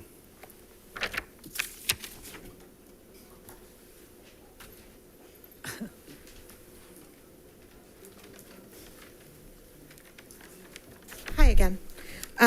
I just wanted to speak. I'm an equity leader for the district. I also was the chairperson for our subcommittee with the EAC with the registration work that we're doing. Met this morning at 8 o'clock here at the district office to go over that. But I wanted to speak specifically to Panorama, and I wanted to explain that it is such a learning curve. This is the first time the students have taken it was this year. They took it 3 times. I saw both the part 3rd through 12th grade where the students are answering, because some of my students need the accommodation where you read the questions with them. I also fill out the teacher perception part. Do I think it's perfect? No, but I think it has such value, and I really want to stress that, and I appreciate it. I was able, as climate facilitator at my site, I was able to look at the school-wide data, and even in the 3 that we've done, I was able to identify a teacher whose students had a higher percentage of saying, I can meet the standards of this class. So those students are confident that they can learn what this teacher wants to teach them. Significantly different than a number of other classroom teachers. I'm able to go to that teacher and say, hey, can you present at a staff meeting and share some of the strategies? Why are your students feeling so confident with the material and these other students aren't? And that's just one little tiny way that we can use that information. So not just looking at specific students, which is very important, but also looking at what strengths our teachers have. Because as you've seen, we have really strong teachers, and we want to keep building on that. And then the other thing, I'm just going to go back to that representation matters. Because every time I heard it tonight, I wanted to cheer, and I really hope that our district is able to move in that direction. Thank you. Thank you. All right, anybody online? We do? All right. First, we have Chelsea. Chelsea, welcome. Good evening. My name is Chelsea Cunha, and I'm a teacher at Mitchell Middle School. I've also been a member of the district's Equity Leader Team since its inception several years ago. I'm speaking tonight asking the board to support the Equity Action Plan.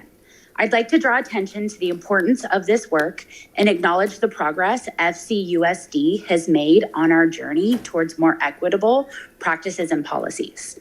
Team FCUSD is making positive change, but we need to keep the effort and momentum going. Areas of growth include recruiting diverse staff, establishing equitable grading policies district-wide, and growing community by validating and affirming the cultures of our students and their families. Please show support for the students in the district and voice your approval for the Equity Action Plan. Thank you. Thank you. Any other speakers? Next, we have Sarah. Sarah, welcome. Hi, thank you. Can you hear me? Yes. Okay, awesome.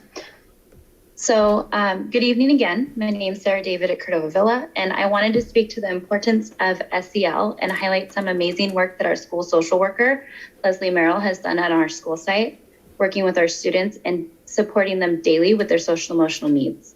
This year, Leslie was able to open something we call the Hawk's Nest, which is an alternate recess room to provide a space for students who prefer not playing on the playground. It is 100% an inclusive place for all of our students. During this time, Leslie is able to support this space at our school and to connect with our students of all grade levels, a lot of whom were students she would not have the opportunity to interact with or create a positive connection with if the space was not created. This additional opportunity to connect and build positive relationships provides an additional tier of support that has been incredibly impactful to our students. Leslie is an integral part of our PBIS team. She assists with CPS referrals, runs the Hawk's Nest in store, and is a very positive role model for our students and who can talk to her and connect with her. Leslie works on the 5 pillars of SEL daily with our students.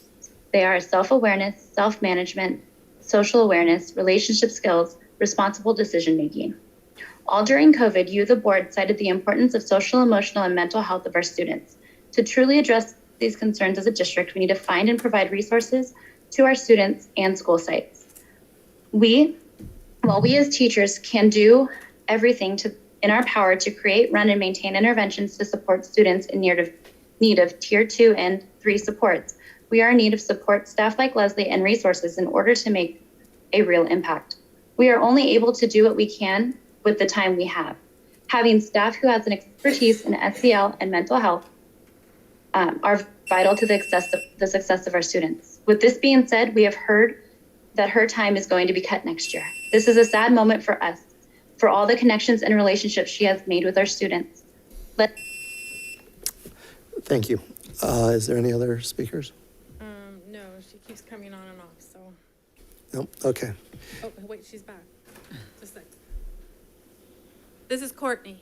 Final speaker, Courtney, welcome. Hi, I'd like to yield my time for Sarah to finish what she was saying.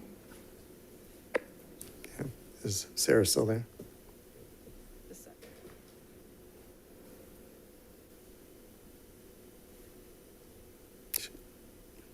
I'm here. Go ahead, Sarah. Okay, thank you. I have to find where I stopped. I'm gonna start here. With this being said, we have heard that her time is going to be cut next year. This is a sad moment for all of the connections and relationships she has made with our students. Less face time with her on site means less early intervention with SEL and less time with our Hawk's Nest. Please look into keeping and hiring more social workers and have them stay at sites where they are needed most. Not take time away where they are making a huge difference with students and staff. To truly be successful, we need to have the support staff and resources to address what the last 2 years have created. This is an adult staffing problem, which is hurting our students who need it the most. Thank you. Thank you. All right. We are going to move back to public hearing, but before we start the public hearing, Mr. is there President. a motion to extend the meeting till midnight? I move that we extend, what time? Midnight. To 11. I move that we extend the meeting until midnight. Is there a second? Second. All right. Superintendent, roll call. Okay, here we go. Ms. Scow. Aye. Mr. Reed. Aye. Mr. Hoover. Aye. Mr. Clark. Aye. Mr. Short. Aye. Mr. Hui. Aye. Motion carries. Do All we right. have a good pot of coffee? Back to public hearing, item B, public hearing 2022-23 tentative budget. We are in the public hearing. Superintendent. Yes, we're at that point in the school year where we've got the public hearing for the budget for 22-23. We've been kind of setting the stage for that for the last couple of meetings and with the feedback from our Budget Advisory Committee.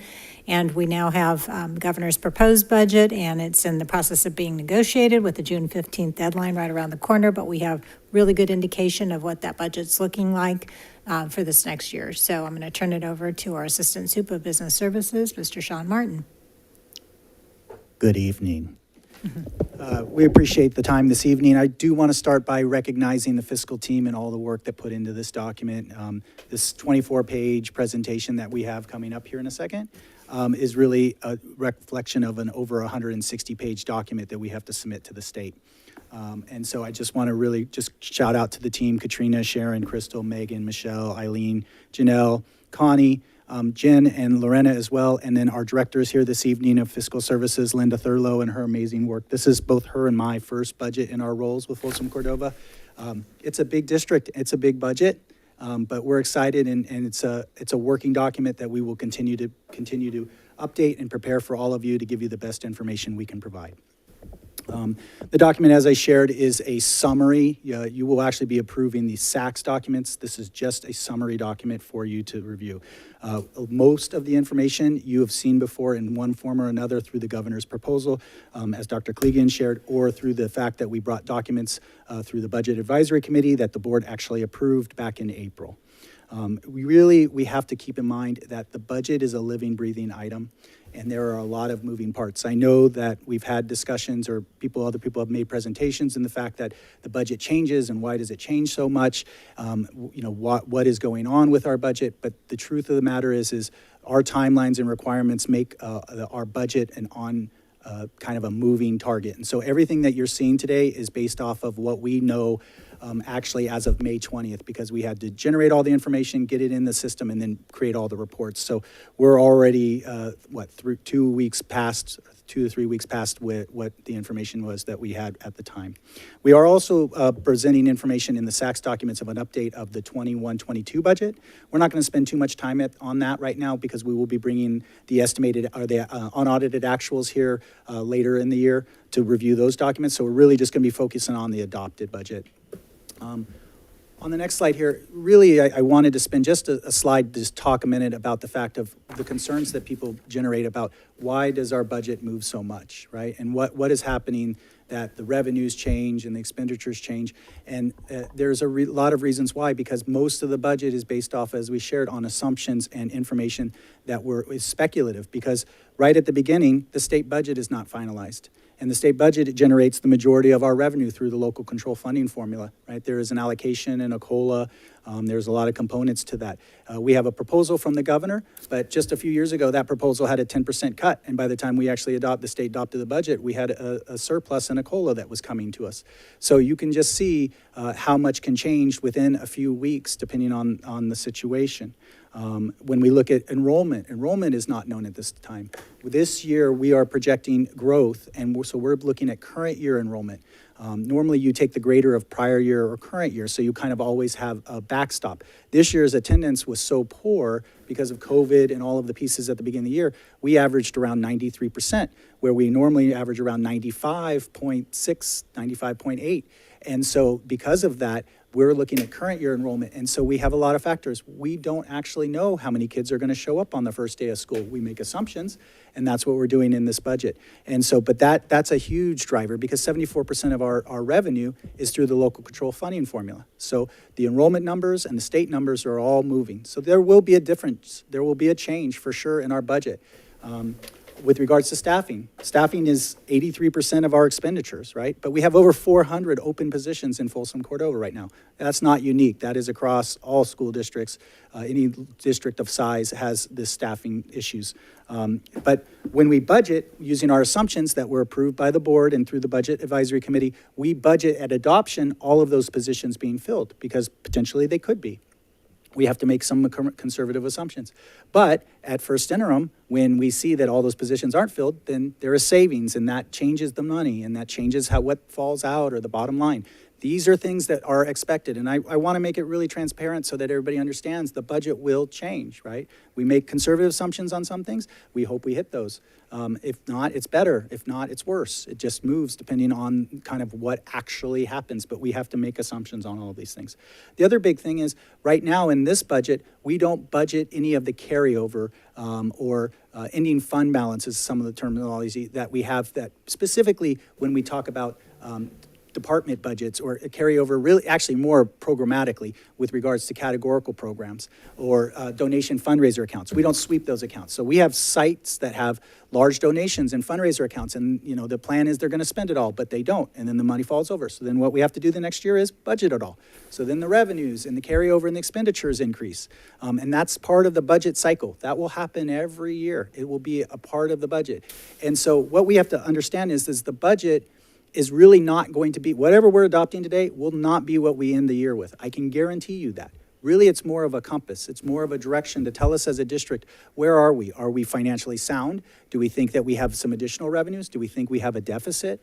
What do we need to do? And we're also going to be looking at the next 3 years. How is it looking in the long term? How is that going to impact us in our ability to offer programs for students, raises for staff, all of the other pieces that we need to build when we're building the budget, right? And so that's what the budget document is for, okay? On the next slide here, enrollment and attendance, because that is the primary driver. And if you'd like, online, there is a presentation I gave to the Budget Advisory Committee on how we make these assumptions. It's about an hour long. It's pretty fun, but I will give you the opportunity to watch it if you'd like. But it really talks you through how we make the assumptions on the enrollment projections, how we move forward the student numbers, how we assume new construction, where there might be losses. Really, as a district, our 12th grade going out is greater than our kindergarten coming in. We are a declining enrollment district, if not for all of the new construction that we're projecting south of Highway 50. And that's what you're seeing across the state, is this concern about this declining enrollment. We actually will be a situation where we have growth, which will make us one of the unique districts in the state, to be honest. And that will help us through the future times here. And you're going to see that in some of the projections. And that's what you see here, is that the bars are our enrollment. Blue means that's the actual enrollment. The orange or pinkish bars there are projected enrollment. So you can see, though, that the bars, compared to 18-19, none of those bars are higher than that. We actually peaked in 18-19 with our enrollment. The red line is our funding. That's the funded ADA. So that's the attendance related to that enrollment number. Now you see, and this is the funded attendance, you see that in 22-23, which is next year, that red line actually goes down, which is odd because enrollment is going up, right? Because what has been happening is for the last 2 years, we've been funded on a prior year ADA pre-COVID because the state has given us more or less a waiver across the districts. And so even though we had that big blue drop, that was over 1,000 kids in that blue drop, in that bar in 2021, where you see the bar drop there. And then you saw we gained some of those kids back, but we're still not recovered to the same level. And because of that, even though we are gaining kids, our funding on it per ADA, or the funding on the ADA is actually dropping, which is significant because we're not going to get as much money as we could have gotten or received if we had been at the same level and we had gained those kids back. So, key revenue assumptions for everybody to take a look at. So some of the assumptions we build based off of the governor's proposal. We use school services, the County Office of Ed, and other agencies to give us direction on what we assume is going to happen. Some of the big ones that we included from the governor's budget, a COLA of 6.56%. That's a nice COLA. That's significant. Additionally, an LCFF base increase, part of the base. It's $2.1 billion that the state is providing across all school districts, and so that will be an increase also to our LCFF funding. So we projected both of those things in there. Both the legislature and the governor are proposing that COLA and some base increase. Some legislature is actually projecting proposing a higher base level increase, so we even maybe see some additional dollars. Another item that the governor proposed is an ADA averaging over the 3 years. Really that proposal, because we are growing, or we have growth, we won't really see as much of a gain on that potentially. But depending on, because they are competing models there between the legislature and the governor, and we didn't see a significant impact on revenue, we went ahead and just kept current year ADA. We could see a little extra ADA gain depending on what model ends up happening, but we didn't include that because of the unknowns. Another item that's not in the budget that was in the governor's proposal is a one-time discretionary block grant of $8 billion. For our district, that's about $27 million. That would be restricted money. We don't know the parameters. The governor kind of gave his parameters for the rising pension costs and some other costs, but we have to realize also that's a one-time allocation of money. So once that's spent down, that's gone. So we have to be selective on how we use it. It could also be used for some of the the services and pieces that COVID dollars have been filling the last few years. The legislature is proposing even more dollars than that, so that could be something as well. So we'll keep an eye on that. But that's money that's not in the budget, one-time in nature, and it would fall on the restricted side, just so everybody is aware. We also didn't include the money with regards to universal transitional kindergarten. Starting next year, we have to have a 12-to-1 ratio for TK. So we have to have 12 students to an adult. One will be a certificated teacher. One will probably be an aide based off of the allocation that the state is providing. But we didn't, the governor made the proposal, but we've seen some preliminary numbers, but then we've seen other numbers. We don't know quite if it's going to be allocated through the LCFF model as a supplemental add-on or not supplemental, but just as an add-on or in the actual ADA calculation. So because of those factors, we didn't include that in the budget. We just didn't have enough details. So there's some extra revenue there. Potentially based off of the preliminary assumptions, it could be as much as $200,000 to $300,000, but also that will require us to have those extra aides in the TK program. And so we'll have some costs there that will offset that revenue. Other areas, just to note, we increased local revenues related to facility use, transportation fees, and other activities because we're assuming back to pre-COVID levels. We're expecting our theater to be being used, transportation services, hopefully to get back up if we can get the staffing levels up, and those types of things. There are some one-time revenues budgeted in there with regards to electric buses. For a couple of years now, we've been trying to get those electric buses. We can't recognize the revenue on that until we receive the buses. So you're going to see in this budget, the electric buses plus the other diesel buses that the board approved, we're going to see that as an expenditure in the budget. Correspondingly, there's some revenues that we'll get for the electric bus side. So you're seeing that in there. And when you look at the multi-year, that will then come out because that's a one-time cost activity. So those are kind of the key revenue side. On the next slide here, you can see the LCFF funding model. What I would really go down to is just the bottom line. The second to last box down there, you see the total amount or adjusted LCFF amount is about $208 million. So that's our LCFF allocation formula on there. I just wanted to share real quick a comparison slide. I know there was some questions about some of the other local districts and how the funding model works. We all get the same base level, but the difference is based off of the student population. We've talked about before your unduplicated pupil percentage, right? You get additional dollars, supplemental dollars, and then if you exceed 55%, you get what's called concentration dollars. I actually went straight to the CDU website, the exhibits, just to give us an idea of if looking at our neighboring districts in Sacramento County, what we consider the big districts over 10,000, where would we be relative if we were in the same kind of boat that they were? And what you see there is based off of what we receive on a per ADA for our grade level spans, and they broke out by grade span, that's how they fund us. If we were at the level that the other districts that above were, we'd be getting about $24 million more than we receive currently. Now that's including some very large UPP percentages, Twin Rivers and Sac City. So if you remove those two out, those larger ones, we'd still be getting $10 million more than we're receiving now. So that's just something to keep in mind with regards to how the funding model works. Now, I want to also recognize, though, that means they have students of need, right? And that definitely is services that would be going towards those students.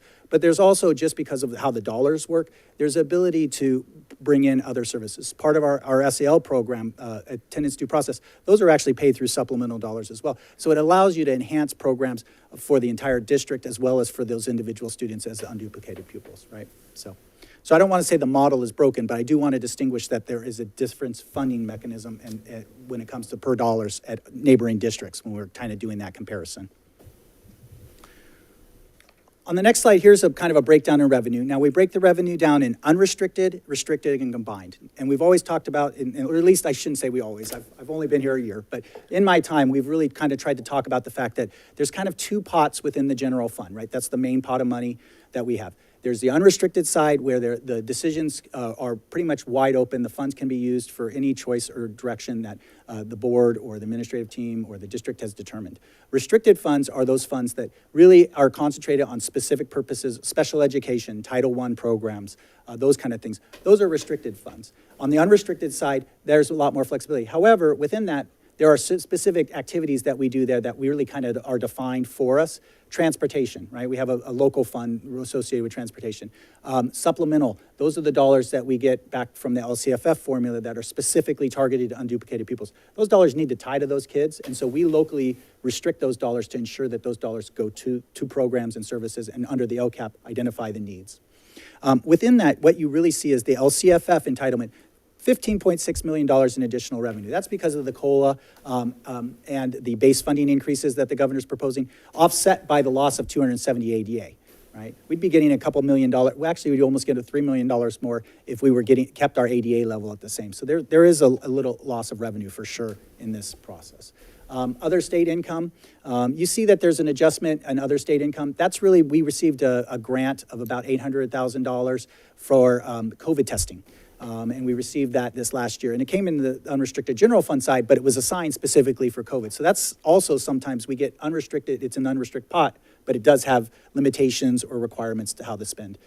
You also see local income increasing by about 2.4 million. That's the electric bus grants that we talked about and some other little adjustments.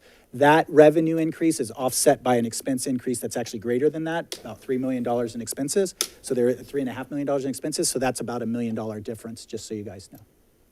On the restricted revenue side, really the big one there is all of the COVID or one-time pots of money. You can see all the different programs that when we receive those funds, depending on the pots of money, we recognize the revenue when we're received. But for example, like the A to G grant, we just approved the A to G grant a few board meetings ago.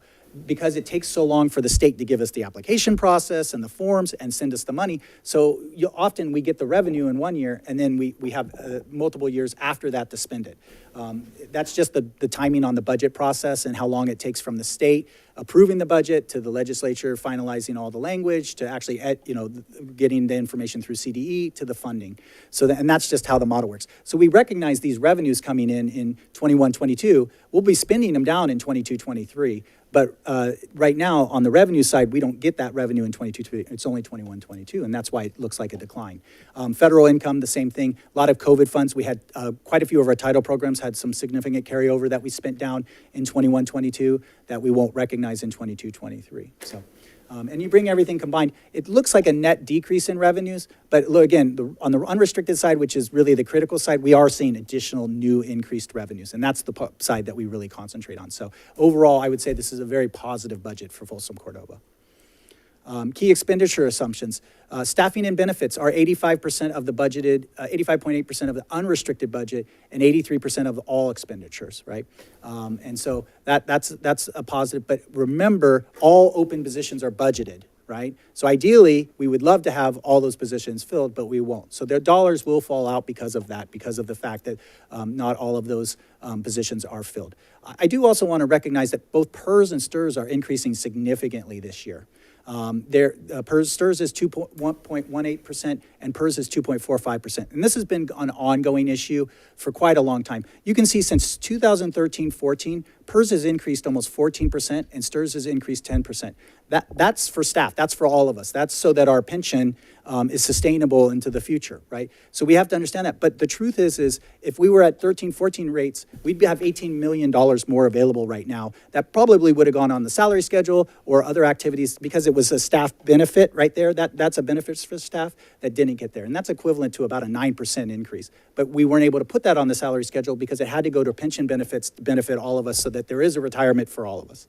And it's always hard to think of it that way because we think PERS and STIRS is always going to be there. But the truth is it's been taking an ongoing bigger and bigger portion of the budget. It now takes up $30 million of our budget, just PERS and STIRS contributions, right? That's well over 10% of our district's budget, okay? Objects, 4,000, 5,000, which is books and supplies and contracted services. We base that based upon site and department budgets, those kind of things. And so you can see the other activities there. I'm going to kind of breeze through this slide just because of the timing at this point. Now we're on the expenditure summary. Again, breaking out unrestricted expenditures and then restricted expenditures. So the revenues for unrestricted, and you see that unrestricted expenditures actually increased by about $14 million, right? And what that's from is staffing adjustments, step and column that our folks get. That is a raise that our teachers and our classified staff and all of our staff get every year is if you're, depending on where you are in the salary schedule, but that is normally a cost of anywhere from 1.5% to 3%. Individual people can get as much as 5% on a step. If you're columning, that's extra as well. So there's some assumptions built into those with regards to columning, but stepping over is a built-in component. The salary schedule, another year of service, you get that step increase. Classified salaries, same thing. You have those built-in, those cost drivers, as well as assuming all staff fully staffed on those sides. Employee benefits, you can see that that increases. STRS and PERS is a big driver of that, but also as salaries increase, we pay a percentage of salaries for all statutory costs, and so that increases with that as well. Books and supplies, we see some adjustments there. The big one I would want to speak to is transportation fuel. We're budgeting a $500,000 increase in fuel for transportation, right? And so that's a big item. Also, an item that we had talked about before is we're now going to build into the budget an ongoing cost for Chromebook replacements. So that's a cost driver as well. So now in the ETIS budget, they have an annual budget to be replacing Chromebooks versus us having these hard purchases because all the Chromebooks have expired and we need to do this, $5 million purchase. We're trying to do a situation where, working with David and Pam, an ongoing structure for all of our budgeted items when it comes to technology. Because a Chromebook at this point is just like a pencil or a pen. It's a piece of paper. It's a requirement pretty much for most of our grade levels, right? Contracted services, I just want to recognize in contract, it says contracted services, but that includes things like utilities. That includes things like our insurance premiums. I sit on the Schools Insurance Authority Executive Board as a representative for Folsom, Cordova, and we got a $250,000 increase in just our insurance premiums year over year. And the reason for that is twofold. One is on the property side, we have the fires and those kind of situations, and insurance providers are just leaving the state. And so the few that are there are quoting at very high levels. And then on the liability side, the big one, especially with schools, is the sexual assault molestation settlement claims that have been happening. We just saw a $100 million settlement that happened down in San Jose, or was it San Jose? Yeah. And so when those kind of settlements happen, insurance agents just leave. Cyber also has been a big one, cybersecurity. We're implementing a lot of safety features because our premiums, in fact, we used to get cybersecurity for free, but now it's the costs on that is increasing significantly. I think it increased $40,000 on its own just on the cybersecurity side because of the fact that you were having schools and cities who have their systems hacked and then they have to pay out these gigantic claims. So this is just going to be an ongoing situation with insurance unless we get some regulation or some systems in place to protect schools. So it's going to become a larger and larger portion of our budget and cost. So that's kind of on the unrestricted expenditure side. On the restricted expenditure side, you actually see some expenditures dropping. Some of that is due to COVID activities. Additionally, like summer school, the summer school that we're running this year is actually not in the budget for next year because it would be for next June because we depleted our COVID dollars. Now, if at some point we have additional dollars or the board directs us to do another summer school for next summer, then we would have some potentially additional cost either there if we use restricted dollars or up on the unrestricted side. So, and also we had some one-time payments to both groups. We had some one-time COVID recognition and that kind of type of one-time payments. Those all came out of those pots on the restricted side. And so those are backing out. Classified salaries actually goes up even though we had some of the one-time costs pulling out. And that's because there is such a large group of special ed aides that are positions that are unfilled. When we bring all those positions back, it's several $1 million. And so that's why you see that bumping and on the special ed side. And that's the classified salary. And then you see employee benefits also going up. They also have the STRS and PERS and all of the other pieces that we talked about. You also see books and supplies, contracted services, capital outlay all dropping because, again, those are activities related to ESSER dollars, which were COVID dollars. We did a lot of HVAC projects. That's that capital outlay section that we won't be doing into the next year potentially. Contracted services, that's really licenses. Contracted services, and we're going to look at that a little more in a second, but we had licenses that we bought multi-year licenses using the COVID dollars, which was great. And that created some savings, ongoing savings for at least a little while because we bought multi-year contracts. Same things with books and supplies. And so you bring it all down together, and it looks like our expenditures as a net are decreasing $2 million. But again, if we look at the unrestricted side, our expenditures are increasing by about $14 million, right? So there was some questions. I know, in the presentation earlier, there was questions about where are our dollars going specifically on some specific object codes. And so I thought I would spend just a minute or two at least looking at the adopted budget on where our priorities and where the program's going. So one was in supplies and materials. That's 4,300 object code. So it's about 4% of our overall budget, $10 million. And it's normally supplies and materials that cost, it actually should be $500, not $5,000 there, including Chromebooks, consumables. Linda actually fixed that for me. I forgot to fix it, so I'll take the blame for that one. one. But you see of our materials and supplies, 41% is on the restricted side, 58% is on the unrestricted. And then you see it broken down by program and service. So instruction with students, classroom, sites, curriculum, that's about 23%. Transportation is a big piece of it. That's that next slice, and that's because transportation has a lot of supplies. That's really the fuel, oil, parts, tires, that they have a lot of their cost is supply related.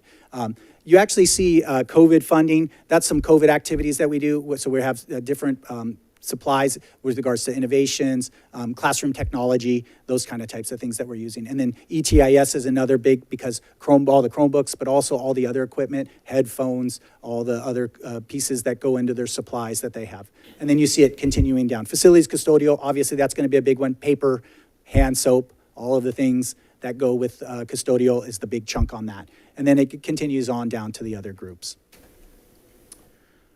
Next one is travel and conference. I know that one came up as well. We spend about $1 million on travel conference, which is 0.366% of the budget.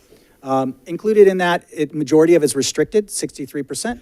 And then really it breaks down to 60% of it is for classrooms, including special ed, library is another 12, and then mental health services is 7, and then it continues down from there. Professional consulting services, again, that sounds like a lot of different activities in there, but within that, that also includes utilities, that includes a lot of the other pieces. Software licenses is by far the biggest, so that's our annual cost for all of our software licenses that we have as a district. Then the next one is special education services, so that would be all the outside service, non-public school placements, residential placements, any kind of specialized service that we have to get for OT, occupational therapy, physical therapy, all of those types of services. When we have those outside contracts or we don't have staff to provide all of it, we have to contract out. Speech is an example. The next one in gray there is actually the retirement payments for other post-employment benefits and the incentive. So we offered a retirement incentive a few years back. We're still paying that off. So it's a big chunk of that cost. And then also we pay, we have the annual cost for our retirees that are retired right now, but we're paying for their medical cap. That's part of our bargaining agreement.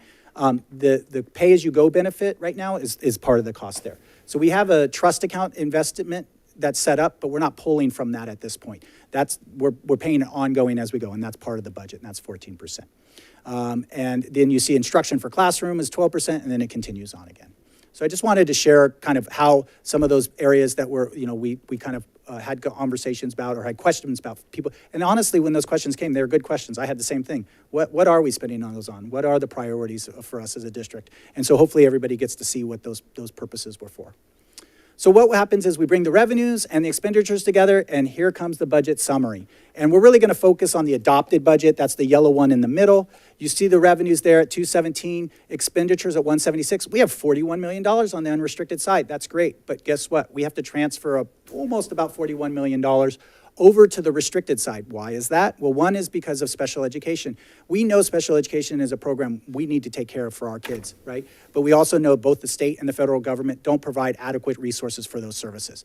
And so what has to happen is we have to transfer money from the unrestricted side to support those services to the restricted side. And so that's about $30 million, $32 million.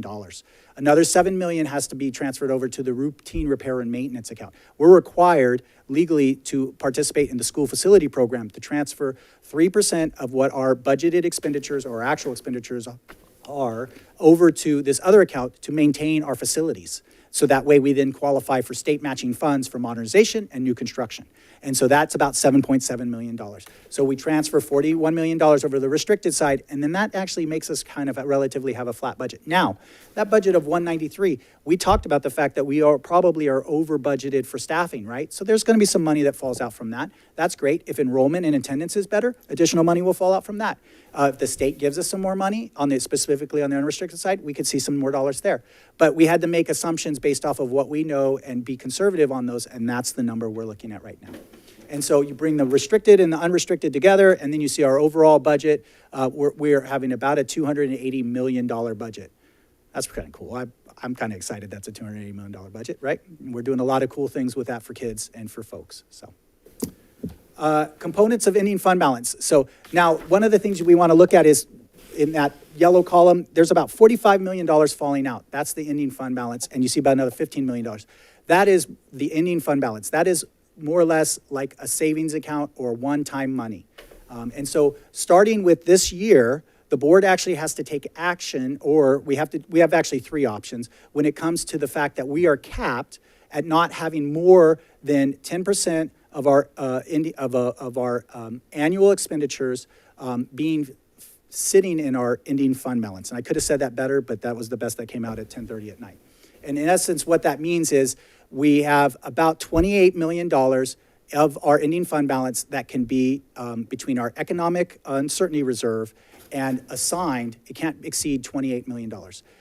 We have three ways to do that. One way is we spend the dollars down below 10%. The other way is to get a waiver from SCOE, which we don't want to do. And the third way is to reclassify items that are either unassigned or assigned to what's called committed. And that takes board action. Committed just means the board took formal action to identify purposes for those dollars, which we already do already. We have local resources, we've had the board direct, but we just leave it as assigned so that the board, we have flexibility that we don't have to come back to the board if we have to adjust or do anything. But the truth of the matter is now we have to. And so that will be coming to you on the meeting on June 23rd. Before you approve the budget, you'll be doing a resolution to take your ending fund balance and commit a chunk of the balance. And we're going to do that right here. We're going to talk about it right here. And so what we're looking at is there is a total of $61 million in our ending fund balance. 15 million of it is restricted, meaning we have to spend it on very specific things, as we talked about. That's the restricted accounts we talked about. 1.1 million of it is prepaid expenses. We're doing something different, and now that when we do multi-year contracts, we're breaking the contracts out over multiple years, and that's an accounting entry. So that way the budget is flat. You don't buy something that is over 3 years, that you buy in the first year, recognize the full expense, make your budget look like it's out of whack, and then the other 3 years you have no cost, and then all of a sudden you have a big cost again. What we're going to do is average that out over the 3 years of the contracts for those things. So we're starting to do that. We're trying to pick those things off, and that way we have a stabilized budget. You don't see those big up and downs year to year as much. The remaining items are called committed and assigned. On the committed side, most of these things, other than the cash with fiscal agent, which is our trust account, one of our two trust accounts, it's the PERS and STIRS trust account, we recognize that's committed because the board already took action to move that to that trust account. The rest of those, see those things that are called resources, those are local resources, more or less local pots of money that we have identified as a district. And most of these we inherited, Linda and I inherited, that were already created by the district to identify specific activities or programs or departments where we want to allow them to have carryover so that they can spend money. The very first one is a perfect example. Resource 0037 is more or less curriculum adoption. So we have curriculum adoptions that can be, a single adoption can be $2 to $4 million, right? And we have multiple adoptions at the same time. And sometimes we have to adopt what we call bridging materials. Well, we do get some money through the lottery. It's called 6300 resource, and it's on the restricted side. But often that's not sufficient from year to year to cover, especially when we have multiple years of big adoptions. Some of the math adoptions can be even more than that. And so we want to make sure that there are sufficient dollars to cover those needs in the ongoing future. That's what that reserve is for. You can see ETIS, they have the education tech, they have about $2 million in reserves. That is because they have costs like a server. They have some of the equipment. We have to replace our wireless system. It is coming out to date. That is going to be a $2 million project on its own. Now, we will get some funding through E-rate discounting and those kind of types of things. But still, those are projects that we have needs for, that we have to have either in the budget or in the reserves. And so that's why those are reserves. So there you see a list of different, the other big one is supplemental funding. That's the funding that we get specifically for unduplicated pupils. That's part of the LCAP. Now that budget, that ending fund balance was $7 million in the budget, and we're going to talk about this later during the LCAP process, is that we are actually going to spend more than we're receiving in supplemental to start spending down those dollars, to start getting more of those dollars out to the kids and to the programs and the needs. So we're working on that. The last item that's committed, I just want to recognize, is not a local resource, it's the liability. So we have 12-month employees that have vacation accrual, they have a vacation balance. And so we want to make sure if any of those employees leave at any point, we have the ability to pay out their vacation, their compensated absences, and that's about $1.5 million. The remaining items are assigned. That's where we've always had our items, and you can see those are more set-asides. So the board had approved a set-aside for professional development, so we're keeping that there. We were going to try to do some additional buy days and some other activities and work on that with our groups. So we reserved some money for that. We also put aside some money for safety needs. The safety committee had identified needs. What you'll see there is it went from 1 million to 2.5 million, and there's a reason for that. We had a meeting, David, Matt, and the team, we all met to talk about the needs. We identified, and Scott, I think $1 million just in camera needs, just to get all the sites up that don't have cameras up. This is not cheap stuff. And that doesn't include then fencing or other needs or other priorities. And so when we met as a team, Sarah and I and Dawn, we talked about some of these things. We increased the safety needs up to 2.5 million, making that recommendation to you as a board to approve. And then the remaining amount is that future district uncertainties. It's about almost $9 million. That really is where we have not really potentially identified. But, you know, I think when we have negotiations and some other pieces that are happening, those dollars will be having a priority based off of a board directions. You know, I just heard conversations about recruitment, those kind of types of things. Those are dollars that potentially could be associated or assigned for those purposes. Okay. The last one is the 8.5 million. That's our economic reserve. We're required to have a 3% reserve. We rounded it up. It's required 3. We did 3.03 just because we like round numbers, 8.5. And that's how you get to the $61 million. So board is going to take action to do the commitment at the next board meeting. So I spent a little more time than we normally would on that. And of course, again, if the board had direction and they wanted to do allocations a little differently or had other priorities as a board, if there's consensus for that, we would definitely update the budget to reflect that. So. Multi-year projection, sorry. So we're going to break this down. As we know, we have to look at not just the current year, but the next 2 years. So we're going to start with revenues. You can see in the adopted budget, the revenues. And I didn't break out unrestricted and restricted just because I didn't want to add 4 more slides to this conversation. So, but we'll break it out on the summary slide. On the adopted budget, you see revenues at adopted at 281, drops down to 279. But really, it's not so much because on the unrestricted local revenue side, where the LCFF is, that actually increased by $13 million. That's, again, a good number for us. Federal revenues, because that's the rest of the COVID dollars, other state revenues, one-time state dollars, local revenues, that's the removal of the electric bus grant. So that's why you're seeing, even though revenues go down, those are mostly on the restricted side. On the unrestricted side, we're actually seeing revenue gain. Again, why? COLA, 5.38% is projected. Enrollment increasing by 244, ADA increasing by 233. That's additional revenues for us. And when you see on the expenditure side, we also see some good numbers there. On 23-24, you see about another $9 million in revenue. Now, COLA is not as high as the year before, but it's still going. It's still a good COLA, 4%. And then you see enrollment, not as much growth, just 29 and 27 ADA. So a little more flat there because we have a bigger 12th grade going out in that year. Bigger 12th grade going out. Kindergarten, we kind of hold flat, but then the new housing starts and the kids coming from that is really where we get our growth. Expenditure side. Expenditures drop for the most part on everything because we're pulling out all the one-time items, all the COVID dollars, all of those. Now, I will recognize in 23-24, remember, our COVID dollars are spent down. We have about $11 million worth of positions that are funded through COVID dollars.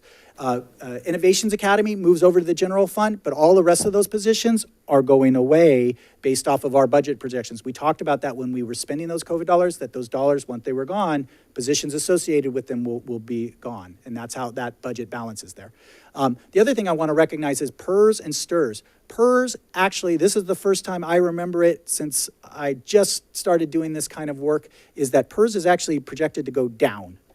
That's a big one. And STIRS is projected to go flat. Why? Because the stock market has had such good returns that both PERS and STIRS have beaten their growth models that they needed, so they don't have to increase our rates. Now, keep in mind, the stock market since January is down 15%, right? We have some big financial indicators, the inflation levels, those types of things. If those things continue in that model, then guess what? PERS and STIRS can't stay where it's at. They've got to get a bigger and bigger, because believe it or not, both of them, their biggest contribution is from investments. And so if the investments don't come in, then they have to increase the contributions from, guess what, us as employers, right?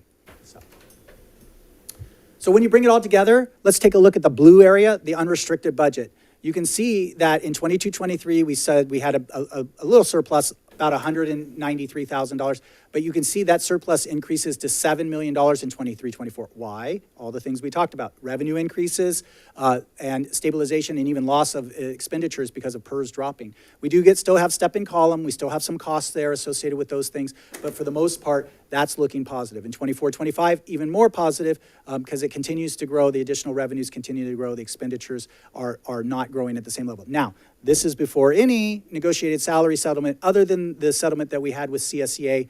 That doesn't include anything with the FCEA group or our management groups. And also CSEA opens if we settle to more than or offer more than 2.5% with our FCEA group. So definitely these numbers will change. And I think you'll see some adjustment there for sure. So that's the multi-year. Other funds. Just wanted to give you a quick rundown on all the other funds, because remember, all of that information was the general fund, Fund 01.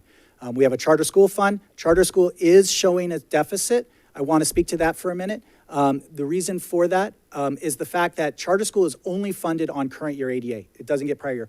So charter school this year is over 240, 50 kids. The year before that, it had 600 kids during COVID.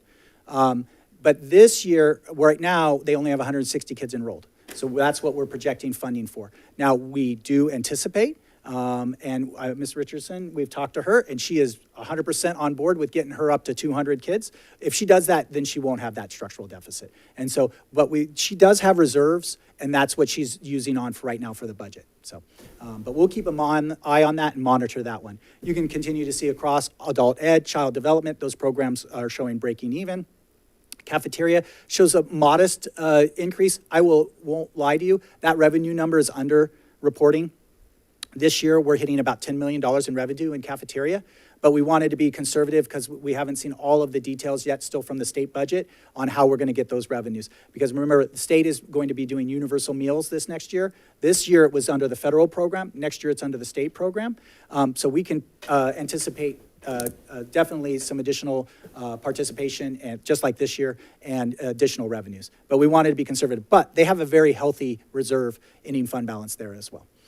Deferred maintenance accounts, that's the activities related to roofing, mostly roofing and paving projects that our team is doing. And then building funds 21 through 40. Those are all the fun things that Matt gets to play with.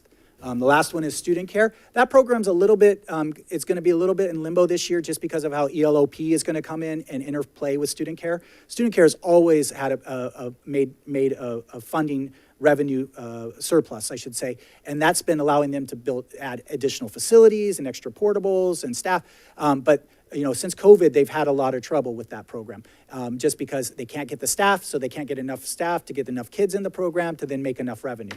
But with ELOP, that's going to add a whole new wrinkle to it. We've talked about that, so we're going to keep a monitor to that, but we're going to make sure that program works in tandem with ELOP, and it keeps that program whole and all of the other pieces. So, in closing, historic levels of revenue. Things look great. But, on the multi-year, you have to remember, anytime we build a multi-year and the current economy is not good, what does the multi-year look like? It gets worse every year, right? Because you build upon itself. This is the exact opposite. We have a good year this year. Next year, I think, is an okay year in the fact that because the state has budgeted $23 billion into a rainy day fund, we'll get COLA and all of those things. But the truth of the matter is they project on itself. It feeds itself. And so when one year's good, the other years start looking good. When one year's bad, the other years look bad. So you have to take it with a kind of a grain of salt when you look at that multi-year. Yes, it looks great on the out years, but there's a lot of factors that can come into play, as we talked about, all the economic things that can happen. And it only takes normally about 1.5 to 2 years for us to see it at our level. Because again, the state of California is primarily funded from personal income. The top 1% pays for, I forget now, it's like, I think 60% of the personal income tax, right? 1% of folks. When the stock market doesn't happen and the revenues don't happen for them, guess what? Revenues don't come in for the state.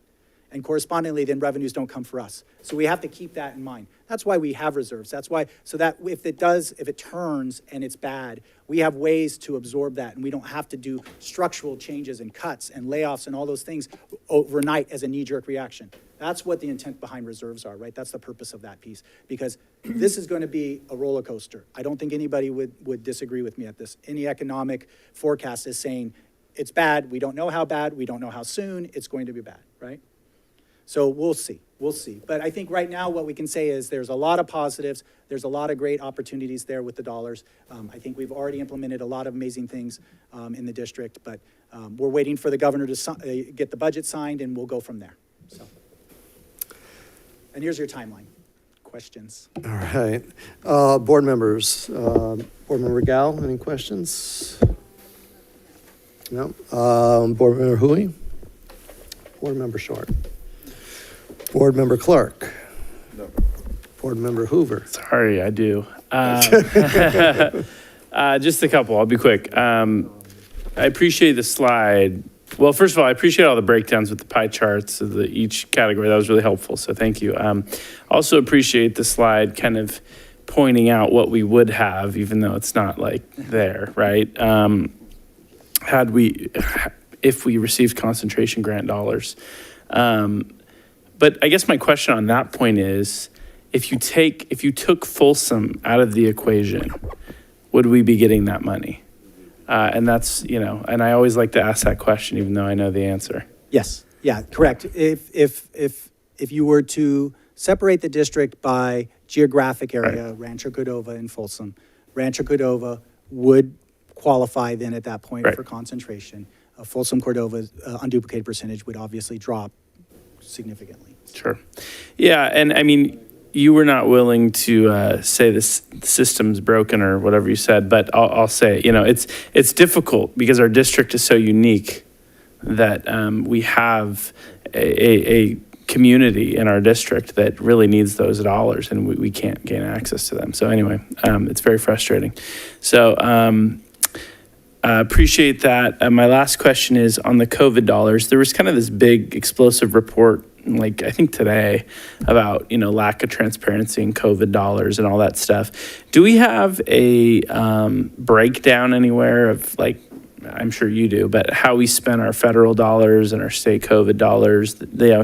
I mean, maybe we don't have to do a hearing about it or anything, but that you could maybe send, if it's not too much work, to the board or something at any point? Sure. We actually have to report quarterly on all of our COVID expenditures. Okay. And they created their own categories. So we can share what those categories are. And then if that's enough information, if you'd like to drill down further. Yeah, we can start there. Okay. So would you like that just to be emailed to the board? That'd be great. I mean, I'd love to just see it just for my own knowledge. So, because I mean, we got so many dollars and we had to spend them so quickly. I think it'd be really interesting to see. Sure.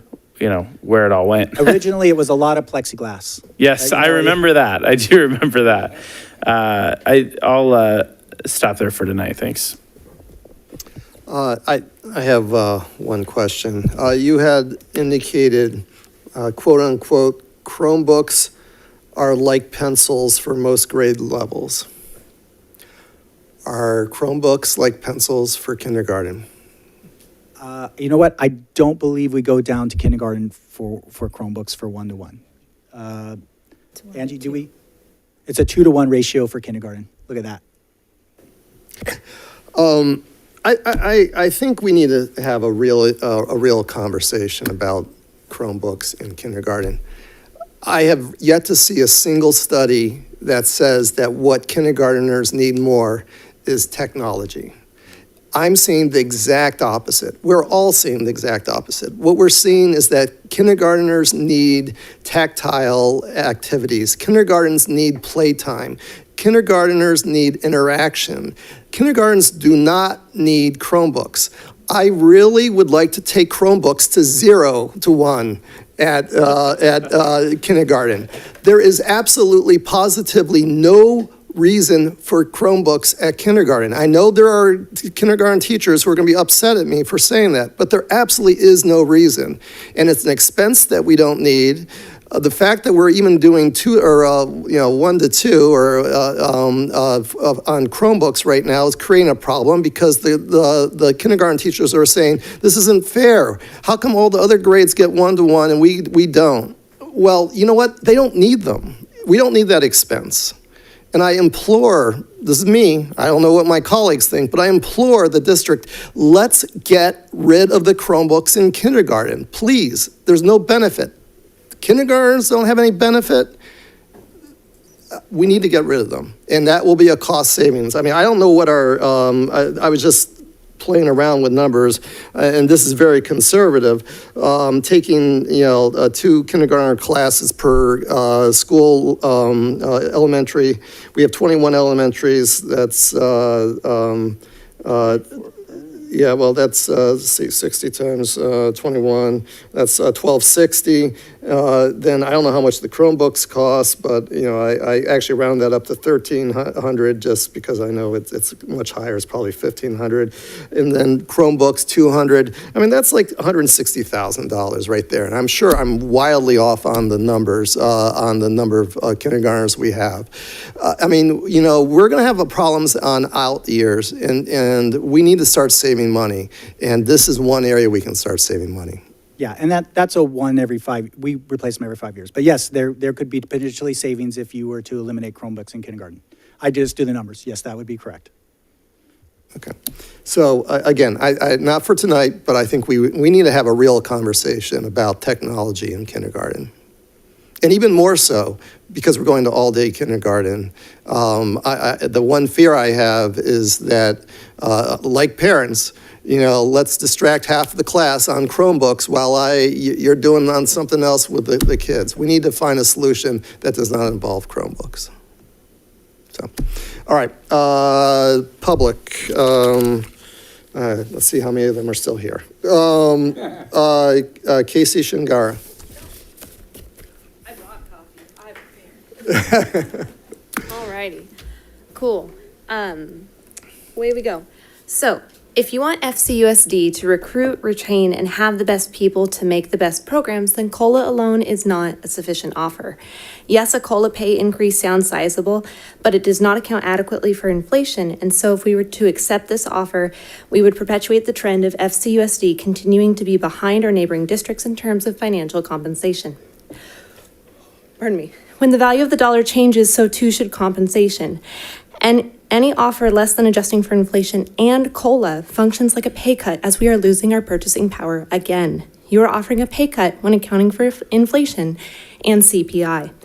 Inflation is at 8.5%, CPI is at 8.3%, yet you're offering only 6.56%. Since inflation this year is more than 3 times higher than previous years, our increases in pay should match and be at least 9%. That would be the break-even percentage.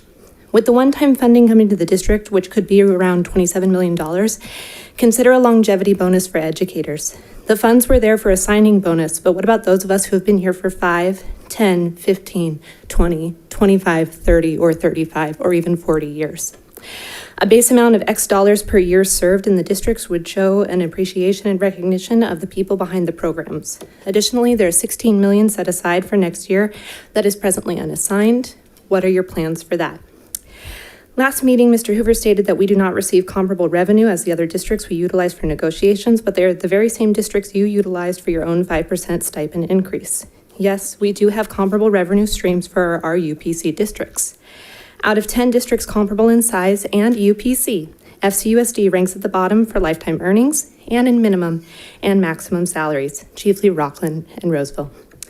We need to be comparable in pay to our neighboring districts so that we can recruit and retain the best teachers. National Education Association says that 40% of teachers plan to leave the profession in the next 2 years. How we are compensated influences if we stay or go to other districts or leave the profession entirely. You celebrate our programs. Now it's time to validate the people behind them. Thank you. Thank you. Stacy Albay left. Meg Hanley? Can't believe I'm still here. I'm normally in bed a couple hours by now. So hi, good evening, or I could almost say good morning. It's almost at that time. I'm Meg Hanley. I'm a first grade teacher at Russell Ranch, and I'm on the FCA bargaining team. I have been teaching about 30 years, and I've been in Folsom, Cordova for about 21. Regarding the budget, I want to just great everything you said. Inflation is crazy. 8.5%. Gas, even more crazy. Last week, I was filling up my car, which is not a huge car, watching it approach $100. I dread filling it up again, the way prices have gone up. Like you've heard many times tonight from from teachers and other people here that we're losing our current teachers to other districts and to other states because our salary and benefits are not competitive. So I'm challenging this board to do the right thing and not just say that you care about your teachers and that you value us. Show it. Show that you really want to keep your amazing teachers. Show that you really want to attract and keep the best teachers. Show that you want the best for our students. So how can you do this? Well, provide a fair and competitive compensation package that includes both salary and benefits for our teachers. And here's the thing, our budget does allow for this. You can make it happen by simply prioritizing your teachers and your employees. It's the people that matter. I truly hope that you have really heard your teachers tonight. I appreciate the many difficult decisions that you have to make, and I trust that you will make the right decision for your teachers' compensation. Thank you. Thank you. Mary Johnson. Oh, okay. Do we have anybody online? Yes. We have Deborah. Deborah, welcome. Hi, Debbie Krikorian, FCEA. I want to thank Sean for the presentation. It's very informative, and I appreciate the time and the work that him and his staff go through on this. When you're doing your comparisons, Sean, there's 2 school districts around us that have less unduplicated students than we have, and yet their salaries are higher. So that's Roseville City Elementary and Rockland. And if you also look outside of our area, when we're looking at Newport Mesa, Huntington Beach, Marietta Valley, Saddleback Valley, San Marcos, Simi Valley, and Burbank, all of those school districts have comparables, unduplicated students to us. Yet when I looked at their salary schedules again, teachers are at the bottom, and that's for the 2021 school year. So again, I think the priority is, we need to make the priority on the people. So when we're doing comps, there are school districts that we can compare to that do manage to make their employees at the top of the priority list. Thank you. Thank you. And we have Stacy. Stacy, welcome. Can you hear me? Yes.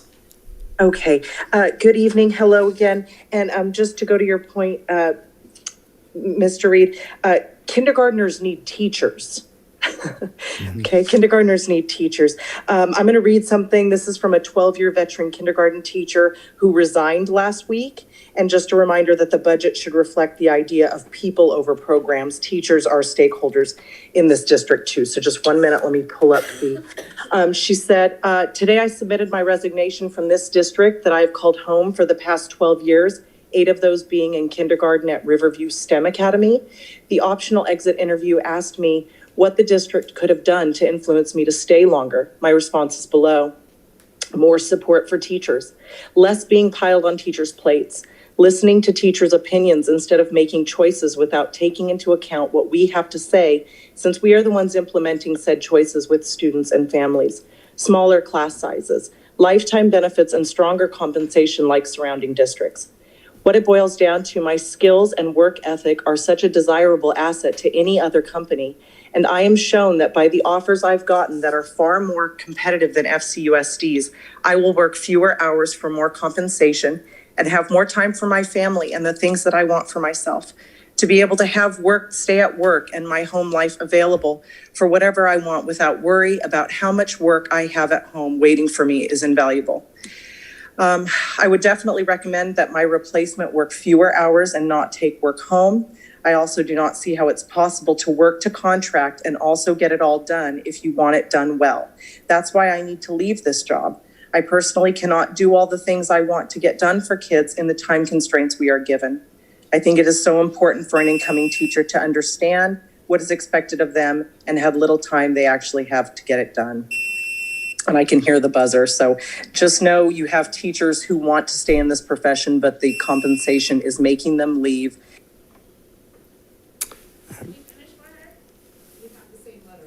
You have the same letter, if you want to finish it, sure.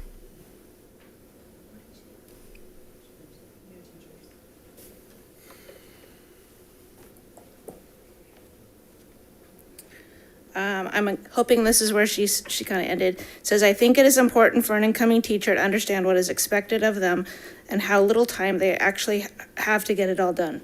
Then they should look at how they plan to execute their contract time, what is an absolute must do, and what can be let go. I wish teachers were rewarded for all the extra time and care they put into their work and their students, but since we are not, I hope my replacement comes in with more realistic balance of leaving work and contract time at home, or only. Another big frustration that we are all so exhausted by is the need to show up to every board meeting to fight for what is right and what is necessary for us to do our jobs well, for only beneficial changes to be made, in many cases for the board to make detrimental decisions for teachers and students. And what other career do you have to show up screaming, pleading, fighting, and begging for what you need to do your job? That's insane when you put into the context of any other job. To be told that we need to show up to these meetings month after month to get what we deserve is truly demoralizing. It is upsetting that the board cannot do what is right for its people without us showing up and fighting for it. And from my experience, you can show up and beg and plead for your cause and see how your words have slid right off their backs, making no difference at all, because they have already made their choice and are just sitting and listening to us all for a good show. I wish my fellow teachers well, and I truly hope that you get what you deserve, what you should have gotten long ago. I hope that this teaching climate improves, and that so many of you are also on the fence find joy in teaching again. I hope that all of this is not in vain, and that something changes before it's too late, and this district that has already been my home loses more incredible teachers. Sincerely, Ashley Pantoja Manhuron. I just have to say that she was a student teacher at Gallardo when she first started her career, and she was fantastic. So we will definitely be missing a fantastic teacher. Okay, thank you. Anybody else from online? Next, we have Michelle. Michelle, welcome. Hey there, can you hear me okay? Yes. Okay, great. Hi, this is Michelle Mays. I'm a kindergarten teacher at Mangini Elementary, and I hadn't planned on speaking tonight, but I did kind of feel motivated to do so, and saddened to hear about Ashley's resignation, but I will kind of chime in on that. I'm going into my 20th year, and I've taught at Gallardo, Navigator, and I do feel the burnout from all the extra things that teachers are being asked to do these days. Like, many of us were feeling the exhaustion, and, I'm juggling 4 kids, I have a full-time job, and I love teaching, and I like to put in, 150% into my job, but these days I just don't know that we're being valued, and it makes me, I hate to say that, I feel like I don't want to do as much, and I don't want to be that kind of teacher. For me, I've always volunteered, I've done PTA, I've done extra activities, and I want to keep doing that for my students, but I don't want to feel burned out, and I do want to feel valued by the district. So please consider teachers like us going forward, and I want to keep doing all those awesome things for my for students down the road. Thank you. Thank you. Next, we have Yoli. Yoli, welcome. Hi, good evening. I already wrote to all the board members about salary increases, and I thank Ed Short for responding to my email. Mr. Martin made a comment that in a year and a half, Folsom Cordova would feel the financial downturn that we're seeing in the markets right now. Well, teachers are already feeling that financial downturn, and we really need the 8.5% inflation rate added to our pay at minimum. And if we want to remain competitive in retaining and recruiting teachers, we need more than that. But actually what motivated me to comment was Mr. Reed's comments about getting rid of Chromebooks in kindergarten, that he would like to have a conversation about that. I feel like it's a little off topic, but I did want to comment on it. If you want to have a conversation, Mr. Reed, I hope that will be with kindergarten teachers, because they're the ones that know how Chromebooks are used in the classroom. Students are not just stuck on them like plugged into them. There are applications that we use, such as Lexia, that I've seen have great success with struggling readers. But if you were to take away all those Chromebooks, I don't think it should be just a subtraction from what kindergarten teachers have, the tools that they have on hand. I think that money should not just be absorbed, but it should be reinvested in play materials or support staff. Yes. Because, as you said, kindergarten teachers are now going to have a full day with 24 5-year-olds who are not prepared to work independently while the teacher works with small groups. So thank you very much. I too am mourning the loss of Ashley Pantoja at my school, Riverview STEM. You've lost a great teacher. Thank you.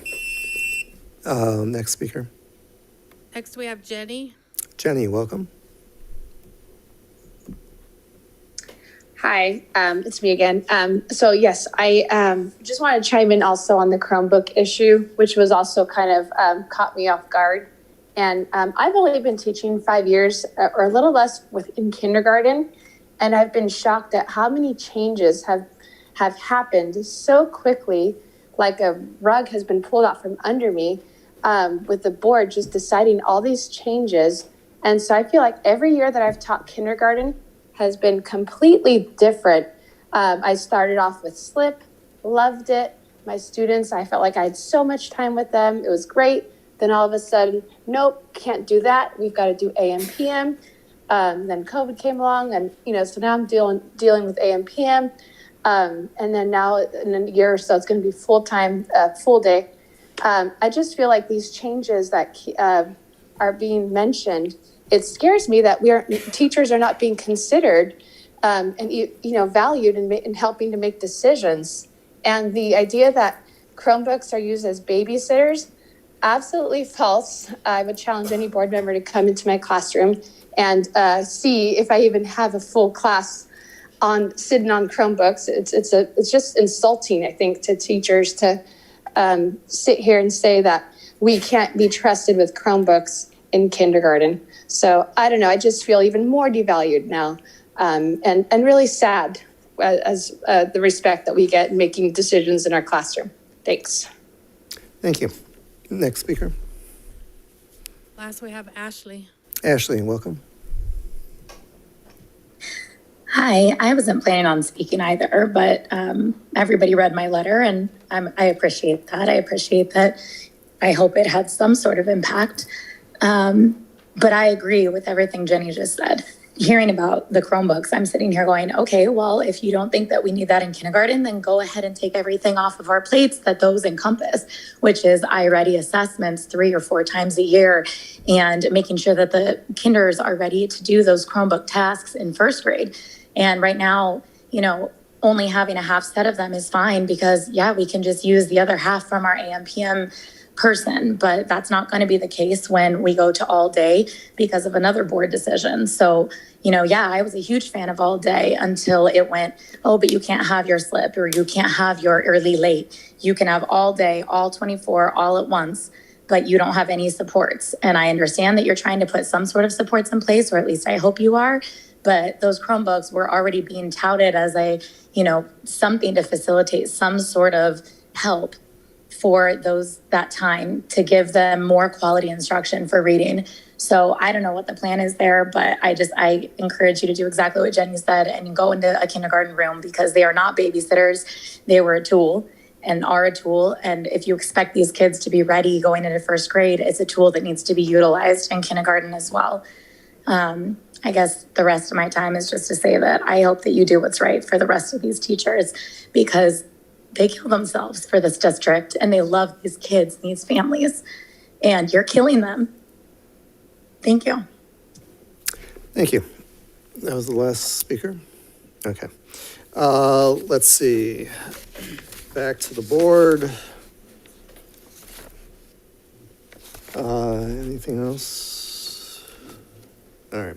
I just want to make it known to the public since one of the teachers daylighted the offer that the board directed staff to provide to FCEA regarding salary raises.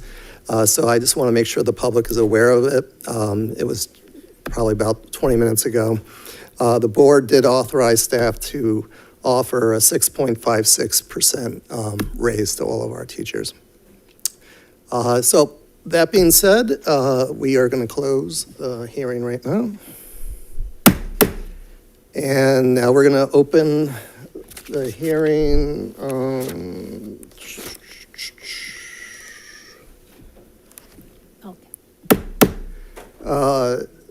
This is opening the public hearing on Local Control and Accountability Plan 2022-23. Superintendent.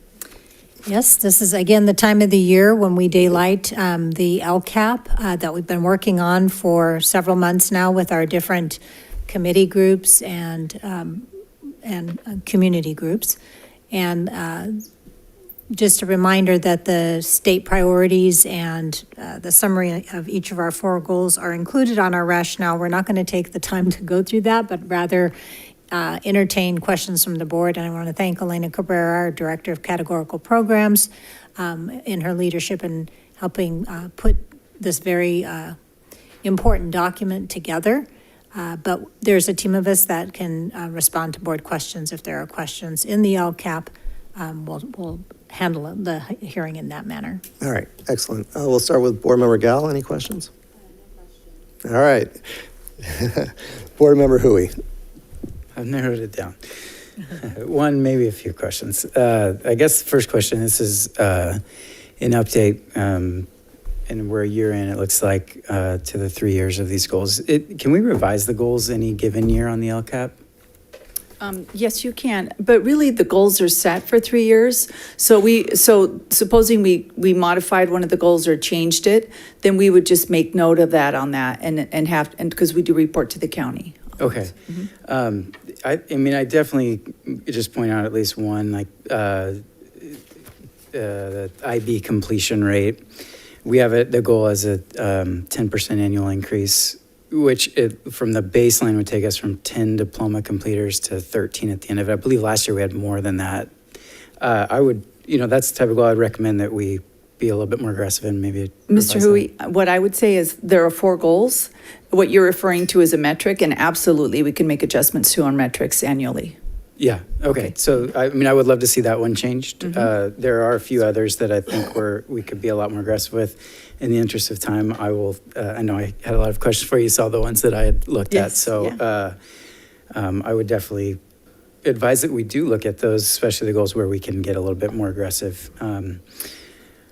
Last thing, just to maybe point it out, on page 41, I don't know if it's the presentation or the actual LCAP, page 41, but there is a regarding actions, talks about sending emails, texts, and robocalls, and how many of those we have sent. So I guess my question is, do we have any evidence that these are effective in communicating with parents? I'm going to defer to Ms. Griffin. I know that we all track different forms of communication, but Ms. Griffin has the information on that.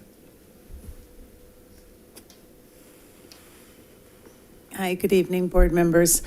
So that data point came from the back end showing emails that were sent out to legitimate email addresses and phone numbers. That information is collected in PowerSchool, and it's designated as lives with parent or guardian. And parents and guardians can elect to put their contact information based on those criteria.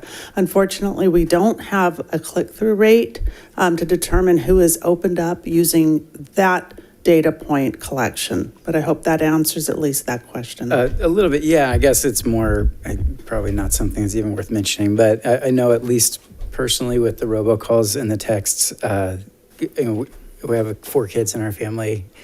I get so many of those that I just don't pay attention to them anymore, and I don't think I'm the only household that does that. So it's another one of these action items I would encourage us to look at to see if this is a worthy way of, or an effective way of actually communicating with our families.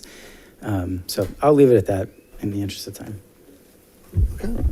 No, I definitely appreciate that. And we have many communication tools at our hand. There's our website visits. We can determine how many folks have visited a website by taking a look at that back end. And then, of course, social media also has metrics. So I appreciate that, bringing that to our attention so we can take a look at all of the best ways to communicate. Thank you. Board Member Short? No. No? Board Member Clark? No. Board Member Hoover? And I don't have any questions either. Wow. Well, thank you. But we're not done yet. Let's see if there's any public. Is there any questions from the public? Any online? All right, hearing none, we will close the public hearing. Thank you. Thank you. All right, that takes, I've moved my papers all around. Let me find where we are. All right, that takes us to agenda item 13, Superintendent's Report. Thank you. I think just notice that we have summer school going on for elementary, middle, and high school, very robust summer school, and over 4,000 students, and that includes our ESY program as well. We end on June 24th. We'll have 2 high school graduations that Friday, so if you're interested in attending the Folsom High and Cordova High graduations, we'll get that those specifics to you. And they're staggered this time, so you can attend both. So I'll send that information your way. Okay.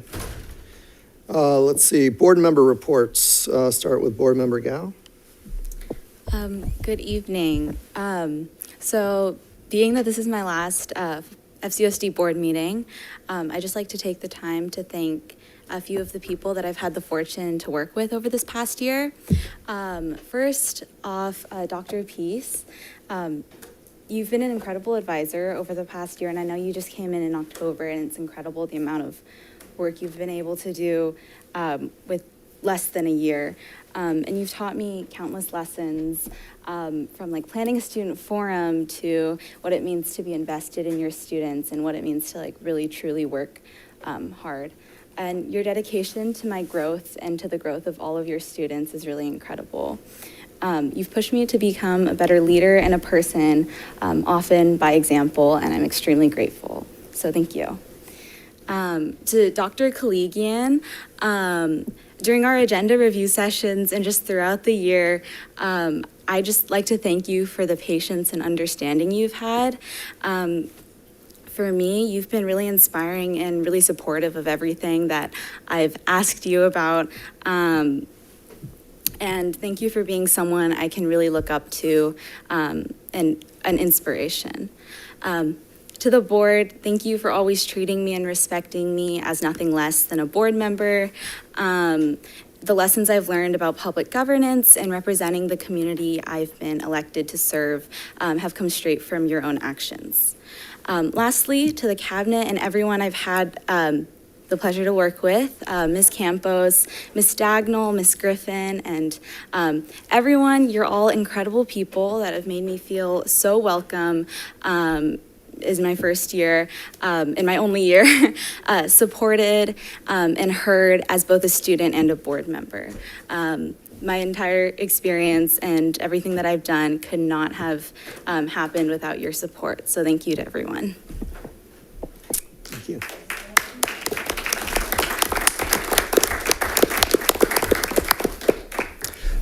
Board Member Hui? No? Board Member Short? No report. Board Member Clark? I'm still awake. I just want to actually congratulate all the graduates from Vista, Cordova, and Folsom, and all the promotions that had happened a few weeks ago. Looking forward to the 24th. I'm glad that you staggered the times because I will be speaking at both Cordova and Folsom that day, so I'm looking forward to being there. I want to thank the board for their dialogue tonight. I know we've gone longer in board meetings, and I think, quite honestly, all due respect, Mr. President, I did have few questions. I think some of the board members had a few additional questions, and I think those questions needed to be asked. So, I mean, in the future, maybe we take a look at this agenda and maybe cut down on some of the items, so we're not having these long meetings until midnight. Yeah, I probably joked about, one, my wife gets up at 4:30 in the morning, and I have a 7:30 training, but still, we have business to take care of here. So, in the future, hopefully we can be able to ask those pertinent questions, no matter how long it takes. I mean, we were elected to represent this district, ask those questions, get the information and make the necessary decisions. So moving forward, hopefully, we'll have more public participation, and the board will be able to ask more questions. Other than that, that's it for me. Board Member Hoover? Just thank you, Alice, and best of luck to you, but I'll save my report for tonight.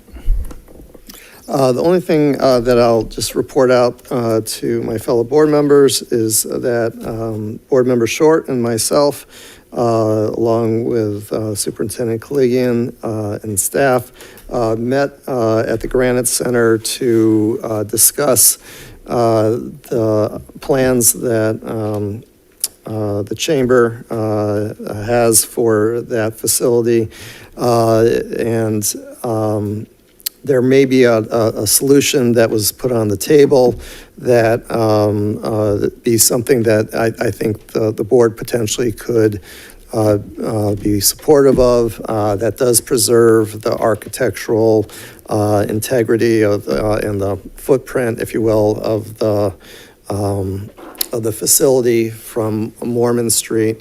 I won't go into the details given the late hour, but I think it was promising, and we're going to be waiting to hear back from the chamber on, I guess it's not the chamber, it's the FedCorp on that. So just wanted to put that since the board asked Ed and I to attend that. So, all right.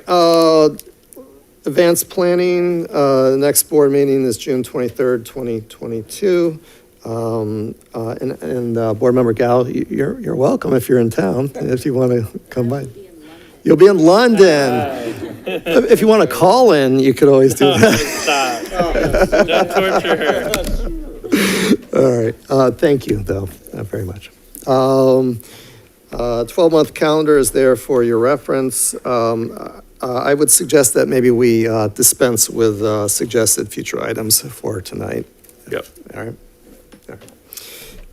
And I hate to say this, but we do have to re-adjourn to closed session because we did not finish our business from earlier.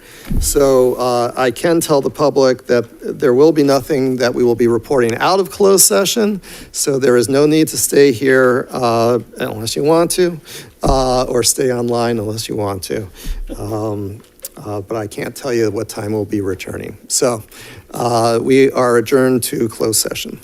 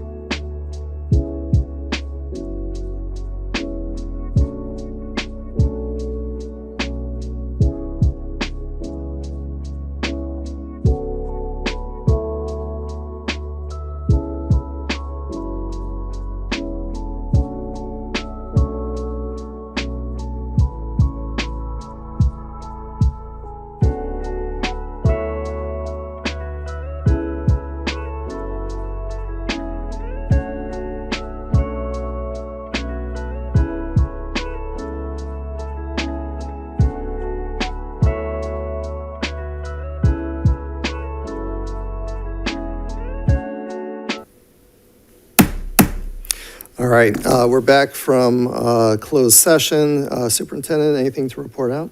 No action to report. Okay. I just want to publicly apologize to staff for having such a late evening and keeping you here to such a late hour. And I will apologize to the public as well. We do need to work on our agenda length. These meetings should not be running this late. So with the board's unanimous consent, unless there's any objections, we are adjourned. Thank you. No, I want to go longer.